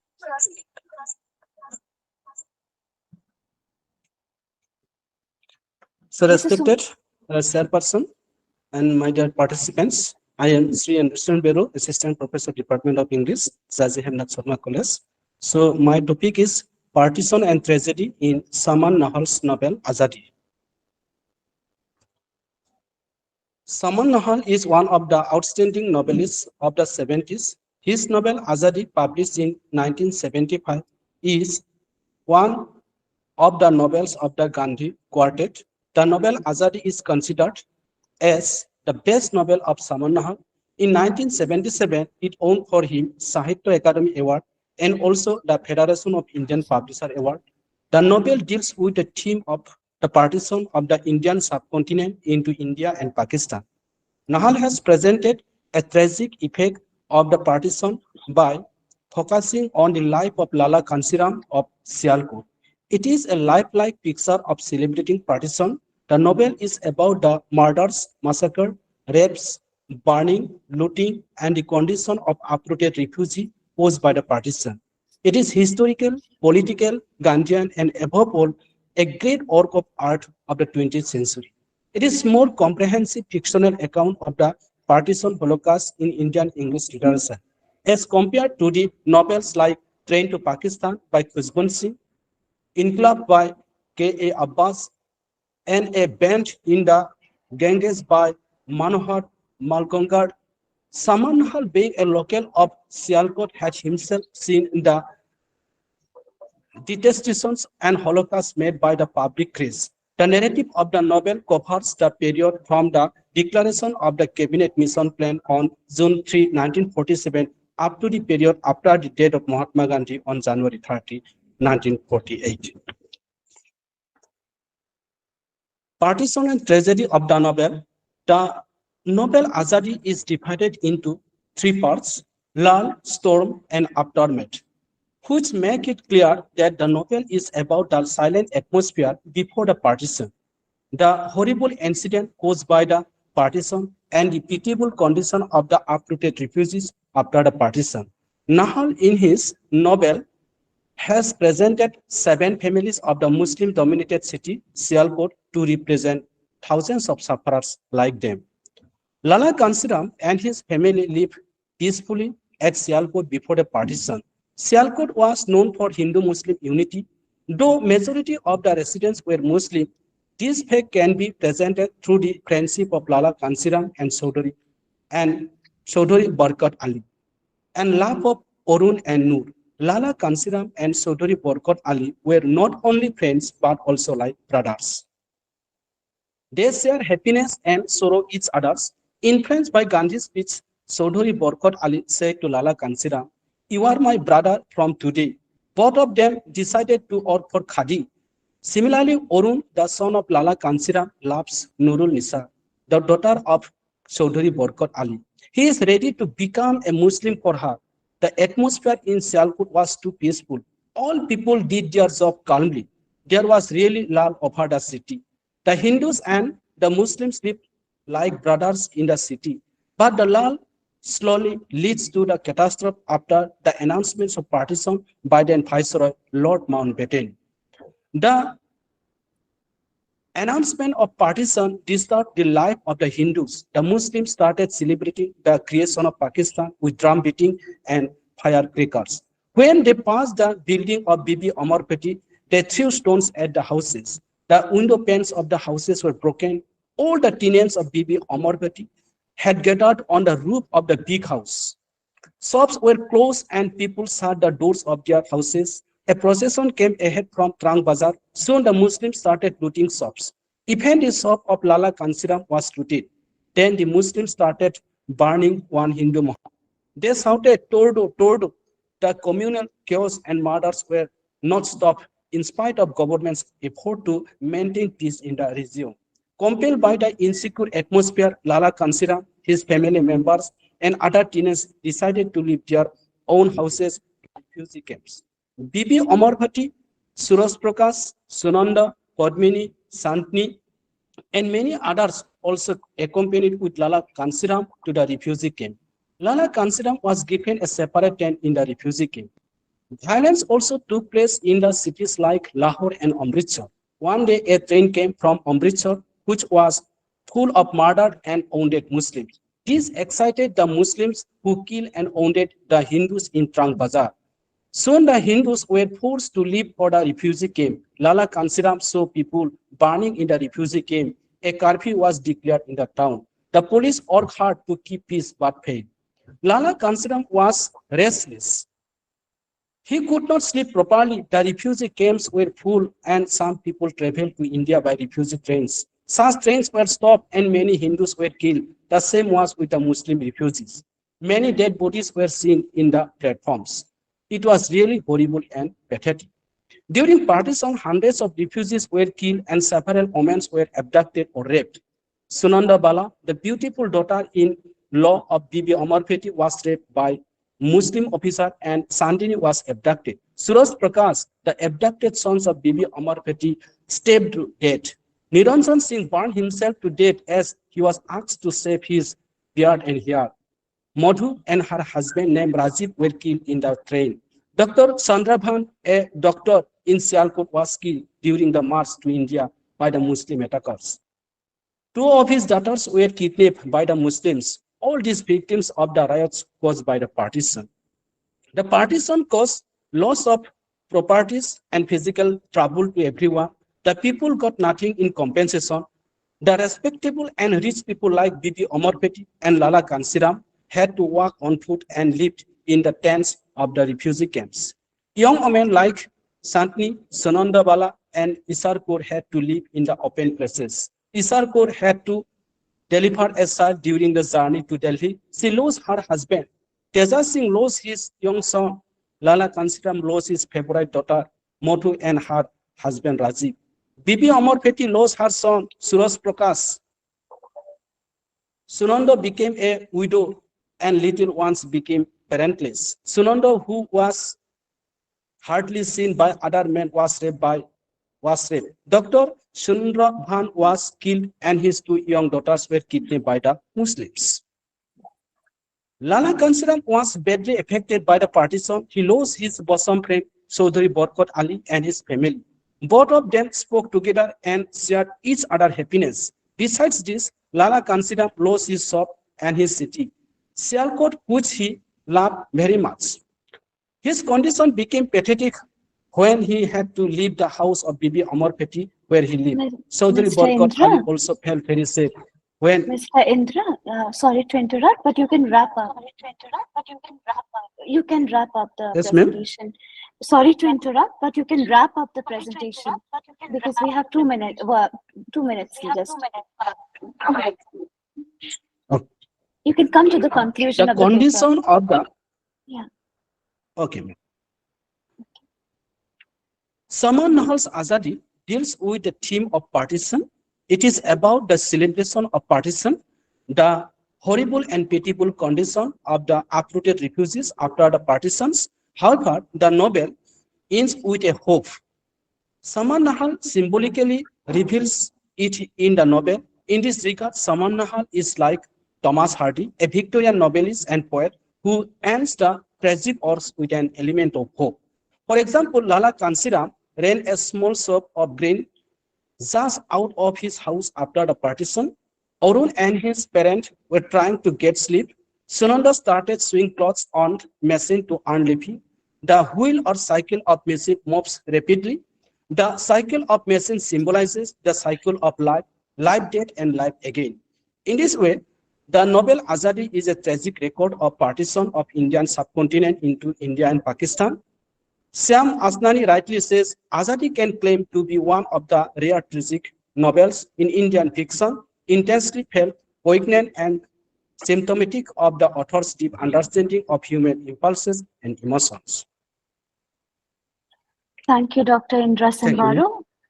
Thank you. Yes. The paper was looked at the novel Azadi it's a very broad overview study, and you reflected on trauma, you reflected on the suffering, you reflected on refugee crisis and displacement. Basically, you reflected on the thematic aspects of the novel, the thematic aspects of a partition novel. My one question is that have you looked into how, because Chaman Nahal had experienced partition firsthand, he had witnessed partition at the age of 19. So have you looked into how witnessing and experiencing the partition has reflected on this novel?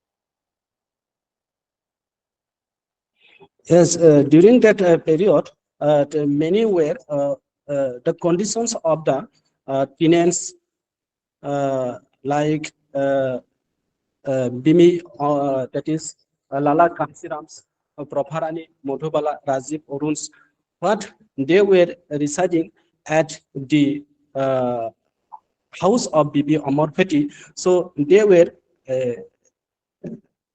that is troubled by the attackers.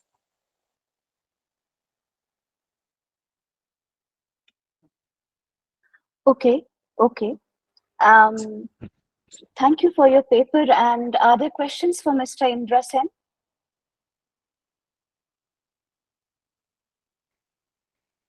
Okay, we can move on to the next presentation. Thank you, Dr. Indra Sen Baru.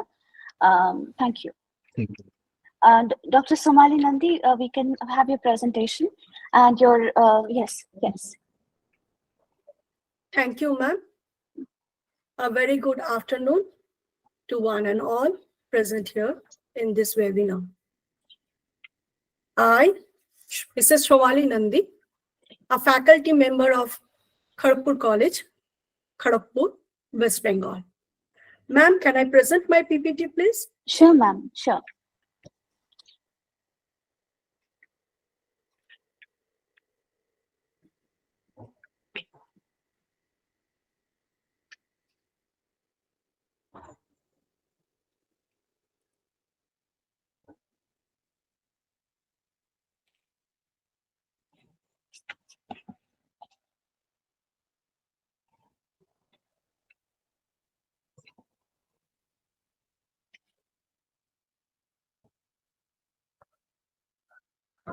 Ma'am, is it visible? Yes, it's visible, ma'am. Yes. Thank you. Thank you. So the sub-theme of my paper is partition literature. And the topic of my paper is mapping the pangs of partition, representation of women in select short stories.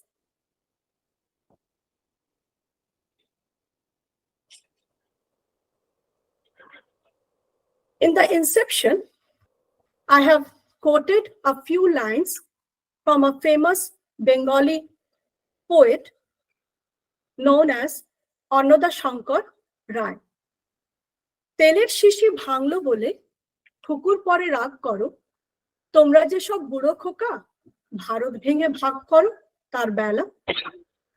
The English translation of this quotation: for breaking a bottle of oil, you snubbed the little girl. All you old boys, you have partitioned Bharat. What about that?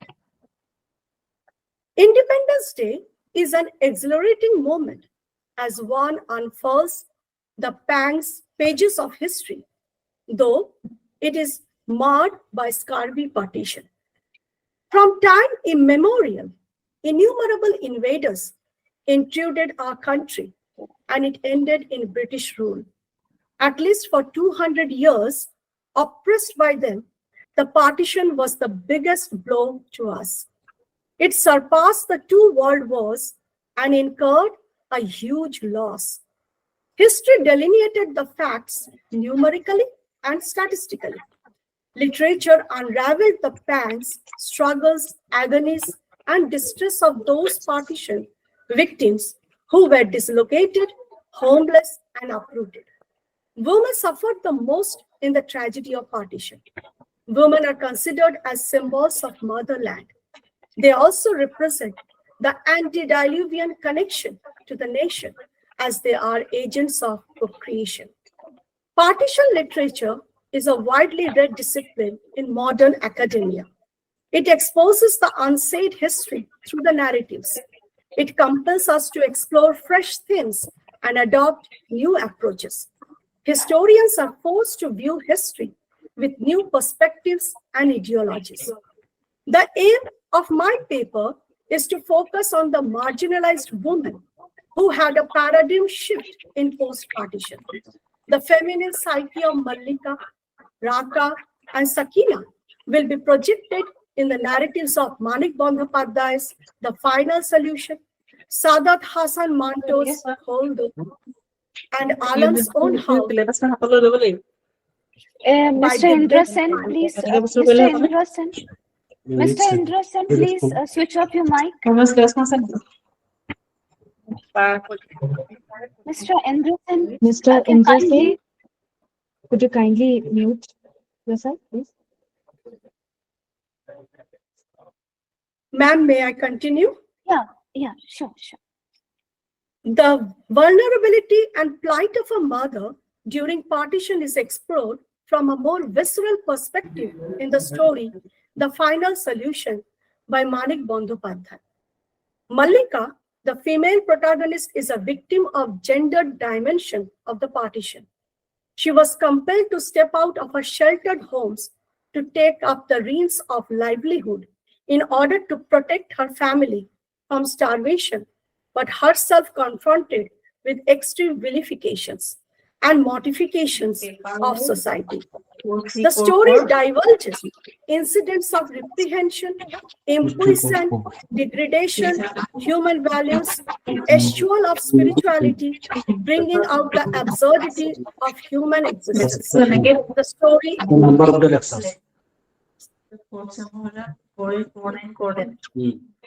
Mr. Indrasen, can you please move the mic?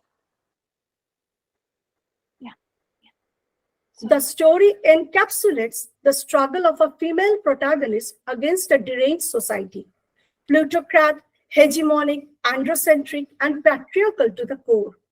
Sadat Hasan Manto, one of the most controversial Urdu writers, in his writings depicted the diverse personalities of women who held their own individualistic grounds. His short story, Kholdo, opening, speaks about the gross violence against women and its inhuman consequences. According to Urvashi Butalia, the laceration of motherland, that is Bharat Mata, into two separate countries is seen through the lens of violence that women, regardless of religion, had to endure during partition were horrifying and exceed human limits. Sakina, the protagonist, a 17-year-old girl, becomes the victim of the atrocities of war and partition. She is doubly marginalized, largely due to the hegemonic binaries of men and women. The story depicts the atrocities of Indo-Pak partition in 1947.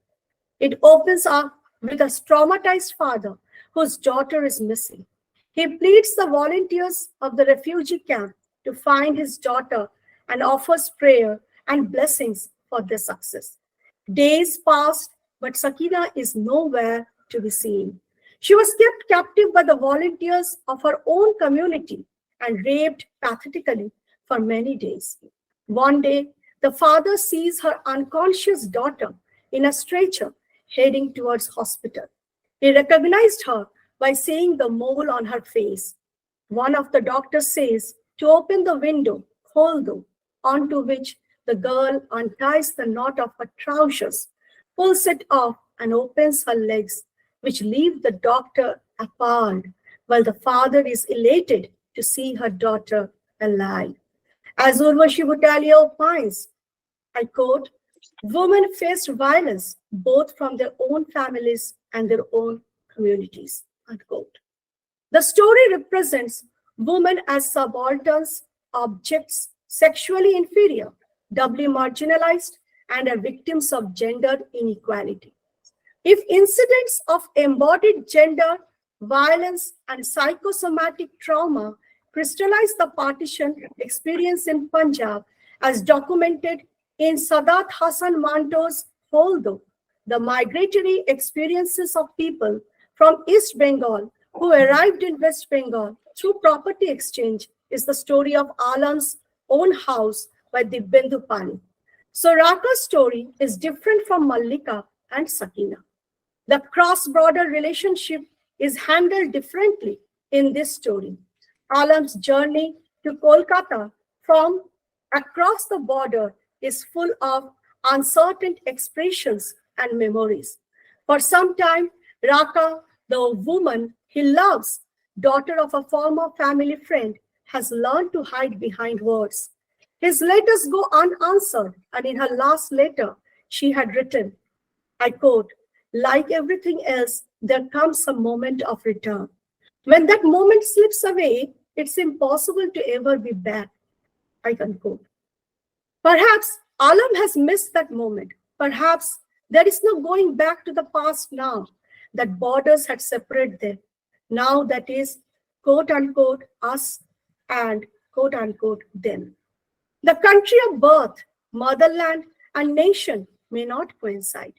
Alam is unable to come to terms with his conflicting moods of celebration and uncertainty, his feeling of homecoming and of rootlessness. The migration had been literally forced on his father, as even the patients had begun to choose their doctors on religious lines. No longer was a man member of a community or recognized for his own. Yes, ma'am. Ms. Somali, can we come to the conclusion? We have very little time, otherwise, yeah. Ma'am, I lost time because of that interruption in the middle. I know, I understand. Okay. So I will conclude here.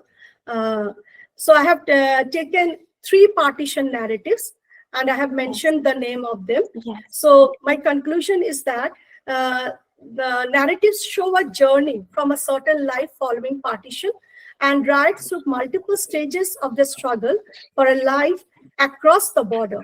But a certain life appears to be an illusion for them. And in these 3 narratives, what I find, the female characters, Mallika, she herself from being degenerated as a prostitute. And we find in his case of Alam's own house that how he feels attracted, when a refugee feels attracted for his native land, and how he soon realizes that societal relationship was broken, it's time to be reconstructed. And Kholdo, it depicts the union of a father and a daughter under a documentary circumstances. So one is a Mallika, the mother figure that turns into a Trollope, and Sakina represents a haunting sense of disquiet, terror, and loss. Raka's displacement turns her heart apart. So one historical event, and there are 3 women, and we have manifold layers of repercussions. Thank you, ma'am. Thank you, Mrs. Somali Nandi. This was a compelling and very insightful presentation. The stories, the narratives that you have chosen are very emblematic of partition writing, whether be it Kholdo or The Final Solution or Alam's Own House. These are very significant narratives. My one question is, you have looked at the thematic aspect. Have you looked into analyzing the stylistic elements of this text as well? Miss, if I consider the stylistic elements, what I find that 3 narratives are done in 3, the background or the context of the 3 narratives are very much different.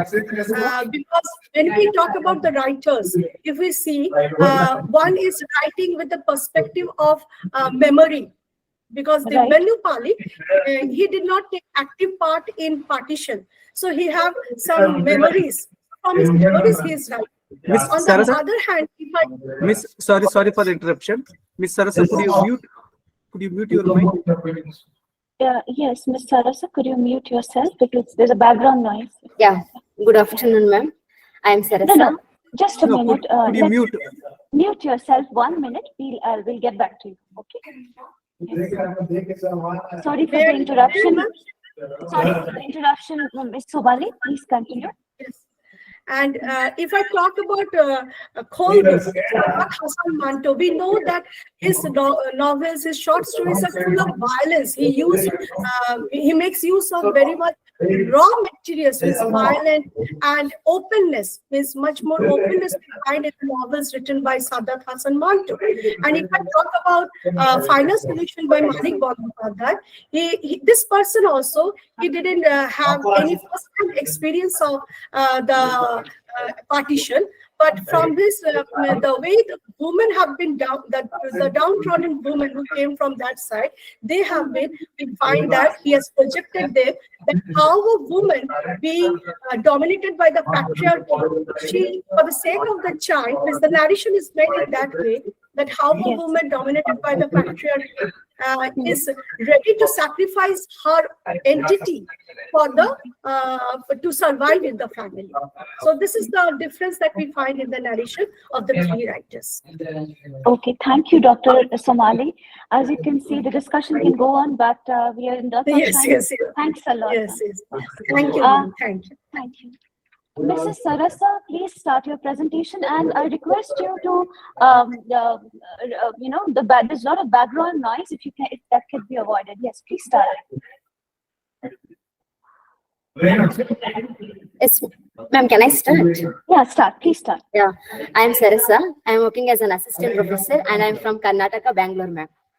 So, and my paper's title is Gender Dysphoria in the Truth About Me, a Hijra Life Story by A. Revati, and I am Vidya, a transgender's journey by Living Smile Vidya. So why I have taken this paper is nowadays we see that transgender people suffer a lot in the public places because we don't treat them like one among us. So we ill treat them and we see discrimination. So I felt studying on transgender is something different and interesting. And I have taken two works, that is The Truth About Me, a Hijra life story by A. Revati, where Saravan was born as a boy, but he was behaving like a girl. And he was loving to be like a girl and dressing up like a girl. And one more title is I Am Vidya, a transgender's journey. And this is made a film in Kannada as well.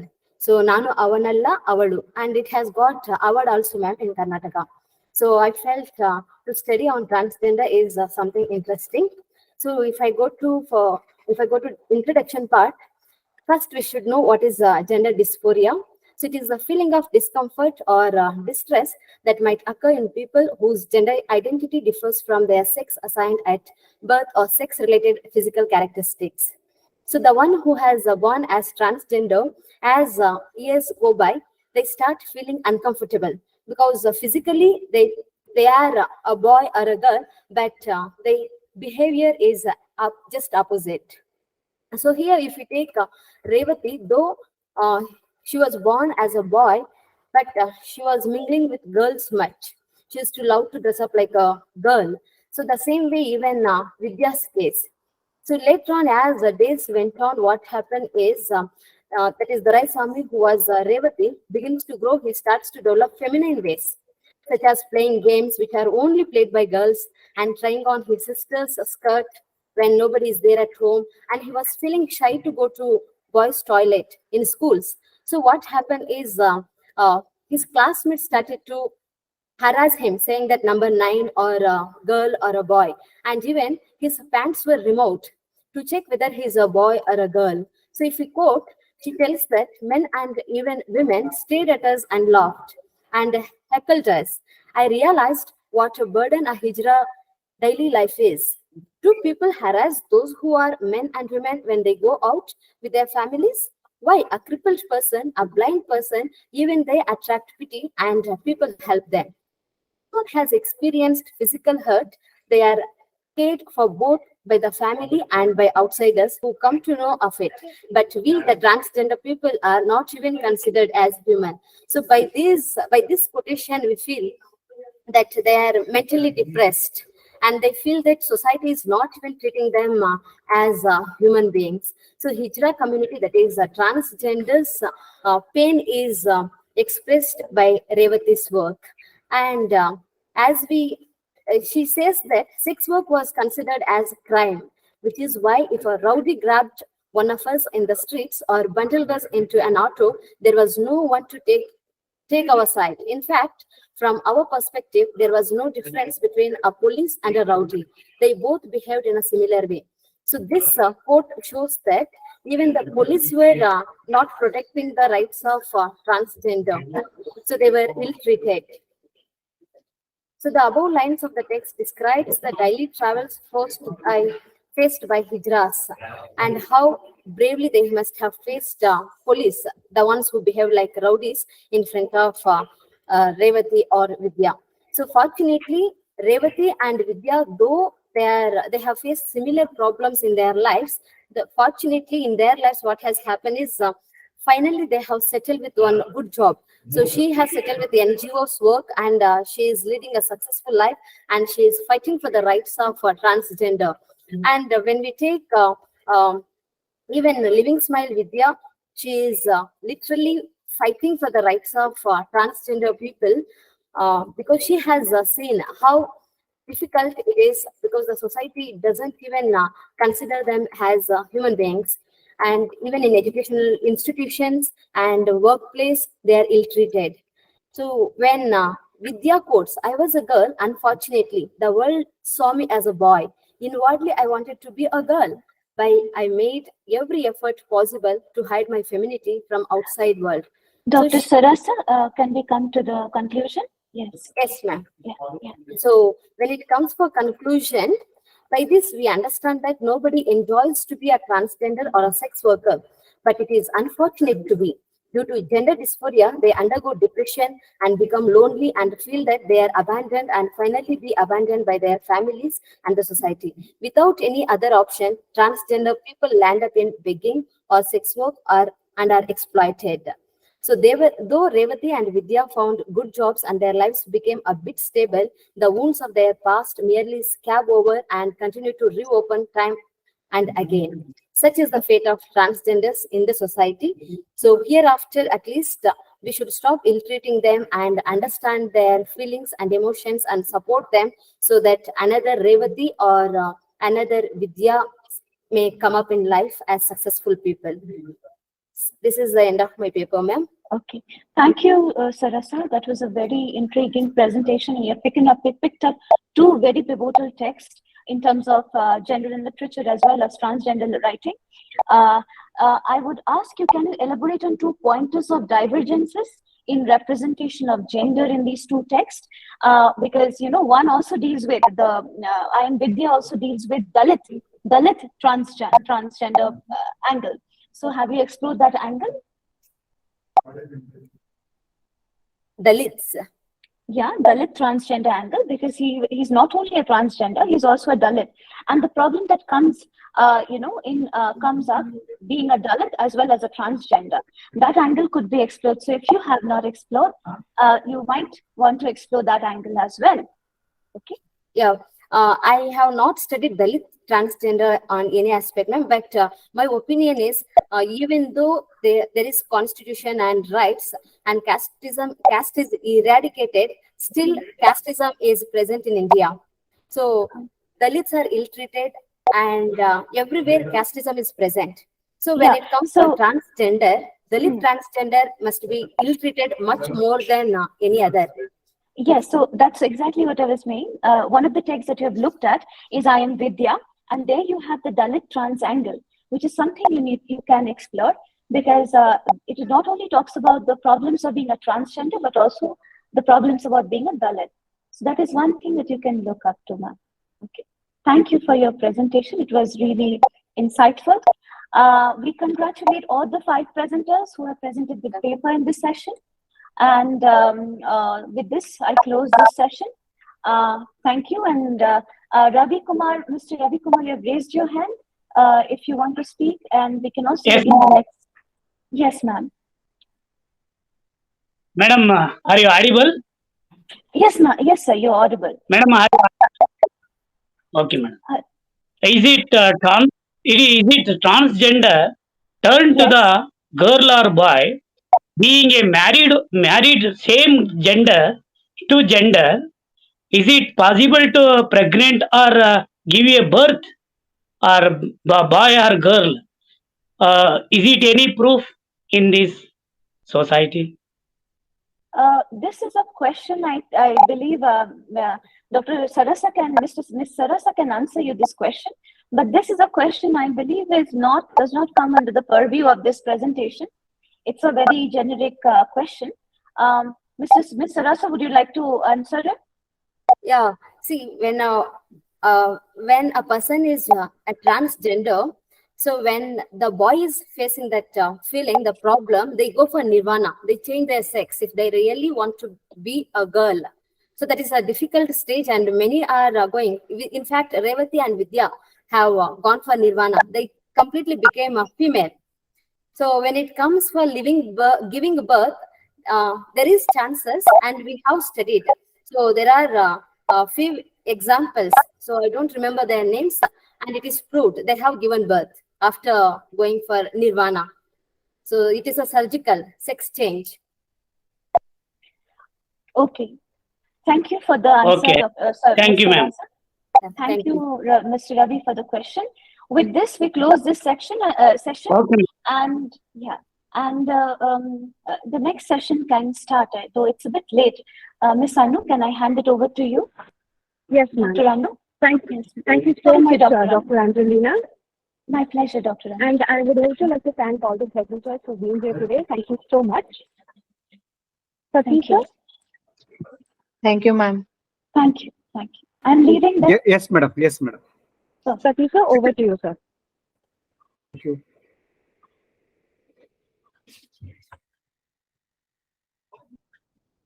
Good afternoon once again. Dr. Abhyudita, Chairperson.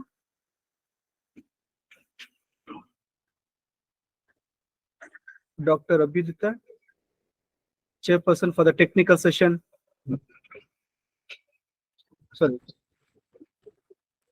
Sorry, Dr. Manju Bala. Sorry. Hi, sir. Manju. This is Madam, are you there? Right. Yes. Yeah. Good afternoon once again. I'm Satish Kumar, Head Department of English. So welcome you all for the technical session, fifth one. We have chairperson as Manju Bala, Assistant Professor, Department of English, SCVB, Government Degree College, Palampur, District Kangra, Himachal Pradesh. Madam, I on behalf of the department, St. Francis College, and behalf of the publication, I welcome you, madam. Thank you, sir. And we also welcome the presenters here. The first presenter we have Dr. Neetu. Madam, are you there? I'm present, sir. I'm Sure. ready with my presentation. Okay, sure, madam. Okay. Am I audible? Yes, you are. Okay. Good afternoon, everyone. I'm Dr. Neetu Sanwan, Associate Professor of English at Hindu Girls College, Sonipat. The topic of my presentation is Existential Quest for Identity in Arvind Adiga's The White Tiger. Contemporary writers are always inquisitive to unearth the paradox of never-ending process of existence and its authenticity, and Man Booker Award winner Arvind Adiga is no exception to it. Arvind Adiga has successfully individualized himself as a distinguished novelist, as his literary terrain consists of works of universal concerns of mankind and are based primarily on the foremost query of relevance of human existence in an absurd world. Adiga has successfully showcased in his novels that man is struggling to discern the significance behind the purpose of life and pertinence of his existence in this hostile microcosm. Also, the characters delineated by Adiga in his works show courage while confronting the adversaries offered by life in this indifferent world. At times, they fall, become crippled, lose hope, and even think of giving up. But in the end, their invincible willpower compels them to forget the existential adventures and motivates them to achieve their aim. And this proves their indomitable courage and individualism. There are situations where they try to retreat, but this retreat is not an escape. Rather, it is a part of their strategy to come back to deal with the problem with a better option. This display of courage is a prominent theme running throughout the novels of Adiga, especially in his debut novel, The White Tiger. Balram, the protagonist, and for some, the villain of the novel, is one such character portrayed by the novelist whose unfathomable curiosity and impregnable determination to act compel him to keep marching in full vigor and with deep faith in himself. He is one who struggled to pierce the darkness of poverty and the class system in search of the light of a bright future. The novel White Tiger is a remarkable account of the struggle for survival of an ordinary Indian from rural background. Arvind Adiga's The White Tiger has indeed been written, a new story of ambition through the protagonist Balram, who becomes a business tycoon from a mere bumpkin.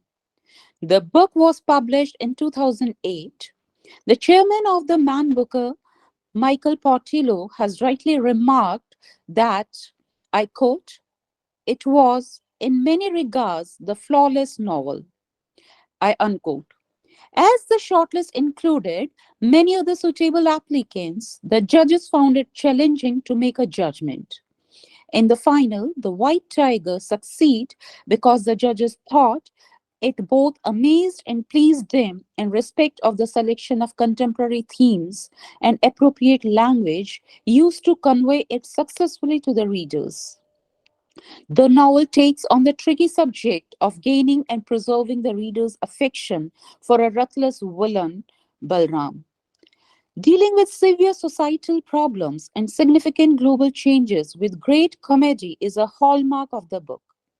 Portillo has said, I quote, the novel succeed in this side due to its originality.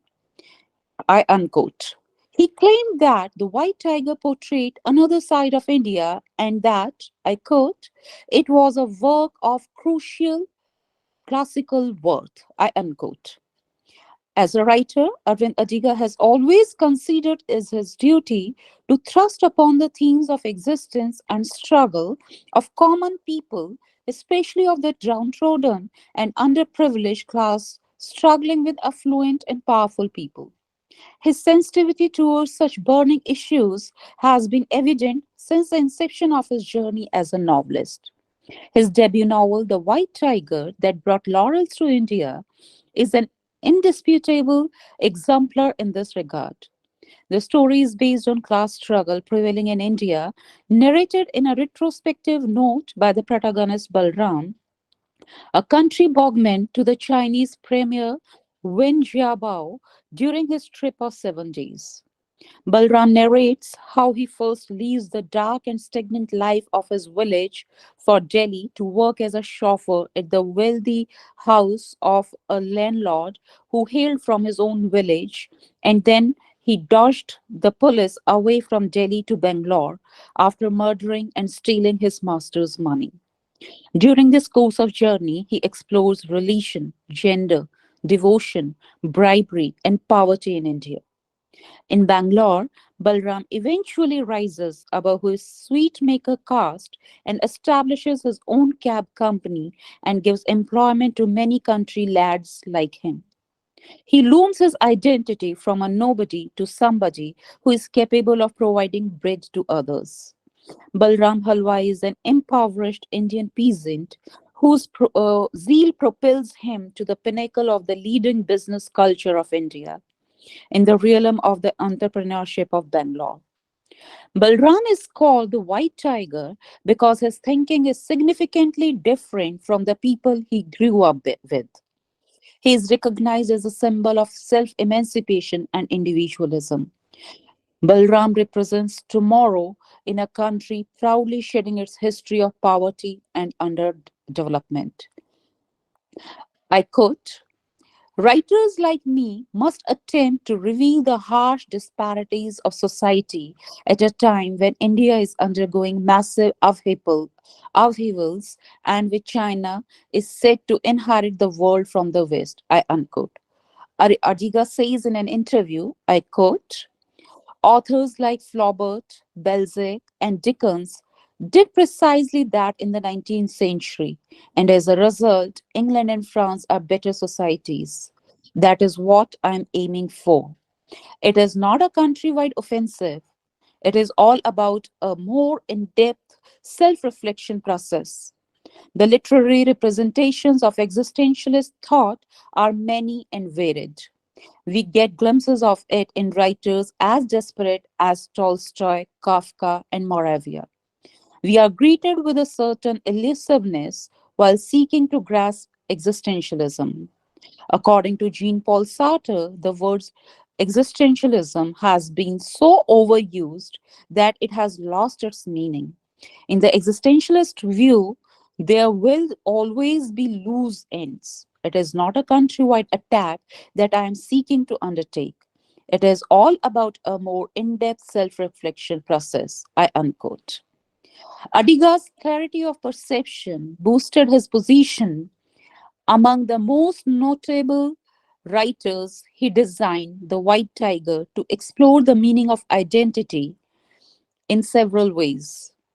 The notable novel documents that since ancient times, caste, vocation, class, and religion are primary sources of identity of a person. From birth, these components define the status of a person in society, his job, whom he can marry, and even with whom he is allowed to socialize with. All these burning issues have found an abundance of place in the White Tiger. Balram has described the angst of suppression by addressing the blood sucking landlords of his village as, I quote, all the four of the animals wild boar, stork, buffalo, and raven lived in a high-walled mansions just outside Lakshmangarh, the landlord's quarters. I unquote. The fundamental idea of existentialism in the White Tiger is that the wealthy politicians, law enforcement officers, and other top individuals may live comfortably with the support of the poor. The novel exhibits a unique creative talent with the narrative of sharp humor, nail biting tension, and murky morality told by the most combustible, engaging, and strange storyteller this century has seen. Balram, born in India's most impoverished area, is offered a chance when the richest man in his area hires him as a driver. In preparation for the Chinese president's future visit to Bangalore, he has described that he sent a letter recounting his metamorphosis and experience as a driver, which he claims illustrates the ambiguities and complexities of Indian society. When the wealthiest persons in New Delhi are contrasted to the most deprived city inhabitants, the rich poor divide becomes more pronounced. Balram has described the struggle of impoverished and trapped in the clutches of poverty through the depiction of cockroaches, prostitutes, and people working day and night in call centers, in contrast to the extravagance of the privileged people whom he addressed as master, the powerful and corrupt people who can easily humiliate and destroy the poor. The novelist has described many episodes where the identity of the disadvantaged is often devalued to satisfy their master's self conceit. Balram is ridiculed for his wrong pronunciation of the word pizza. He is forced to dress up like Meheria for the entertainment of his master's wife Pinky and her friends. In another incident, Balram is forced by his master's arrogant brother Mangoose to search for a 1 rupee coin which he dropped while getting out of his car. The incident is described in the novel in the following words. I quote, "Get down on your knees. Look for it in the car." I, I unquote. Adiga satires the meanness of affluent people who can spend millions to bribe police but are bothered about 1 rupee. This incident shows how disgracefully masters treat their helping staff. Their identity is demeaned to slaves, which was prevalent during colonial times. The darkest side of the corruption in Indians' law and rich people is described when Pinky is driving alone one night and she collides with something.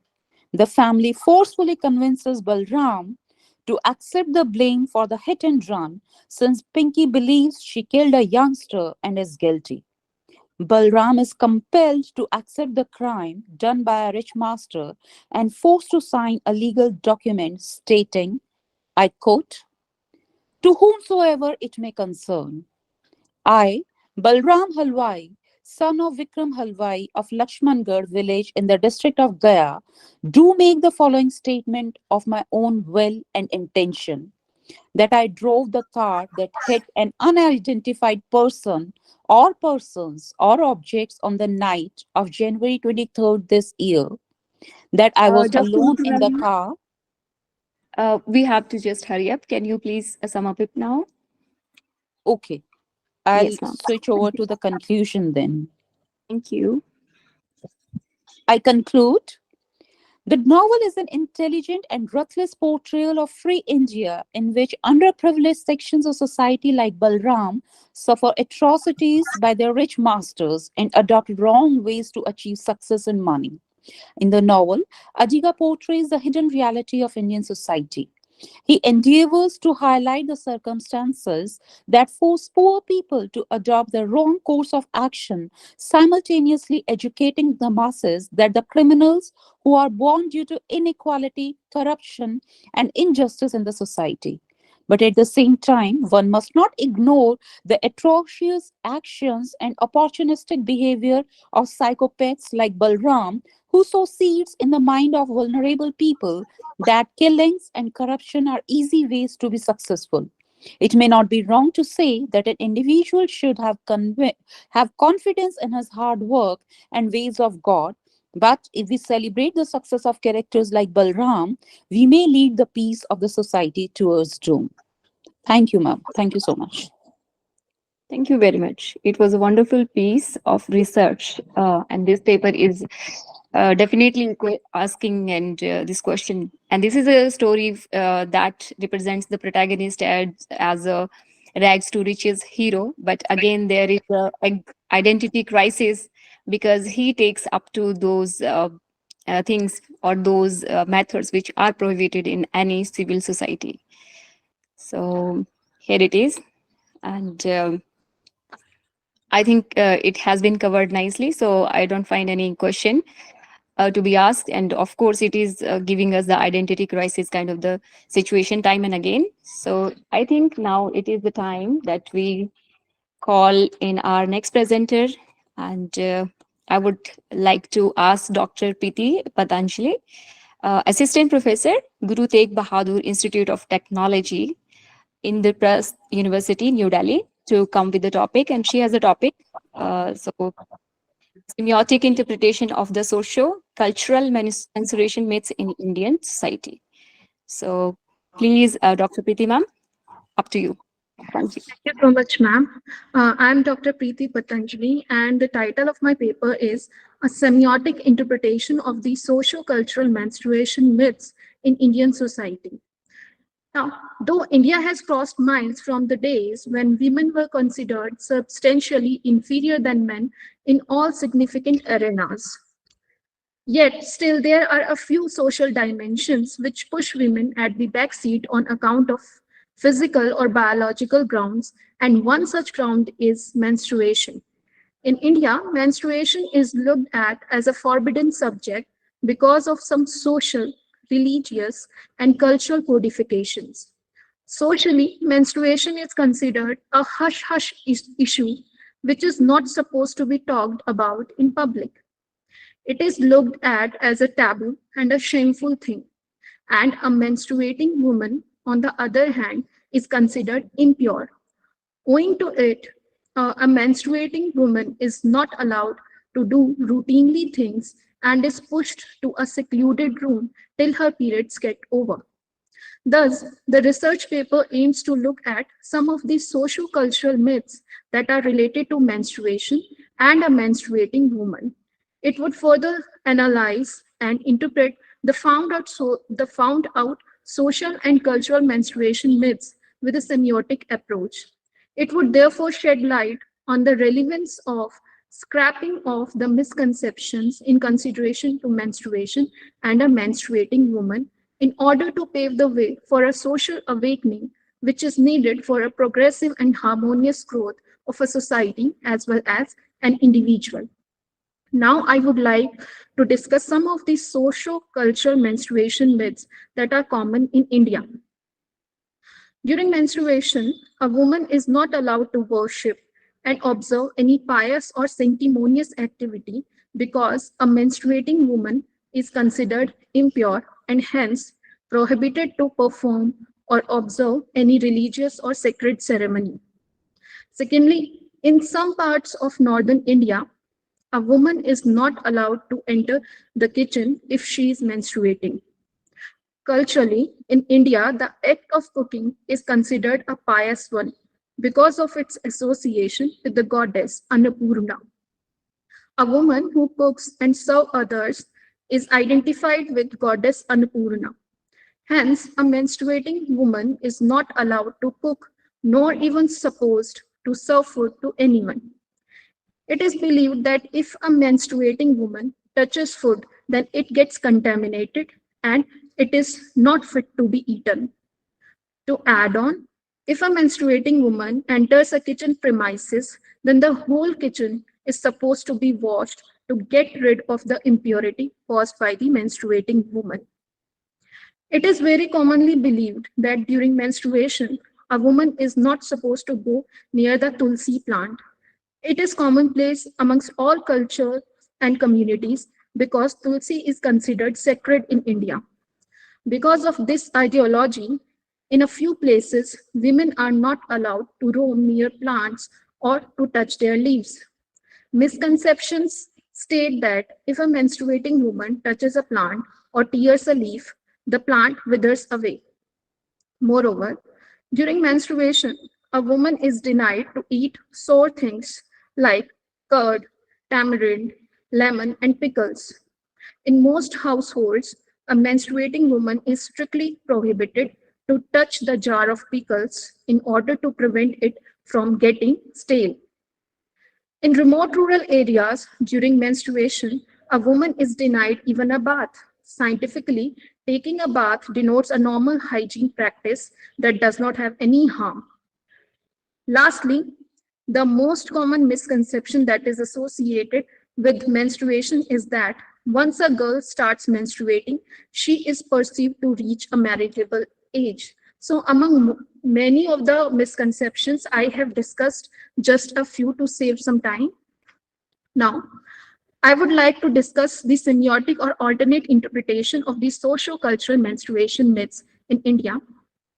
In Indian society, menstruation is deemed a shameful thing, which is entirely a biological process in a woman's body. The prohibition of not carrying out the regular chores, such as bathing, cooking, serving food, going out, etc., on account of menstruation, that is a biological process, seems more of a reminder of being an other, or in other words, a second sex, in Simon D. Beor's words. Moreover, the association of menstruation to shame and taboo further explicates the social mechanism to keep women at a subordinate position to that of man. It can further be understood through Louis Althusser's theory of ideological state apparatus. In ideological state apparatus, Althusser says that there are a certain practices such as education, home, family, media, etc., which work outside the state control to instill some ideas, to instill some ideals in individuals to maintain a social order in society. These social and cultural ideals do not let a person see an alternate perspective of a particular practice, but ensure that a particular practice must be carried on irrespective of anything by instilling a social fear in the individuals. The socio-cultural myths in consideration to menstruation to project it as something unusual or abnormal. The prohibitions associated with it seems more of a practice and elucidation to maintain the gender bias and male-dominated social structure. And it is significant to highlight and conclude that the custodians of the menstruation myths are women themselves. These myths are carried ahead from one generation to next by the females. It is also a social mechanism to include women as a carrier of this gender bias, so that women can easily accept such social and cultural myths on account of a female connectedness. Thank you. Thank you very much. It was a wonderful paper. As we can see, it is something which is a problem, and we as women have to face these problems when we go to some temples and when we are in some social gathering everywhere, and of course at our homes. So like we all have faced these problems at one or maybe many occasions in our lives. So like we could like add some solutions, or how it is going to, though education is there and women are all educated, but still they are following these rules, or maybe rules whatsoever we can call them. So what do you think, what could be the effective measure so that we can take that and we can make people aware that this is not something which is to be for which women are to be discriminated against? So what could it be? So In opinion, yes. in my opinion, one must start from his or her home. If we start talking about it, then obviously the tabooed or the stigmatic thing that would go away. So if we start talking about it, if we consider it as something biological and normal, and whenever we are talking about it, or whenever we talk about something, then it obviously some stigmatic or some taboo things that sheds away. So I guess we should start it at our home. We should talk about it. We should think it as some normal biological practice, and only then we would able to cast away the murkiness that is related to menstruation. And as well as, in my opinion, I think this subject should be taken in education as well, because there are these social cultural myths. These need to be shed away only through education. If we start educating people, if we start spreading the knowledge and consideration to menstruation, obviously I'm not saying that we can get the 100% success or the complete success, but at least we can move a step ahead. We can move a step ahead in shedding the ignorance. Yeah, your first point, like we can spread this education at home. It seems to be more effective. Of course, it is when it is the part of the education also, it is going to be. And the more we discuss it, the more it is going to be normal. And in our homes, when our daughters are there and the women folks are there, so we can discuss these things in a very normal and way, so that it is something the part of life. Yeah, that's very wonderful. Thank you, ma'am. It was effective. Thank you so much. Okay, thank you. Now, I would like to request our next presenter, J. Padma Lata. She's a research scholar in Gotham University and lecturer in English, Telangana School Welfare Residential Degree College. This is Adilabad. So, I would, J. Padma Lata, is she there? Yes.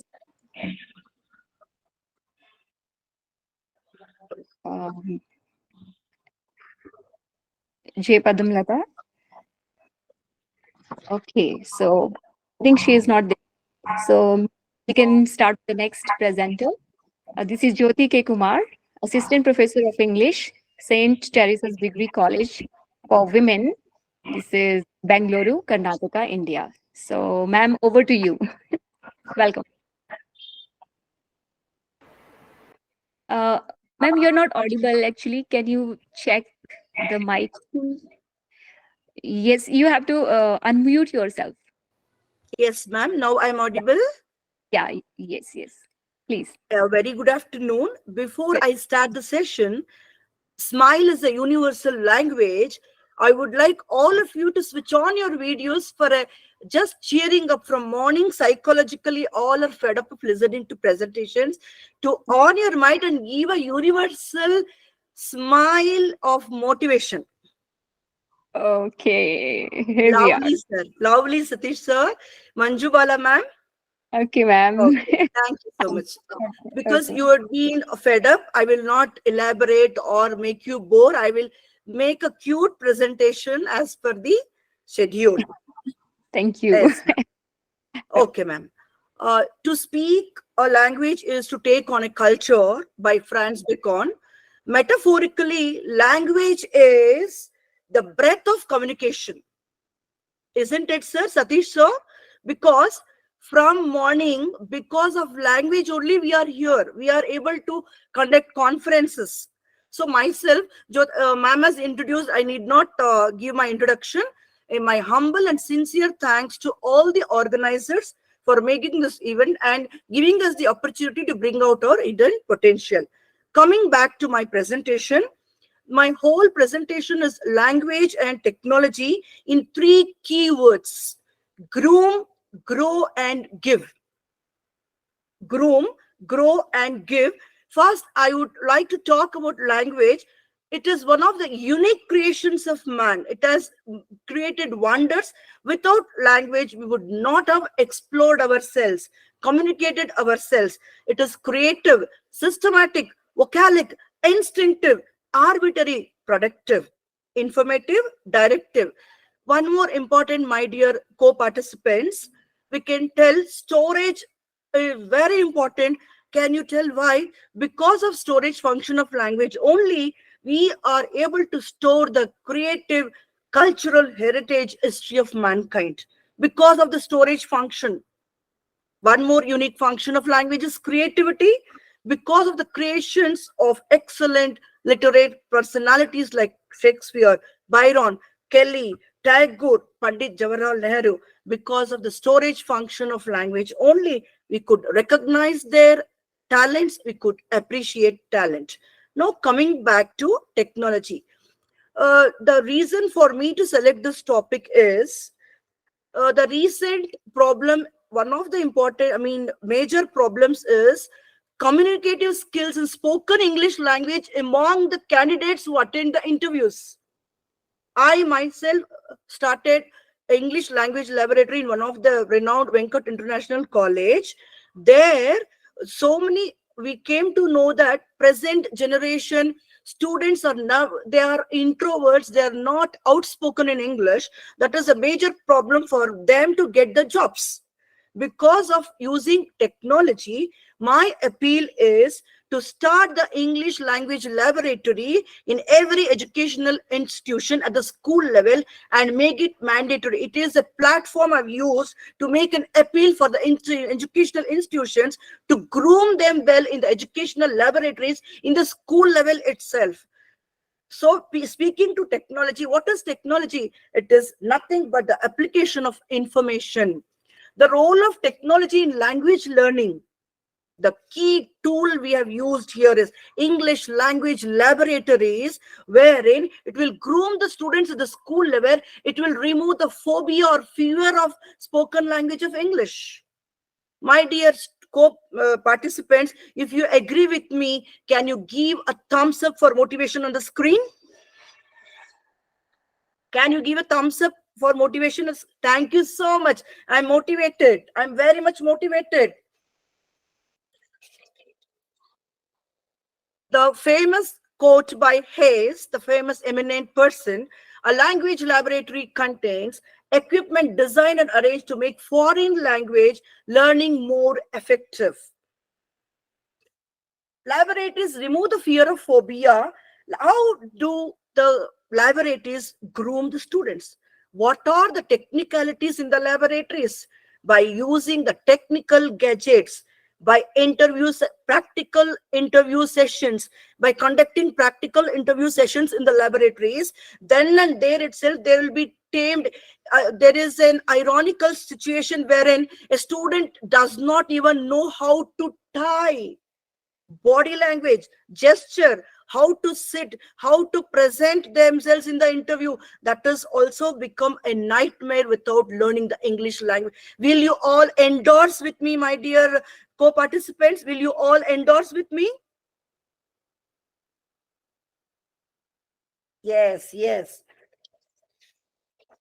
The three key points speaking: groom, growth, and using the microphones, audio-visual aids, playing the English movies in the laboratories, making them to listen to the speeches of the eminent personalities like Chief Settle, Swami Vivekananda, Narayana Murthy, making them to hear more and more of audio-visual aids in the laboratory. Children will get the confidence after hearing them and they'll get inspired. What is the role of teacher in the laboratory? What is the role of teacher? Being technically sound, as Malini Ganapati ma'am told, that I will clearly endorse. Each and every, we should enlighten. If we are not updating ourselves in technology, it is my appeal to each one of us to upgrade ourselves in using the technology. One more important thing, the 4 important skills in language learning: listening, LSRW, listening, speaking, reading, writing should be emphasized in the laboratories. Hey students, give up your 100%. The students can effectively upgrade their skills learned in the laboratories for their future communication wherein required, namely for workplaces, job interviews, etc. My dear co-participants, I will come to the conclusion. The main aim of this paper presentation is to instill confidence in the students through the presentation in the English language laboratories and make learning and teaching a joyful experience. As we are aware, the world is extremely competitive, where English language has become almost mandatory in job interviews, workplaces, etc. Excelling and getting education in abroad in various fields in this competitive world. Without English language, learning has become a nightmare. My dear friends, nowadays it has become a fancy to send their children to pursue abroad education in higher studies in abroad, wherein English is very much required, like TOEFL exam, GMAT exam, etc. Since the aim of the language teaching is overall development of the personality of the students, this write-up or paper titled Language or Technology is a humble attempt to motivate the learner and the mentor to actively participate in the laboratory activities and go in for delightful learning. Finally, one institution, one English technical laboratory. Groom, grow, and give. English laboratories groom the students, make them grow, and make them to give their 100% in the respective fields, especially with better interpersonal skills and application of English language with the topmost commend. Thank you Wonderful. all. Thank you, ma'am. Thank you all. Okay. It was really wonderful because now is the time when we need to depend on technology in order to enhance our all aspects, and especially when we talk about language, because language is the part and parcel of life. Even we, if we are surviving, it is just because the all the credit goes to language. And your three words like groom, go, and give, they conclude the whole paper in themselves. Like, of course, we have to groom the students and they will grow. And of course, one who is grown is able to give whatever is there. So yeah, I find it is absolutely perfect. So I like you wholeheartedly have thank Satish sir, Manjubala ma'am. My yeah, humble pranams to you. okay, ma'am, thank you. So like you have mentioned that we can make them to see English movies, and we can make them to see Make them to hear hear speeches, ma'am. speeches. Yes, but what could be added from the students' point of view? Like, how can we make them to come up so that they on their own can come up and do something By creative? our motivating words and setting examples, ma'am, ourselves. Yeah, okay. That actually explains how to do it wonderfully. Okay, thank you, ma'am. Thank you so much. And now I would like to introduce the next presenter. And here, this is Keka Dashi, and he is Assistant Professor, Department of English, Vidyasagar College for Women, Kolkata, West Bengal. So okay, if Keka Das is available there, so they can come with their paper. And his topic is Gendering the Holocaust of Partition, an analysis of select text by Pravita Basu. I fail to see Satish sir. Can we see, is there Keka Dashi is there, or one No, even more? I didn't see, madam. Okay. So two of our participants are not there, I think, and rest we all are done by now. So well, yes, sir. You can conclude, madam, then.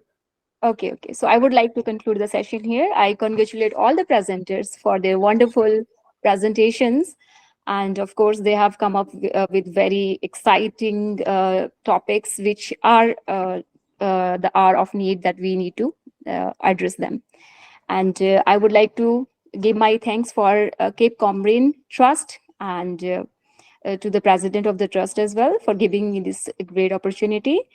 And I would like to extend my thankfulness to this St. Francis College for giving me this honor and opportunity to chair the session.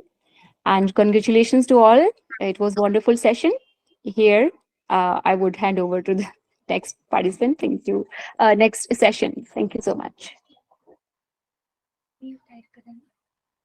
Good afternoon once again. Yeah, thank you, Ms. Manjubala, the chairperson, for the technical session, fifth one.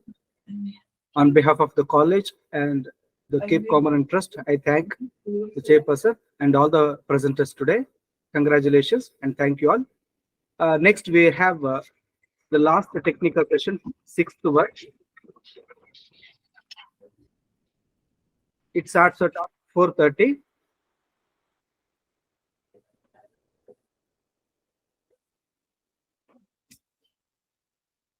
Good Okay, evening. Dr. Yeah, Madam, are you there? Yes, The sir. chairperson, Dr. Vyudita. Fine. Then, Madam, shall we start if the presenters are ready? If the presenters are ready, Yeah, because we then can see. there are, so we can start. Fine then. All right. So, dear participants, the next session we have the chairperson, Dr. Abhyudita Gautam, Associate Professor, Department of English, Government College for Teachers Education, Dharmashala, Himachal Pradesh. Madam, I, on behalf of the department, the college, St. Francis College, and Cape Comorin Trust, I welcome you for the for chairing the session, and I welcome all the participants.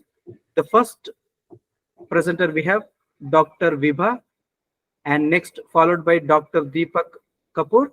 Third person, Mrs. G. Ilamati. Fourth one, Miss Disha Mandal. And fifth one, Layana NV. So, Dr. Vibha.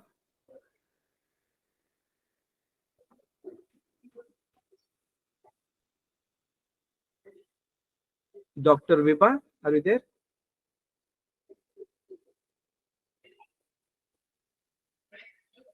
She just left the meeting. Then, okay, Dr. Deepak Kapoor. Yes, sir, I am here. Okay. Okay, madam, over to you, madam. Good evening, everyone. I'm Abhyudita. I welcome you. Dr. Deepak Kapoor will be presenting his paper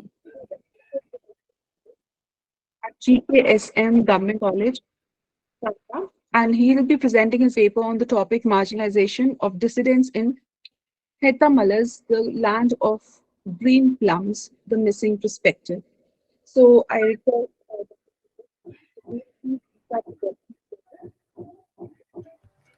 Thank you, ma'am. Good afternoon, everyone. I will present my screen now and I will present a PPT. Let me try.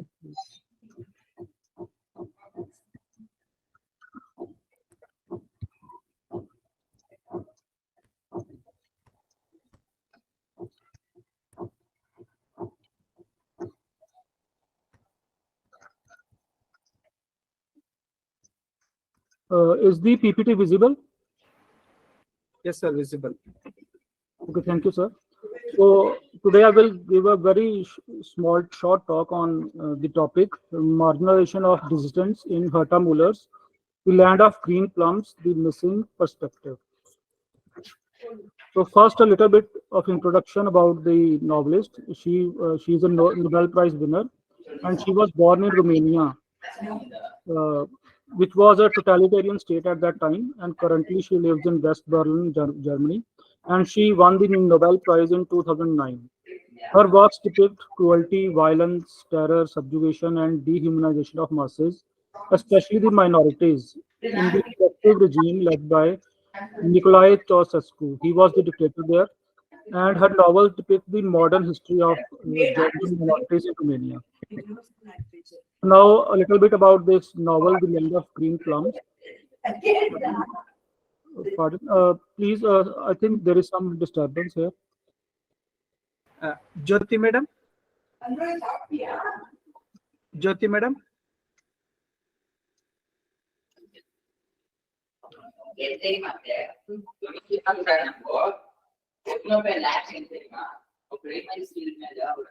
She presented at the previous one. I think she forgot to mute it. Okay, sir. You please continue, sir.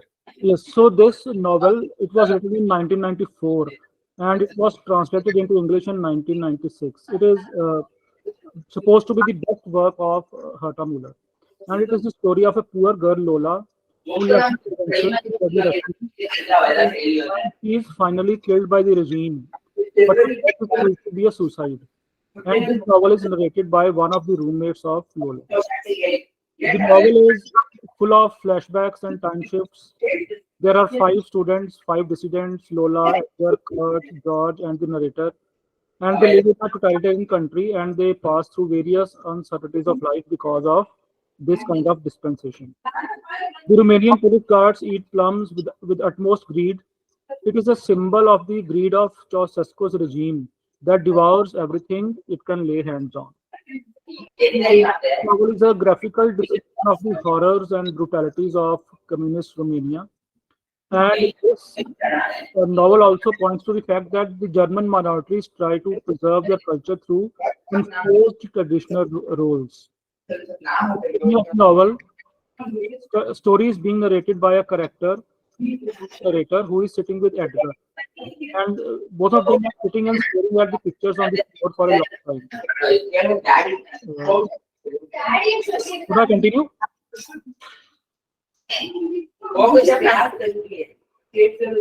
Sir, should I continue, madam?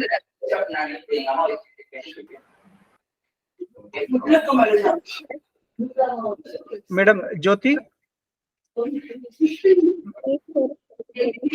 Jyoti madam? Jyoti V. Kumar?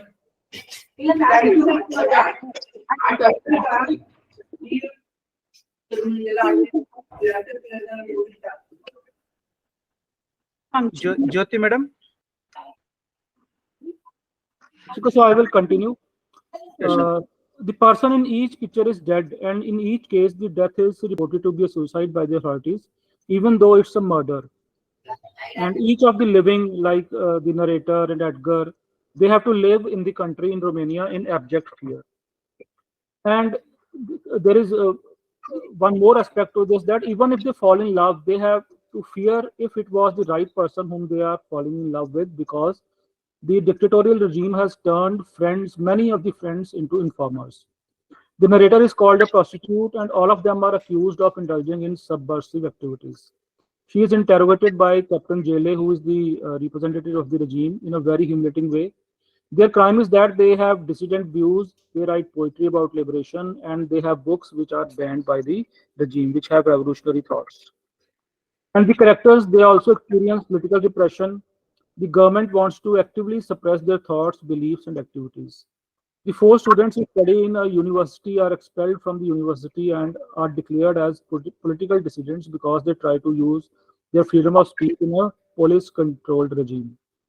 The characters are brutally interrogated throughout the novel because they choose to have freedom of expression and are vocal about human freedom and dignity. They are the sensitive characters. Others, they have just resigned to their fate, but they keep on fighting with the regime. And I have found out some conclusions from this novel. And the first one is that the totalitarian authorities want to injure each and every dissident in body and spirit. Any deviation from the state ideal is considered to be insurgency. And this novel also highlights the plight of minorities, those people of courage who stand up against the regime. And this kind of a regime that was in Romania at that time, it produces misfits. People who are exceptional at their work in the villages are forced to work in the factories. This brings non-fulfillment, boredom, and listlessness in their lives. And the characters in this novel, they suffer from mourning, melancholia, loss of self-regard, neurosis, etc., such kind of mental disorders. The narrator, Edgar, Kurt, and George turn aggressive intermittently and also experience suicidal thoughts at times. They do not find fulfillment in the relationships that they make. They tend to fall in depression because they see the other person is not attached to them fully. They do not experience emotional equilibrium. The characters go beyond the unconscious goal of sexuality when they look for functions like money, beauty, status, and security in a loved one. Such forces always tend to operate in the background that is at the subconscious level. So these were my findings, and this was my small talk. Thank you. Thanks a lot.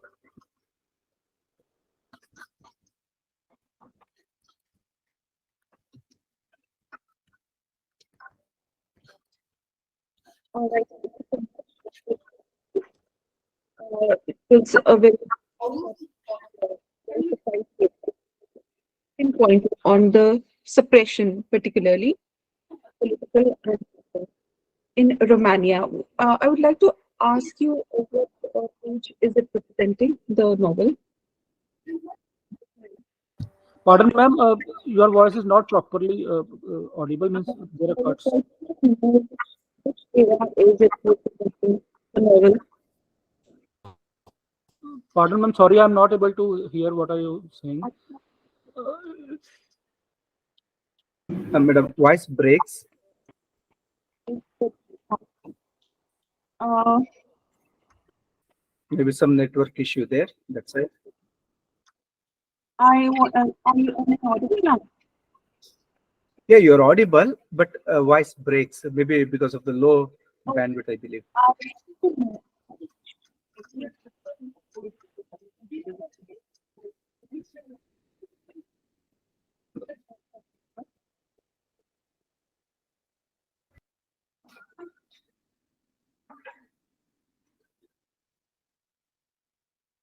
All right, we can continue with the next presenter. Madam, now you are clear. Now you are clear. Okay, Dr. Deepak Kapoor, I just wanted to know presenting. Sure.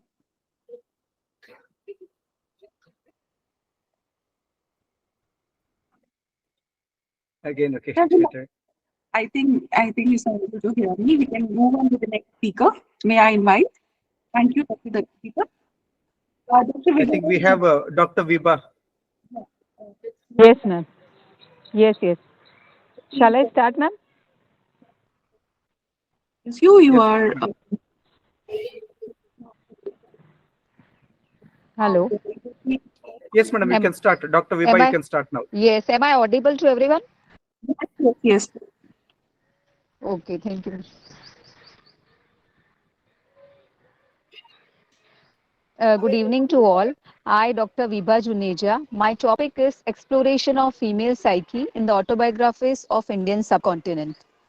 First, I would like to begin with the abstract. Since ages, literature is being used as a vehicle for expressing views, emotions, thoughts, feelings, or other special aspects of human experiences. In the earlier ages, poetry was the only form used. But from the Restoration period, we witnessed the beginning of prose. So in comparison to other genres like drama, novel, epic, very less autobiographies have been written. Autobiography is the only genre in which the author plainly talks of the utmost reality of life. So by taking into consideration two Punjabi female autobiographies written in the last decade of the 20th century, that is A Journey on a Barefoot by Dalit Kaur Tiwana and other is Temina Durrani's My Feudal Law. Here my aim is to compare writings of both contemporary Punjabi writers across the border and also to explore the female psyche. Here an attempt is made to trace the struggle of women of both the side of border. So these autobiographies typically unravel Indian subcontinent social scenario and social issues. The present study will encourage all women, whether young or old, from elite to the lowest section of the society, to take their decision of their life sensibly rather than emotionally. Introduction. Autobiography is defined as a truthful account of one's own life by oneself. In this genre, one is expected to write truthfully and plainly. The autobiography is the life of the writer written by him as a work of art. Its aim is to present the personality. The autobiography, like biography, is a narrative of events in the life of a person. To achieve it, the writer has to present a faithful picture of one's own personality. So it needs courage to speak out the motives that form the basis for his character. In comparison to other genres, autobiography is very less written. Now the question arises, why very less number of autobiographies? First is the structure of this genre autobiography complicated? Is the writer scared of portraying his personal life in front of others? How is genre different from other forms? So, in order to understand the genre autobiography, I would like to give one definition. Dictionary of World Literature defines autobiography as the autobiography proper is connected narrative of the author's life with stress laid on introspection or on the significance of his life against a wider background. The dictionary defines it as one's life story written by oneself. Autobiography, in its simplest definition, is a story of one's life written by one. So the desire for self-expression has been universal and is to be found since the beginning of human race. The earliest origin of autobiography was the 5th century AD and it had a steady progress in 15th, 17th and 19th centuries. In Europe, it was St. Augustine's autobiography which for the first time gave a full and frank analysis of his character and personality in his confessions. Now, autobiographies written in the 18th century. This method of self-analysis and self-revelation was adopted by three notable men of 18th century, David Hume, Edward Gibbon, and Benjamin Franklin, who wrote brilliant self-revealing autobiographies. In the 20th century, a set of women writers like Kamala Das, Amrita Pritam, Shobha De, Tamina Durrani, Dalip Kaur Tiwana, they also discussed issues which are termed as taboos in the society. So, in the light of these autobiographies, the problems of gender discrimination, dowry, women's education, general preference for sons, status of women, fantasy, ambitiousness, materialistic way of living has been exposed. In the post-colonial period, people became candid and self-assertive. It is reflected in the autobiographies written in the second half of the 20th century. So, a deeper study of women's autobiographies unravels the hidden risks of feminine psyche and the sick psyche of Indian society. The modern woman does not want to remain confined in the rigid customs and beliefs. She wants to soar in the sky like a free bird. So, in order to give a happy childhood and a blissful life to a woman, an unbiased social perspective and a change in social attitude is urgently required. So, about the autobiographer, the book My Feudal Lord by Tamina Durrani shows the vulnerability of position of women in the Pakistani society. It focuses on how badly the autobiographer suffered on the hands of her husband, Mustafa Khan. He was violent, possessive, and pathologically jealous, succeeded in writing her off from the outside world.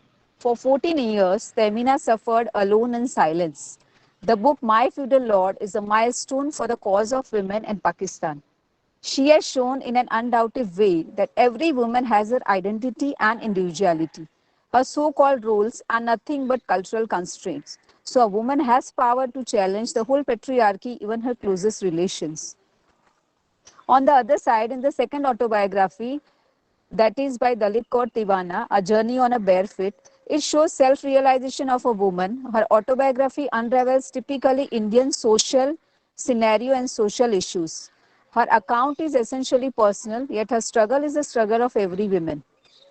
She has focused on several concerns of women such as dowry, women's education, and general preference for son and status of women, putting forward her own family incidents. Her autobiography serves as a good example for every female to fight against the ill taking place in the society by raising their voice. Now, parallels drawn between both the autobiographies. By taking into consideration two Punjabi female autobiographies written in the last decade of the 20th century, A Journey on a Bare Feet by Dalip Kaur Tiwana, who belongs to the Indian side of Punjab, and other is Tamina Durrani's My Feudal Lord, who is a Pakistani Punjabi writer. My aim is to compare writing of both contemporary Punjabi writers across the border and to make the message accessible for those who are not able to fathom the depth of both the writers. Though one is Indian-born Punjabi and the other is Pakistani-born Punjabi, they are more or less confronted with the same fate in the whole subcontinent. Their autobiographies unravel typically Indian subcontinent social scenario. Tamina Durrani has shown her plight through My Feudal Lord. Born into once Pakistan's most influential families, she was raised in the privileged Lahore high society. Like all women of her rank, she was expected to marry a prosperous Muslim from a respected family, bear him many children, and lead a sheltered life of leisure. Her marriage to one of the Pakistan's most eminent political figures soon turned into nightmare. For 14 years, Samina suffered alone in silence. Her story reinforces the viewpoint that females are generally passionate and a bit impulsive. In this work, she has warned those females who take decisions purely on a romantic ground, completely ignoring the facts which are not clearly visible. So, on the contrary to Tamina, Dalip Kaur Tiwana is found to be a realistic lady who takes her decision all sensibly. Therefore, she does not suffer like Tamina. Her autobiography is an account of struggle towards intellectual and emotional self-realization in a hostile environment. When we talk about the writing style of both the writers, we find that both the writers have used plain language. Two autobiographies contain there is some purpose behind the writing. This book gives a word of caution to the young girls to take their decisions sensibly, while on the other hand, a journey on a barefoot, Tivana, Dalip Kaur Tivana, she gives inspiration to the young girls to be economically independent, career conscious, and act sensibly. Now, conclusion. So, from the above discussions, we can come to the conclusion that education is the only means through which females can get liberty.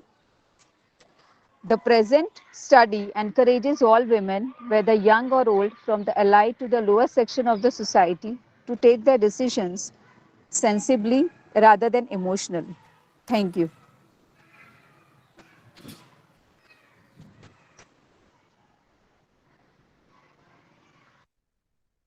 Thank you, Dr. Vibha, for this paper. And you have indeed elaborated on the autobiographical features of these women writers who have chosen to speak up rather than remain confined. And it was a well written paper and very well presented also. Thank you. Thank you, ma'am. I would like to invite the next speaker, Mrs. G. Elamanthi. Is she present? Good evening, ma'am. G. Elamanthi is the assistant professor of English at St. Anne's Arts and Science College, Madhavaram, Chennai. And the topic of a paper is Reading Cultural Hierarchy, Anita and me. So, ma'am, please go ahead with your paper. Good evening, all. Am I audible? Okay. Let me present my screen, ma'am.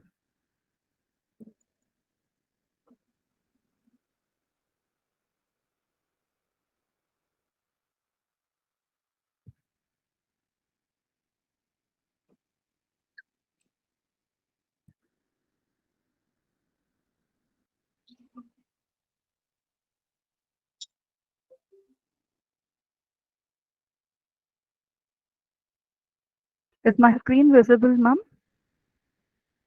Yes, very much. Please go ahead. Yes. Good evening, all. My topic is Reading Cultural Hybridity in Meera Sayal's Anita and Me. Let me come to the introduction part. What is cultural hybridity? It is a process by which a cultural element blends into another culture by modifying the element to fit cultural norms. So, this is a very current topic where a lot of people try to hybrid themselves. What is the meaning of hybrid? They try to move to the next, and we are not all completely Indians, and we try to hybrid ourselves into another culture, and we all try to ape the West, and that's the process is called westernization. And in this novel particularly, there is a lot of cultural hybrid elements present, as in the words of Homi K. Baba.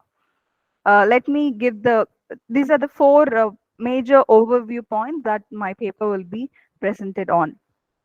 Sayal portrays the cultural conflict and the mixture of two races.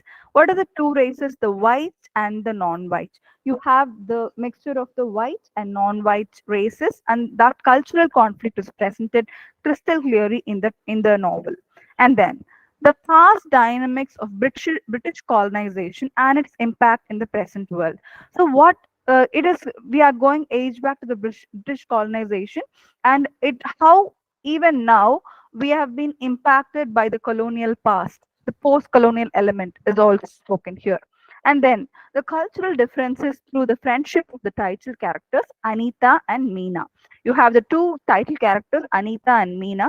That me refers to Meena, where Meera Sayal herself is a hybrid kind of a person, and who feels she was empowered by the hybridity in her, who are quietly different economically, socially, and culturally. Then, the union of India and British culture symbolize the religious values as well as language, dressing, and of food habits.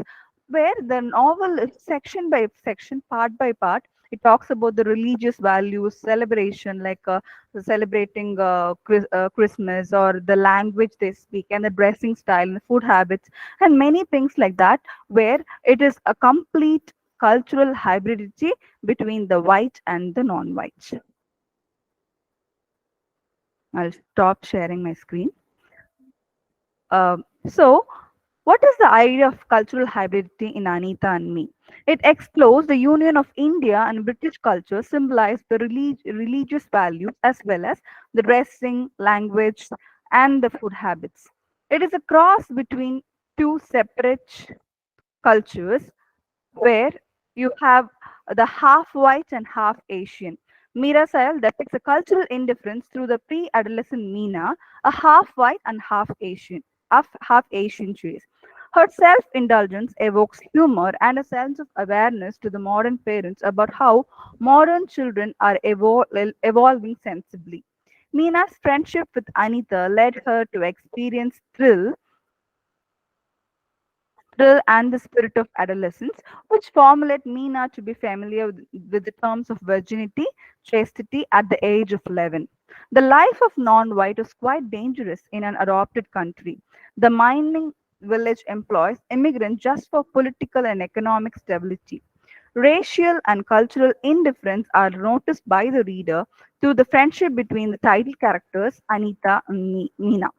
Various incidents happen at the shop, bank, park, etc. And Sayal fetches out various dimensions of the post-colonial era through the world of innocent Meena.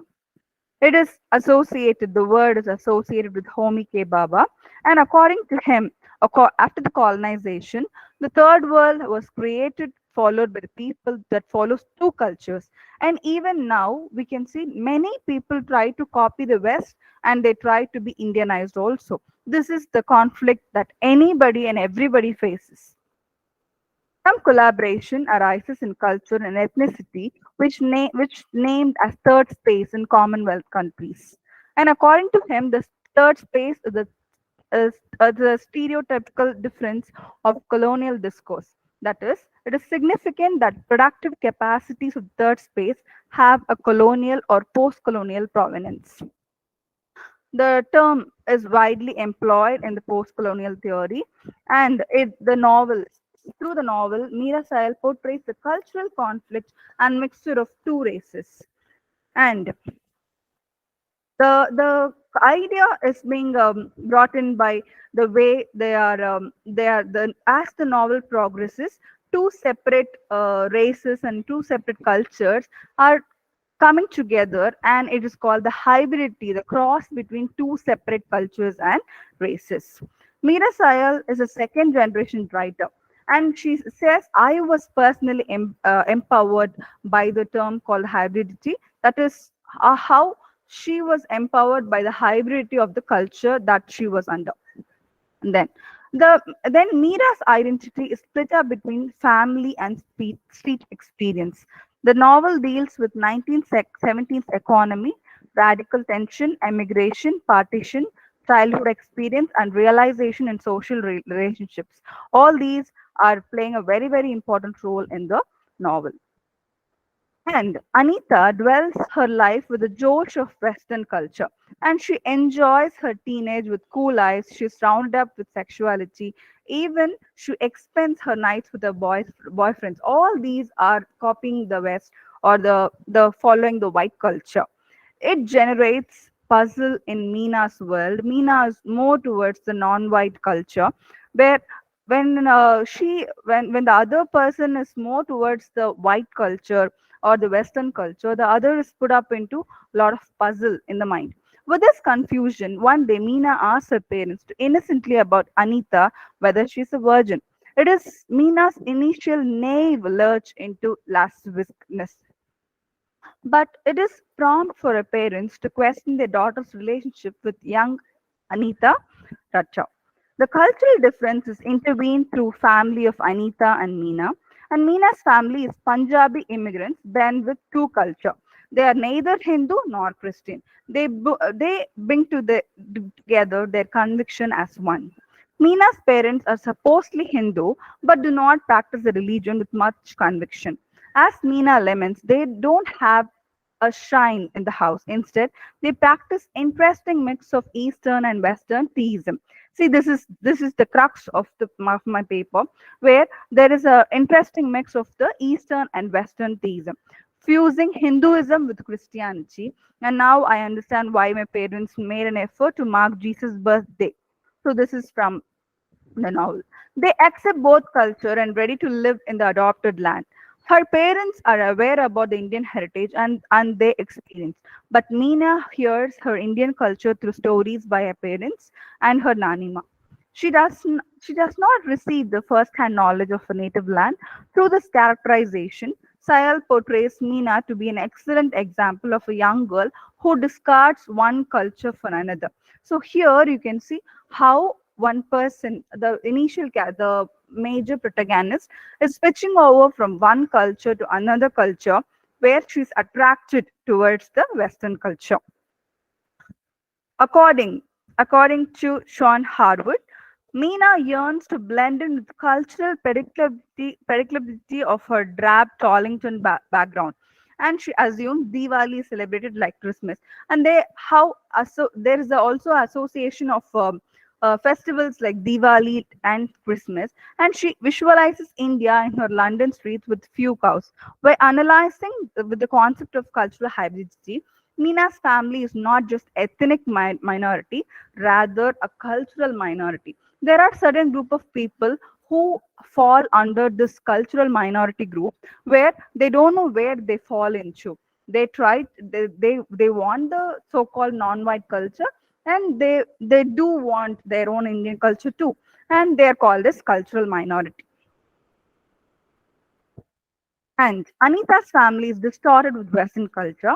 Her mother is being run off with a young man, leaving her two daughters. This is also one phenomenal event where the total outcome of the parenthood is broken, which leads to a lot of disturbances in the daughter's life. Now I'm moving to the next important element. Then Meena feels something awful to be immigrant in the foreign land.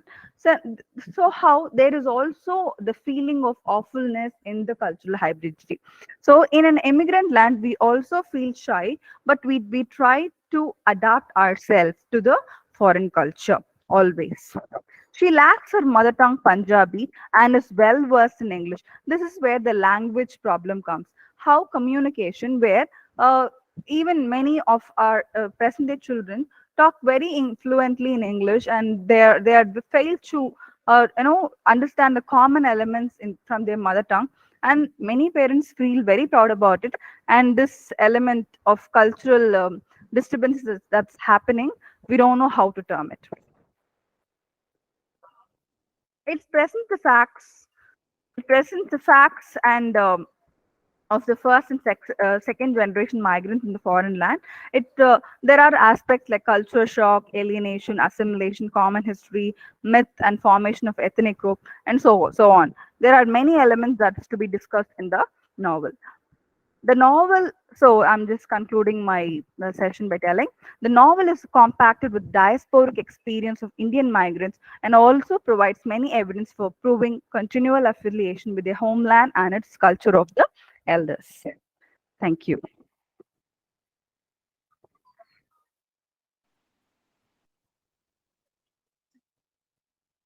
Okay, thank you so much, Mrs. Elamati, and it was a wonderful paper. I personally liked it a lot. You talked about hybridity and assimilation.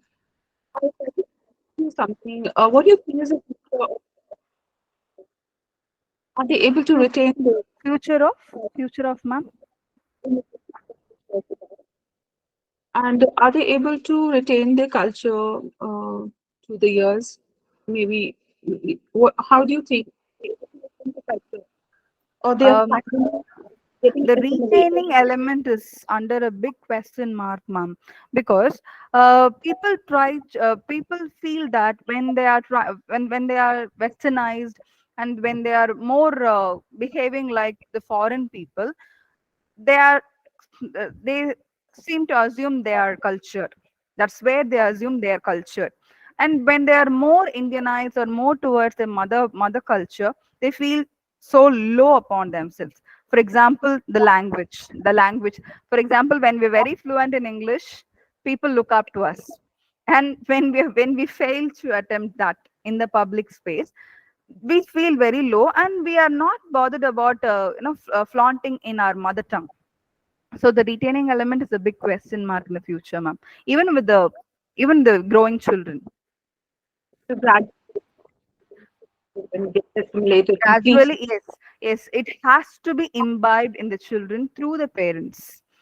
They have to make them understand how much their mother culture, the native culture, the native land has so much values, and so much has to be taught to the students, children, so that they can meet up to the expectation.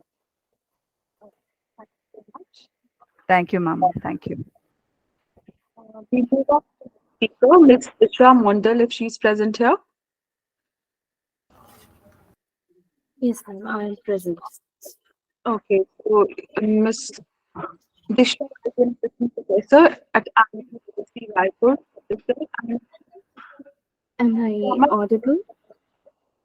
Yes, yes. Yes, madam, you're audible. Okay.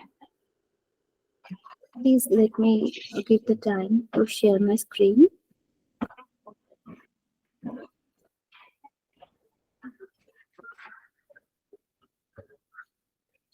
Is my screen visible to you all? Yes, madam. Okay. Good evening, everyone. So my topic is trauma faced by women during partition. So as we all know that partition of India is considered as the most crucial event of the 20th century. The political and social effects of it have been studied from various standpoints, and each perspective brings deeper understanding of the event. So, however, the point is that mm, there are a few topics like the impact of partition on women and their experiences of partition, which have been ignored or have not been much discussed in the grand narratives of partition. Today, I am going to deal with the partition narrative from the point of view of women. So, the term trauma, women have been brutally killed, raped, and all kind of tortures they were facing during partition that caused trauma within them. And the term trauma generally refers to repeated infliction of wound over body. And Freud, in his book Beyond the Pleasure Principle, argued that the wound of mind is not like the physical wound. The psychological wound sustains till the end of life. So I am talking about the psychological wound, psychological trauma. So, on the night of 15th August 1947, not 15th August, it's 14 August late night, our motherland was freed from the British, and at the cost of partition. Now, you can see the image of the women, how they were treated during the partition. Now, half of the population was dislocated, violated, killed, humiliated, were the women. Punjab has witnessed the suicide and murders of thousands of women who sacrificed their life. One of the partition novelists, Amrita Pritam, has looked at partition from the female perspective, and she has allowed her women characters to speak rather than to be spoken for. Her novel Pinjar, that I am talking about today, is about women characters who fight for their rights and identities. This novel begins 10 years prior to partitions. Puru is the female protagonist of this novel. Through her experience and observation, the writer foregrounds the women of both the countries were demeaned and dishonored, raped, abducted. These things she has depicted. Puru was also abducted by a Muslim man called Rashida, and after the abduction, after 15 days, they got married, and also Puru was renamed as Hamida. So she was denied of her identity, of her caste, clan, everything. Also, we come across a lot of women characters in this novel, such as Lajo, one naked woman, one mad woman. They were all the victims of the partition. And in this novel, we encounter a lot of women characters. They were brutally uh, brutally raped and killed. So this novel is a saga of women's sacrifice, courage, and suffering. It can be concluded that the issue discussed in the novel bring forth the brutality against women during this event. It is the story of continuous wounds of patriarchy and how it actually turns people into skeleton. Puru is the we can say that Puru is the skeleton, and she has showed that how a skeleton also lives throughout the brutality. So this was my presentation. All right, thank you. Thank you. Can we have the next speaker, please? Mr. Nayana? NB Nayana? Are you present? Nayana? Is not present, sir.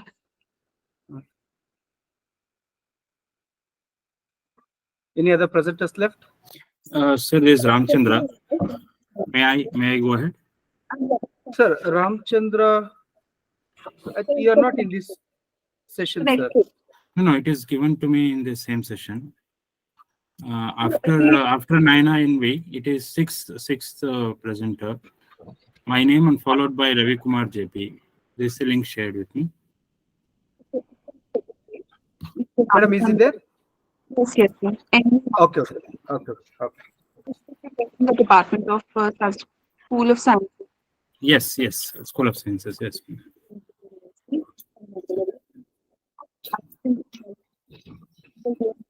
In India. Please go ahead, sir. Thank you. Hope I am audible and clear enough. Yes, sir. I have started sharing my slide. May I get the confirmation whether the slide is appearing to you all? Yes, sir, visible. Yeah. Thank you for giving this opportunity, and I would like to just introduce myself. I'm from the Department of Sanskrit, in fact, and I have done my bachelor's in engineering. So this interest made me to blend these two, technology and language. And I had a better, in fact, the precedence by Ms. Elamati ma'am, who was expressing about having some indigenous things or being relevant to the motherland that we are, and also to practice it without any shy, which is very much required for us. And it is not the elevation set by somebody else as a standard. We will have to look into what we are rich in, and also to propagate the same with definitely with some changes as required in times. So in fact, I was just listening to the other presenters from morning, but it may look a bit odd.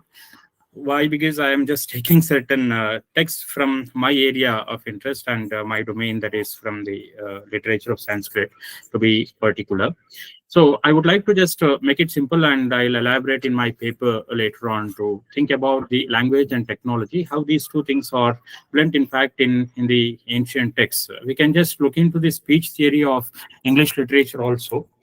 And here I would like to particularly present a few viewpoints based on the technical structure of certain ancient texts, and what is that we can imbibe from that, and how it is relevant, and how we can adapt the same in the circumstances that we are in the scientific world, to be very particular. So moving ahead, there are many ancient texts And India is also known for its traditional knowledge. Traditional wisdom is something which has driven India beyond 5,000 plus years of civilization, what we can just count in numbers. And it may be much beyond, but with historical references to quote it and limit it. So 5,000 plus years, definitely historians would agree. And this traditional knowledge system was just carried on into lineages from our forefathers, to make it very particular, to further generations. And the texts written in those times, and also the relevance of that, which is very much required for us even in current current scientific era, and further exposure of the same to the young minds will definitely make us to build a better model. And this is something which is more organic as well for us, and also it can be applied for the global problems in order to find certain solutions. So recently in pandemic time, we have seen how Ayurveda was looked by the entire world. Yoga, Ayurveda, this therapy was in fact proposed and also promoted by the government of India through the Ministry of Ayush, and also of course the entire globe. It respected the ancient wisdom that we had propagated through Ayurvedic texts or medicinal texts of India, to be very particular about our food, immunity development, and also climatic conditions, how to involve ourselves in the work environment, as well as why are we prone to more diseases, and how we can in fact develop the immunity with good food habits. So these kind of things were very recently seen in the pandemic and post-pandemic era.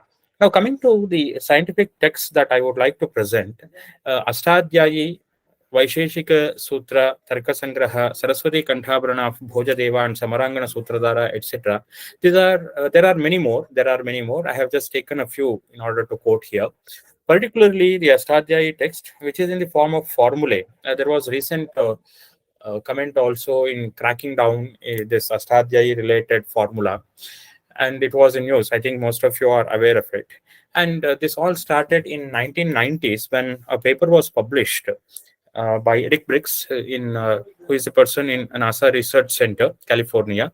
So how well can we develop a computational language which is required in programming purpose? As we all know, the program, it runs with certain logics, like if else case, or in order to identify any particular value from a field or from the database, in order to look into it with certain particular and very precise formula or the condition. If most of us would have by now got used to this Excel sheets or Google classrooms, etc., where we are giving assignments due to this pandemic era, most of us have got introduced to this virtual platforms, and we have already utilized such tools in evaluating certain assignments, etc., where we are going to provide certain formulae based on which we are going to analyze, and we can get to know the data analytics as well.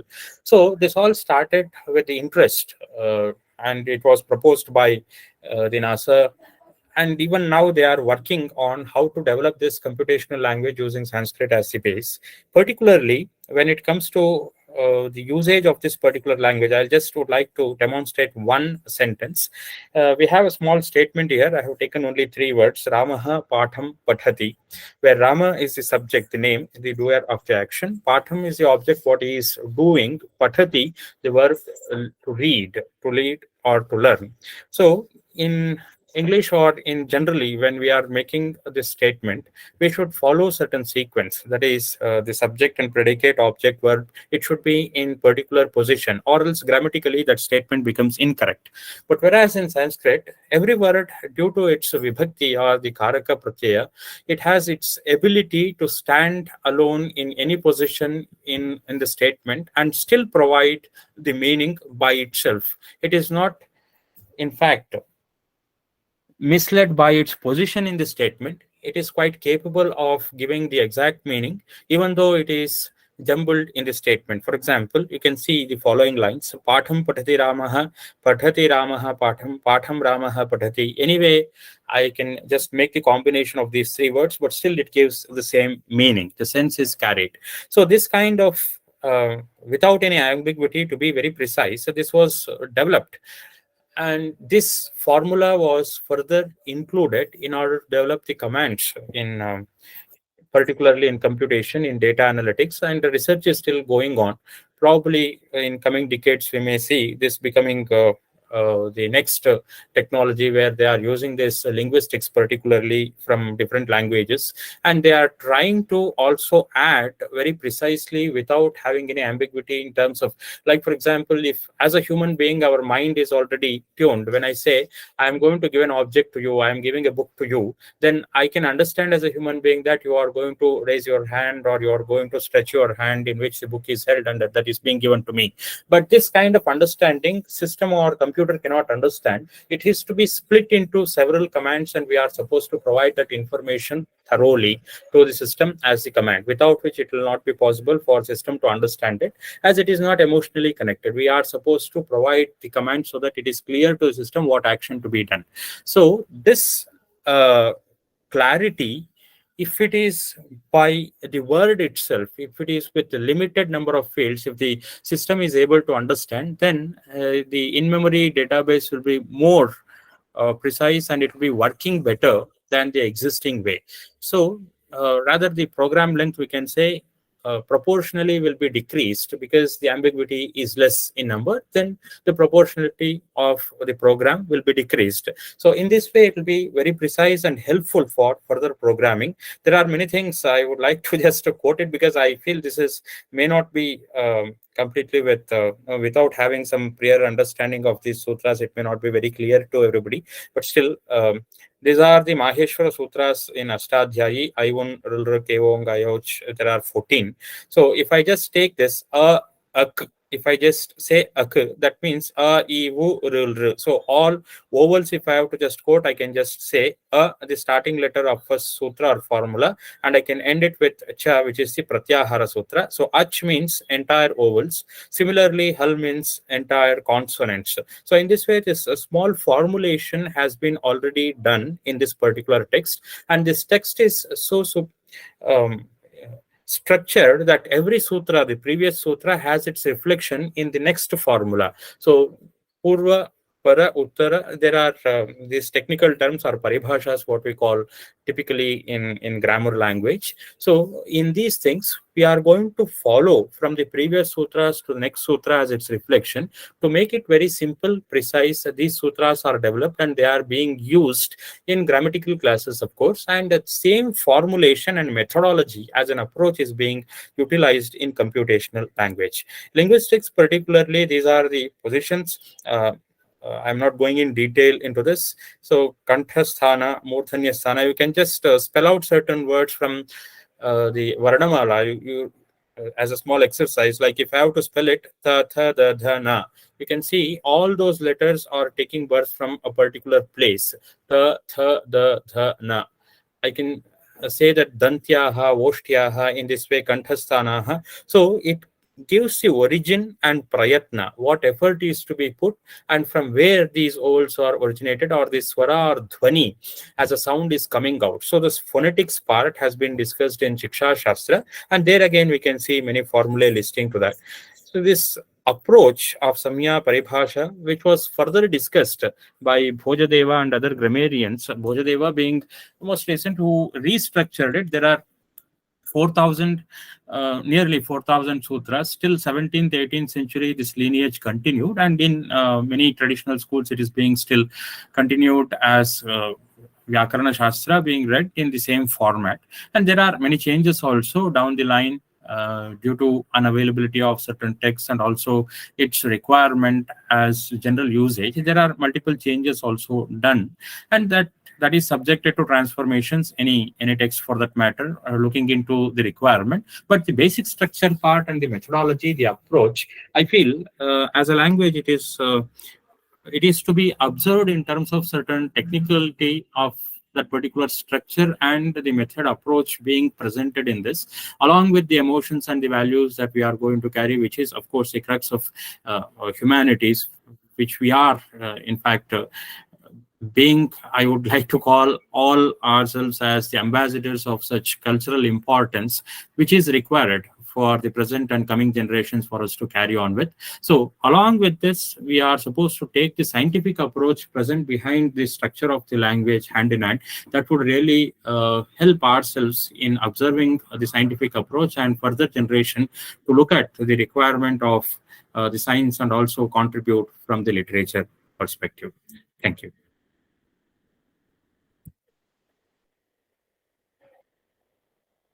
Thank you, sir.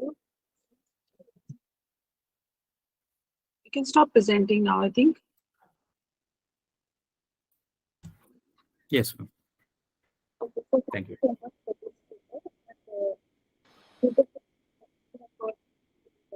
Is the mother of all languages, and it is a very technical and scientific language which is very clear. So thank you so much. And I would like to call the last presenter of the session, Ravi Kumar, who's a Are you Yes, present? madam. Okay. Yes, madam. Let me use present my paper. Okay, and we will be speaking about the culture, communication, and start with the picture. Okay, I am Ravi Kumar, English Department Research Scholar, Mysore University, Mysore. Firstly, I would like to thank this session, last session chairperson and their team member.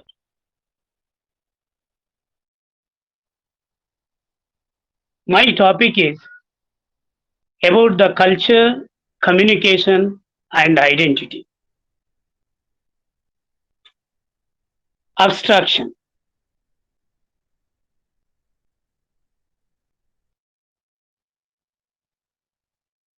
I have taken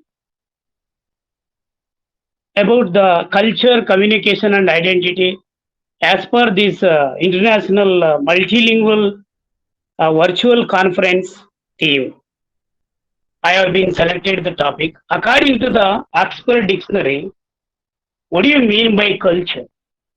Culture means arts and other manifestation of human intellectual achievement. In 20th century, popular culture, the ideas, customs, and social behavior of a particular people or society.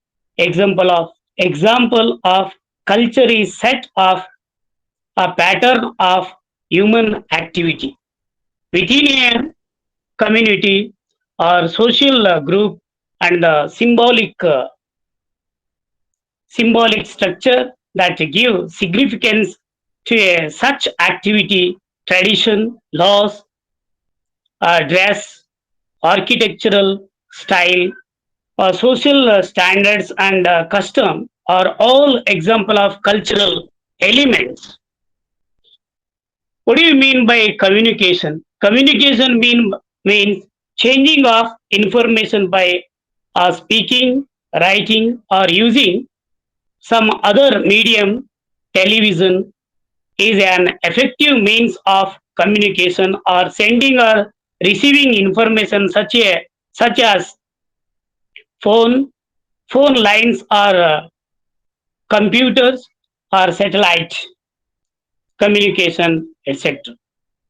What do you mean by identity?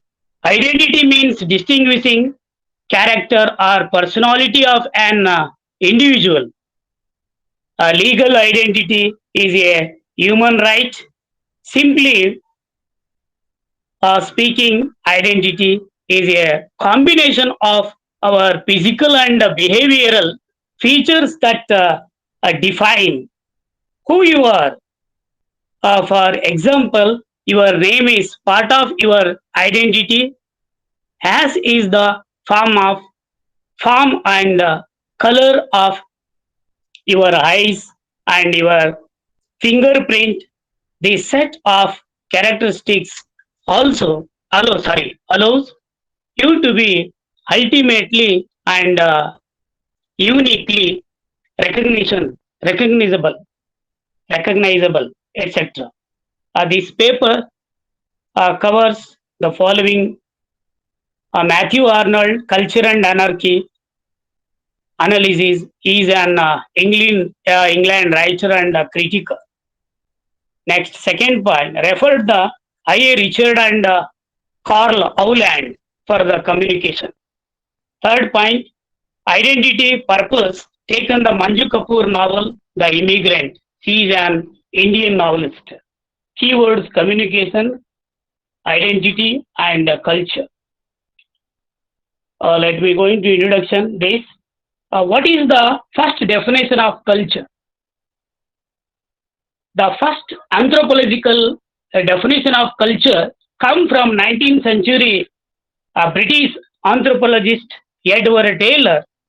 Culture is that complex whole which includes knowledge, belief, art, law, morals, custom, and any other capabilities and habits acquired by man as a member of society. I have focused about the culture, communication, and identity. What is the need of culture? Culture is very essential of our human being. Without culture, no one has given the respect in this society. When we have studying in the school level of education, our teacher had been taught the behavior of our culture. How to respect the elders and youngers from the growing stage of the child.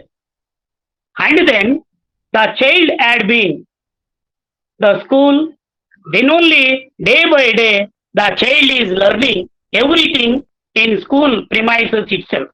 Once we have been used a good word while we are talking with the public people, everyone should be appreciate the child's behavior and used the respectable word.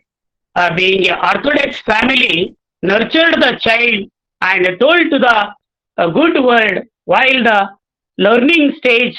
So definitely the child has learned everything from the parents or their family members. Present and future, the child has never used the vulgar word, because of the cultural family.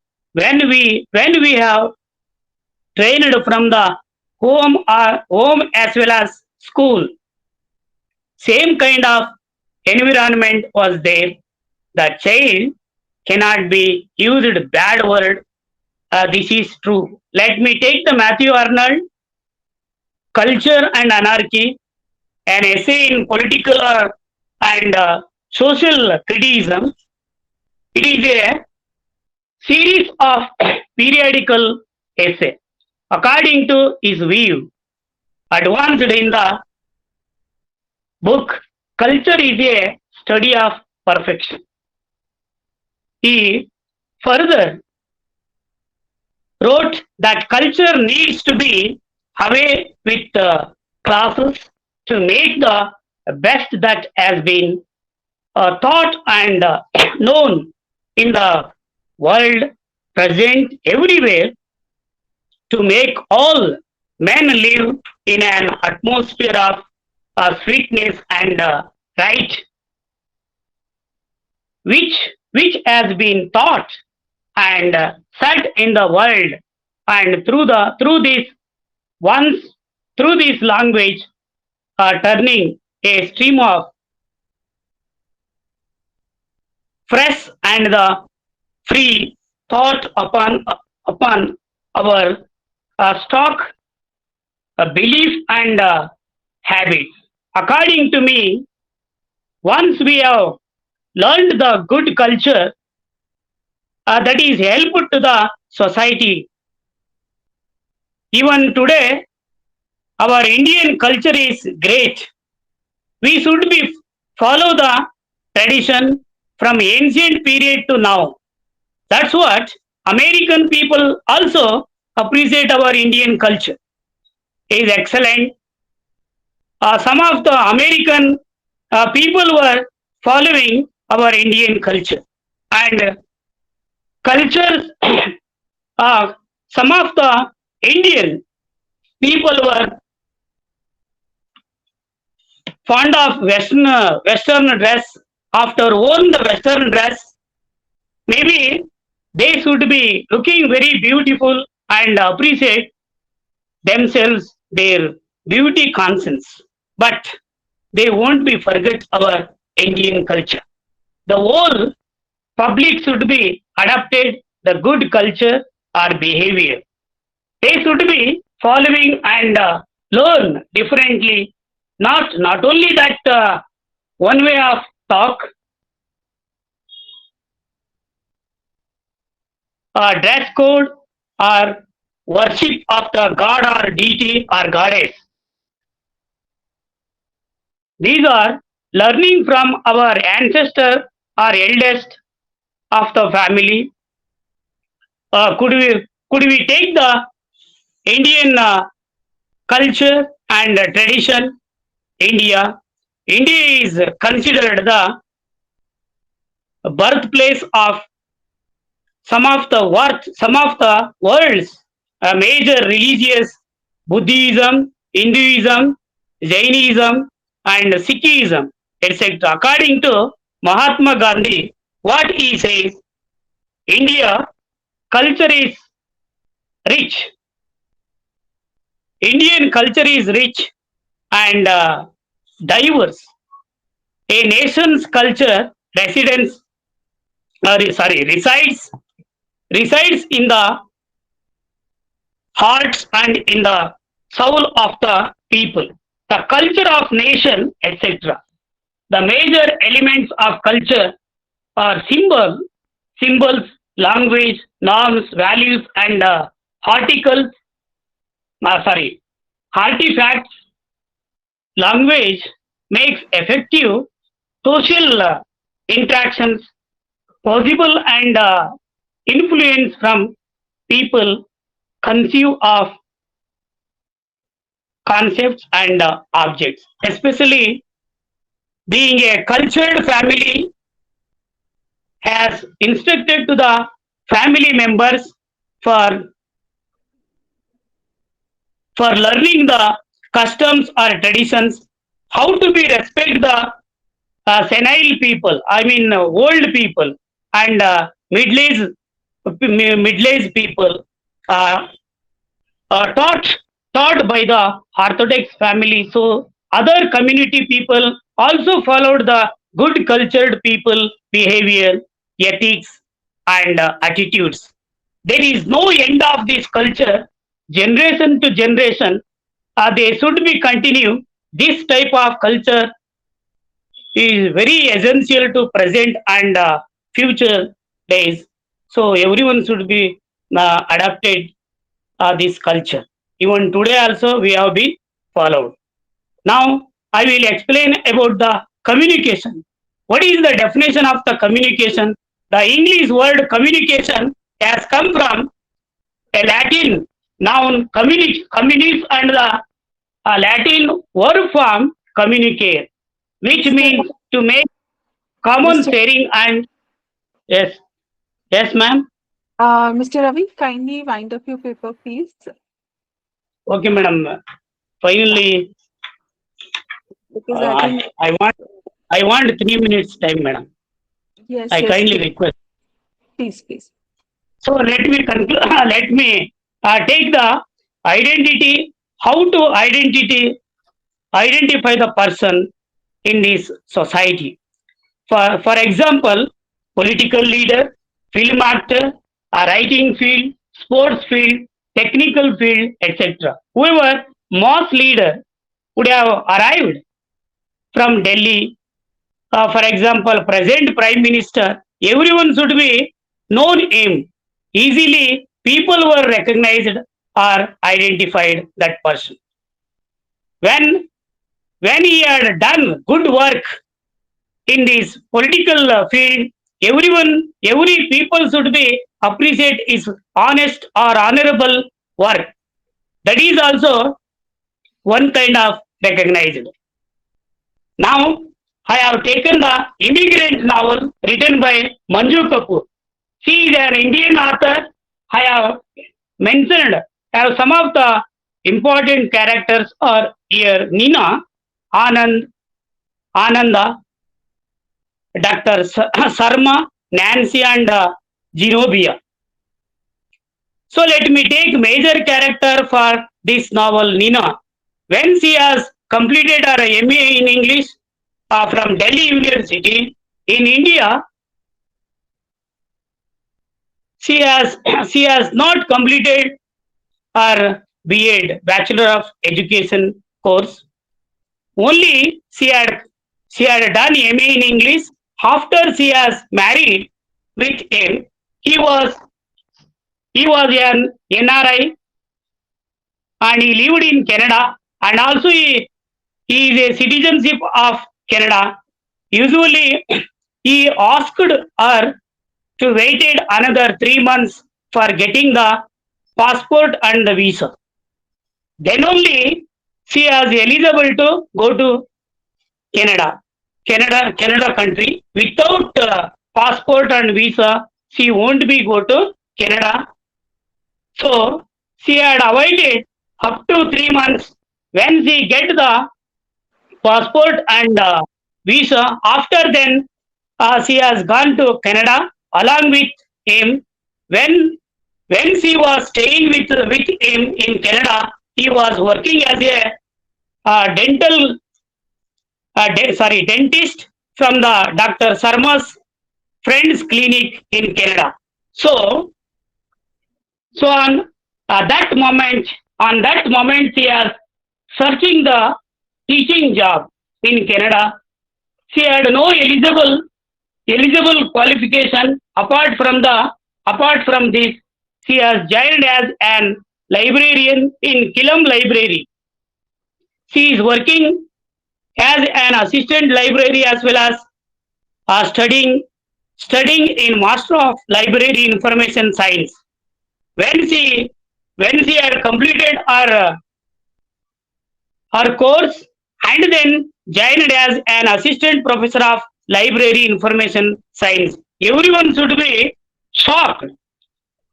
Everyone should be shocked her achievement and identified her name. This is also example of identified or recognition. Let me conclusion, only 3 lines.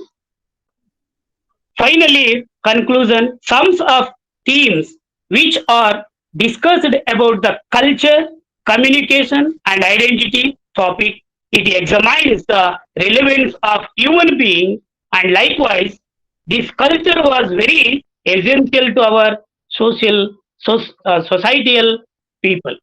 Thank you, madam. Thank you, sir. Thank you, Satish, sir.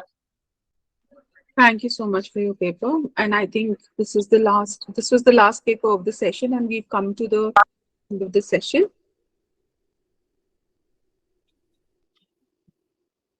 Shall we conclude, madam? Yes, sir. Please. Okay, then. Thank you so much. So, Dr. Abhyudita Gautam, chairperson. Okay, thanks a lot for chairing the session. I, on behalf of the Department of English and St. Francis College and the Trust Cape and Pomeran, thank you, madam. And I also thank all the participants, presenters. Thanks a lot. Have a wonderful day. Thank you so much.